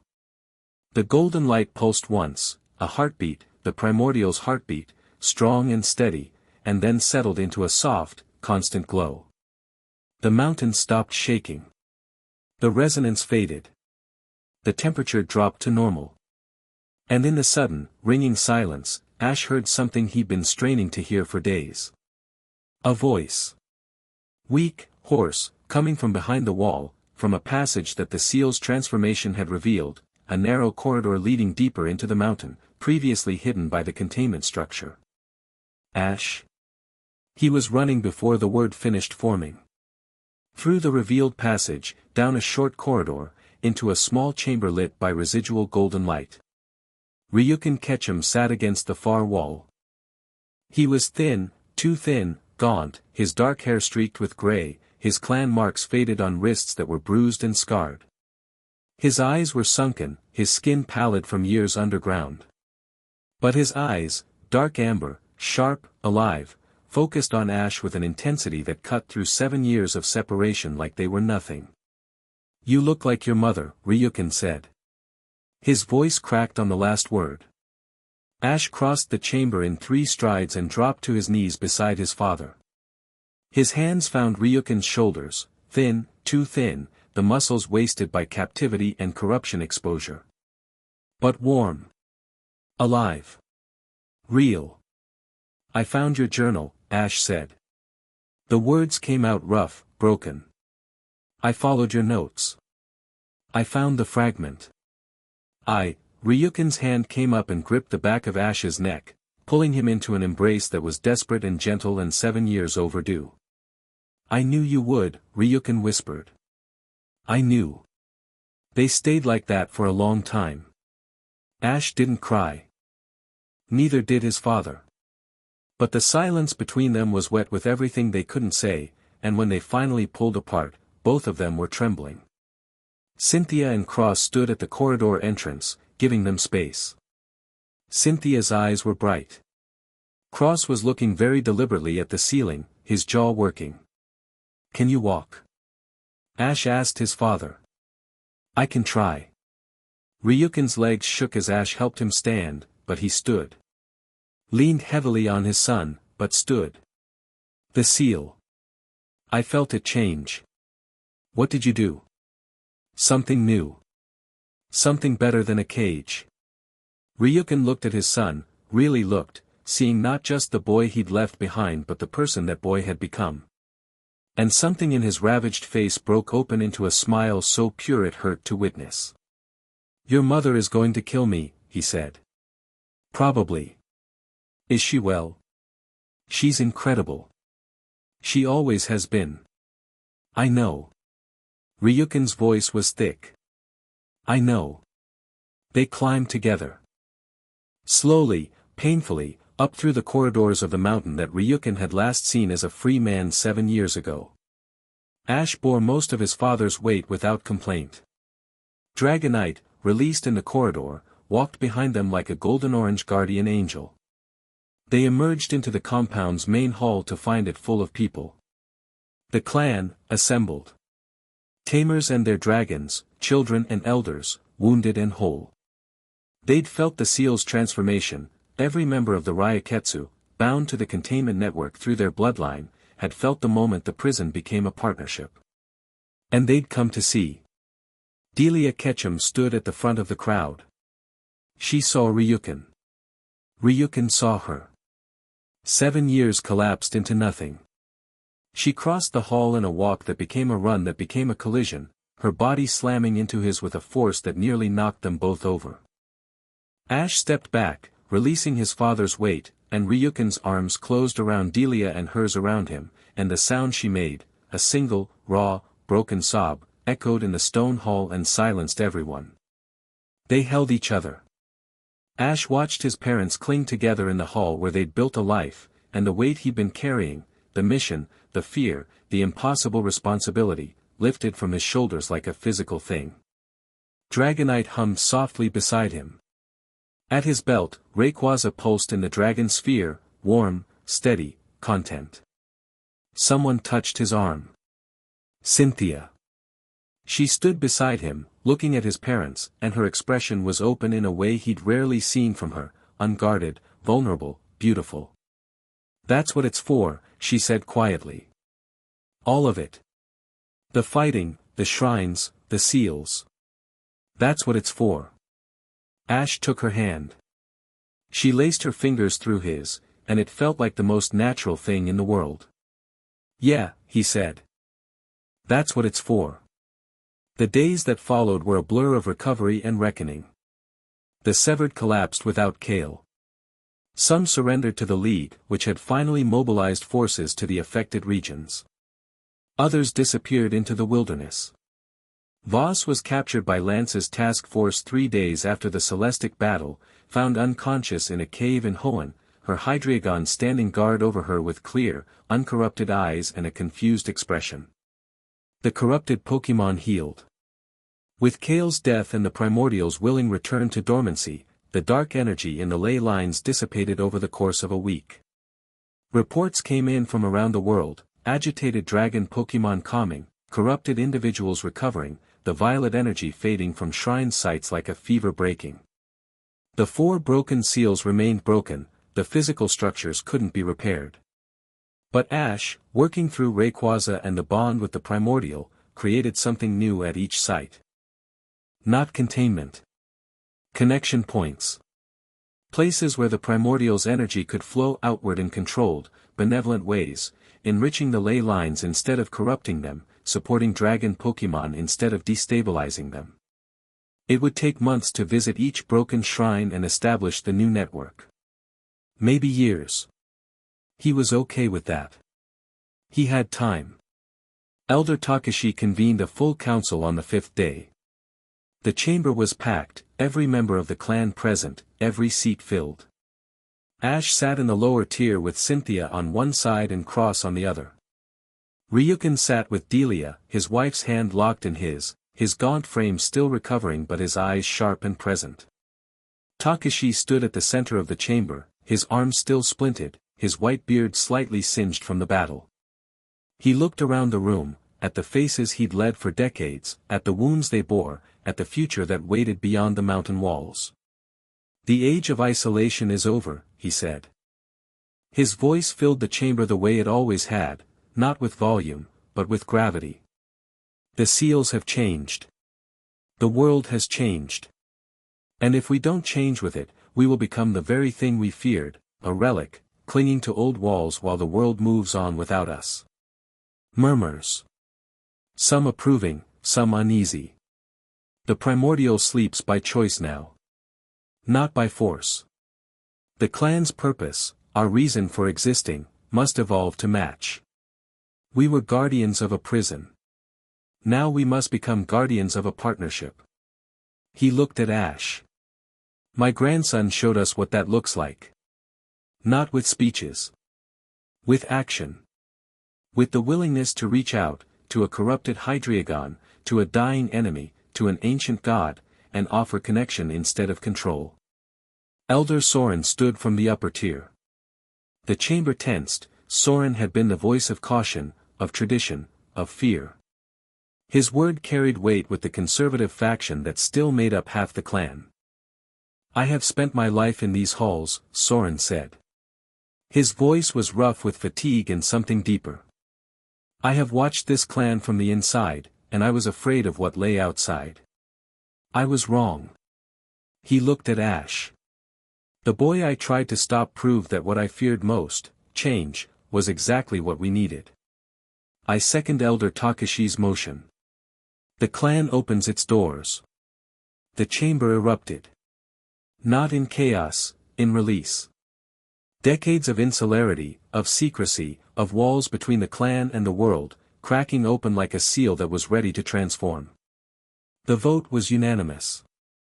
Later, after the council dispersed and the compound buzzed with the energy of a community redefining itself, Ash found Cross on the eastern terrace, staring out at the mountain range with an expression that was hard to read. "You're leaving," Ash said. Cross turned. His Charizard, healed, rested, restored to its base form, dozed on the terrace behind him. "Yeah.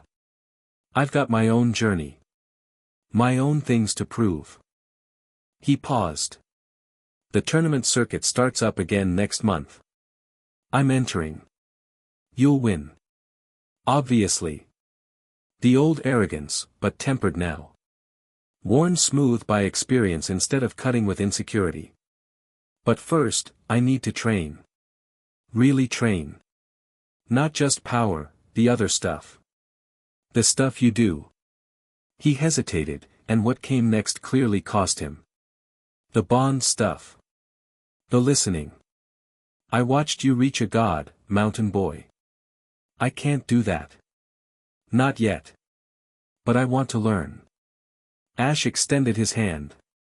"Come back anytime. The clan's doors are open now." Cross looked at the hand, then at Ash, and his expression cracked into a grin that was genuine and unguarded and nothing like the sharp-edged thing he'd worn at the tournament weeks ago. "Don't think this changes anything. I'm still going to beat you. Looking forward to it." They clasped hands. Cross held the grip for a beat longer than necessary, then released it, mounted Charizard, and launched into the sky with a roar that echoed between the peaks. Ash watched him bank south, wings catching the afternoon sun, and felt the absence settle like a missing note in a familiar song. "He'll be back," Cynthia said, appearing at his elbow with the quiet certainty of someone who understood people the way she understood myths. "I know. He loves you, in his cross way. I know that too." She leaned against the terrace railing beside him, close enough that their arms touched. The afternoon sun was warm on the stone. Below, the Dragonspire range stretched out in an endless maze of peaks and valleys, and above, the sky was clean and blue and free of violet stain. "So," she said. "So. What now?" Ash looked at her. She looked back, gray eyes steady, warm, full of the sharp intelligence and the deeper kindness that he'd come to depend on without realizing when the dependency had started. She was leaving soon, back to Celestic to help her grandmother rebuild, then to continue her research. The shrines needed to be studied, the new seal network understood, the changes to the ley lines documented. It was work that mattered, work that only she could do. He wanted to ask her to stay. The words were right there, pressing against his teeth. "The broken shrines need to be rebuilt," he said instead. "New connection points, new wards. I need to visit each site personally, channel through Rayquaza, establish the network. That's a journey across multiple regions. At least 4. Hoenn, Johto, Unova, and one more site I still haven't identified. My father's journal references it, but the location is coded. I'll need help deciphering it. You'll need a researcher. I'll need a partner." The word hung between them, weighted with everything it had meant since the first time he'd said it on the Indigo Plateau, and everything it had grown to mean since. Cynthia's expression shifted. The analytical mask dissolved, and what was beneath it, what had always been beneath it, growing stronger with every battle shared and every quiet conversation by firelight, came to the surface fully for the first time. "There are other shrines," she said. "Other legends. Other regions. There are. It'll be dangerous. Long, probably uncomfortable. Almost certainly. Good. She smiled, and it was the smile she'd given him in the library, the first time they'd met, sharp and warm and full of a curiosity that encompassed not just the world but the person standing in front of her. I'd hate to get bored. He kissed her. Not dramatically, not desperately, softly. His hand came up to cup the side of her face, and she leaned into it, and her lips were warm and certain against his. It lasted a handful of seconds and it contained everything: the library, the battle, the shrine, the firelight conversations, the ward-holding, the hand-holding, the way she'd said come back and the way he had. When they pulled apart, she was smiling. He was smiling. The afternoon light caught her hair and turned it to gold. That took you long enough, she said. I was waiting for the right moment. After the apocalypse isn't the right moment. It's the last resort. Then I'll be better about timing. See that you are. She kissed him again. This one lasted longer. He found his parents at sunset. They were sitting on the western terrace, the one that overlooked the valley where Delia had first come to study alpine plants, years ago. Ryukin was still thin, still recovering, but color was returning to his face and strength to his limbs. Delia sat beside him with her head on his shoulder, watching the sun sink behind the mountains. Ash sat with them. No words needed. Just presence. Family, reassembled after 7 years of breaking, sitting together in the light. Your grandfather tells me you're leaving again, Ryukin said. The shrines need tending. The new network needs to be established. And the girl? Cynthia. She's coming with me. Ryukin smiled. It was slow, warm, carrying the echo of a man who'd once learned botany to impress a woman who cared more about plants than dragons. Good. Don't try to do it alone. I learned that lesson. From me. From your mistakes. Ryukin laughed, a real laugh, rusty from years of disuse, but genuine. Delia's arm tightened around his waist, and she looked at Ash with an expression that held everything a mother could feel: pride, love, fear, joy, the absolute certainty that her son was going to do extraordinary things, and the permanent, unshakable wish that he could just stay home and be safe. You eat properly, she said. Both of you. Mom, and you call. Every week. The communication network reaches most regions now. I will. And you take care of that girl. She's too smart to need taking care of, but do it anyway. She'd kill me if she heard you say that. I know. That's why I like her. They sat together until the stars came out. Ryukin told stories, fragments of his captivity, carefully edited, focusing on the moments of defiance rather than the moments of despair. He'd scratched clan marks into his cell walls. He'd sung dragon speech to himself in the dark, keeping the techniques alive in his memory. He'd kept a mental journal, continuing the research, adding entries he couldn't write down, trusting his mind to hold them. There's a shrine in Alola, he said. The 6th. Vast Pony Canyon. I never reached it, but I mapped the ley line approach. It's in my head. I'll write it down for you. Thank you. Thank me by coming home safely. Ryukin's hand found Ash's shoulder, the same grip, lighter than Takashi's but warmer. You carry the bridge now, Ash. Between the old world and the new. Between the primordial and the surface. That's a weight that will never fully lift. His amber eyes, the same eyes Ash saw in the mirror every morning, held a depth of understanding that only someone who'd carried a similar weight could possess. But you don't carry it alone. Remember that. I will. Dawn. Ash stood at the mountain's edge as the sky lightened from black to gray to gold. The compound was behind him, waking, the sounds of dragons stirring, of tamers beginning their morning routines, of a clan that was learning to open its doors after centuries behind walls. The world spread out below. Vast. Complex. Imperfect. Alive. At his belt, 2 Pokeballs, Dragonites and Lucarios, a gift from Cross, pressed into his hand at the last moment with a gruff, "You need a fighting type, mountain boy. Don't break it." The dragon sphere, warm against his hip. And in his pocket, a new journal, blank pages waiting for entries that would chronicle whatever came next. Rayquaza descended from the clouds. The legend was fully mature now. 20 feet of midnight black scales and golden ring markings, its body powerful and sleek, its golden eyes carrying the weight of ages and the fire of youth. It had grown in ways that went beyond physical, the bond between them had deepened during the communion with the primordial, becoming something that transcended trainer and Pokémon, becoming a bridge between worlds. Rayquaza lowered its head, and Ash placed his hand against its snout. The warmth flowed between them, familiar, beloved, inexhaustible. "Ready?" Ash asked. Rayquaza rumbled.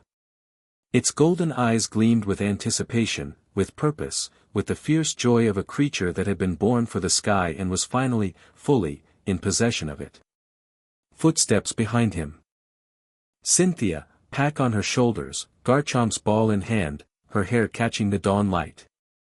She looked at him and smiled, the private smile, the one that was just for him, that held everything they'd been through and everything they were becoming. "Alola first?" she asked. "Alola first. Then wherever the ley lines take us. Could be anywhere. That's the point." She mounted Garchomp. Ash climbed onto Rayquaza's back. They sat for a moment at the mountain's edge, the world below them painted in dawn colors, the sky above endless and clear and full of possibility. "Together?" Cynthia asked. Ash looked at her, brilliant, fierce, beautiful, his partner in every sense of the word, and felt the rightness of it settle into his bones like warmth, like coming home, like the moment a key turned in a lock and everything opened. "Together," he said. Rayquaza launched from the cliff face with a roar that split the dawn, golden markings blazing against black scales, the sky serpent carrying its bonded toward the horizon. Garchomp followed, sleek and powerful, Cynthia's laughter trailing behind her like music. Below them, the Dragonspire Mountains caught the first light of day. In the compound, Delia watched from the western terrace, her hand raised, a mother's blessing following her son into the sky. Beside her, Ryukin stood on legs that grew steadier by the day, his amber eyes tracking the black comet his son rode until it vanished into the rising sun. In the sacred chamber, deep in the mountain's heart, the new seal pulsed with soft, steady golden light. The primordial slept, not imprisoned, not caged, but resting. Dreaming of open skies and a world worth waking for. And far away, climbing higher, flying faster, chasing the edge where dawn met the endless blue, Ash Ketchum, born of the dragon clan, bonded to a legend, carrying a bridge between ages on his shoulders, soared into whatever came next. The sky had never looked so wide. The end. Thank you for watching this video. Please be sure to subscribe to our channel and like this video.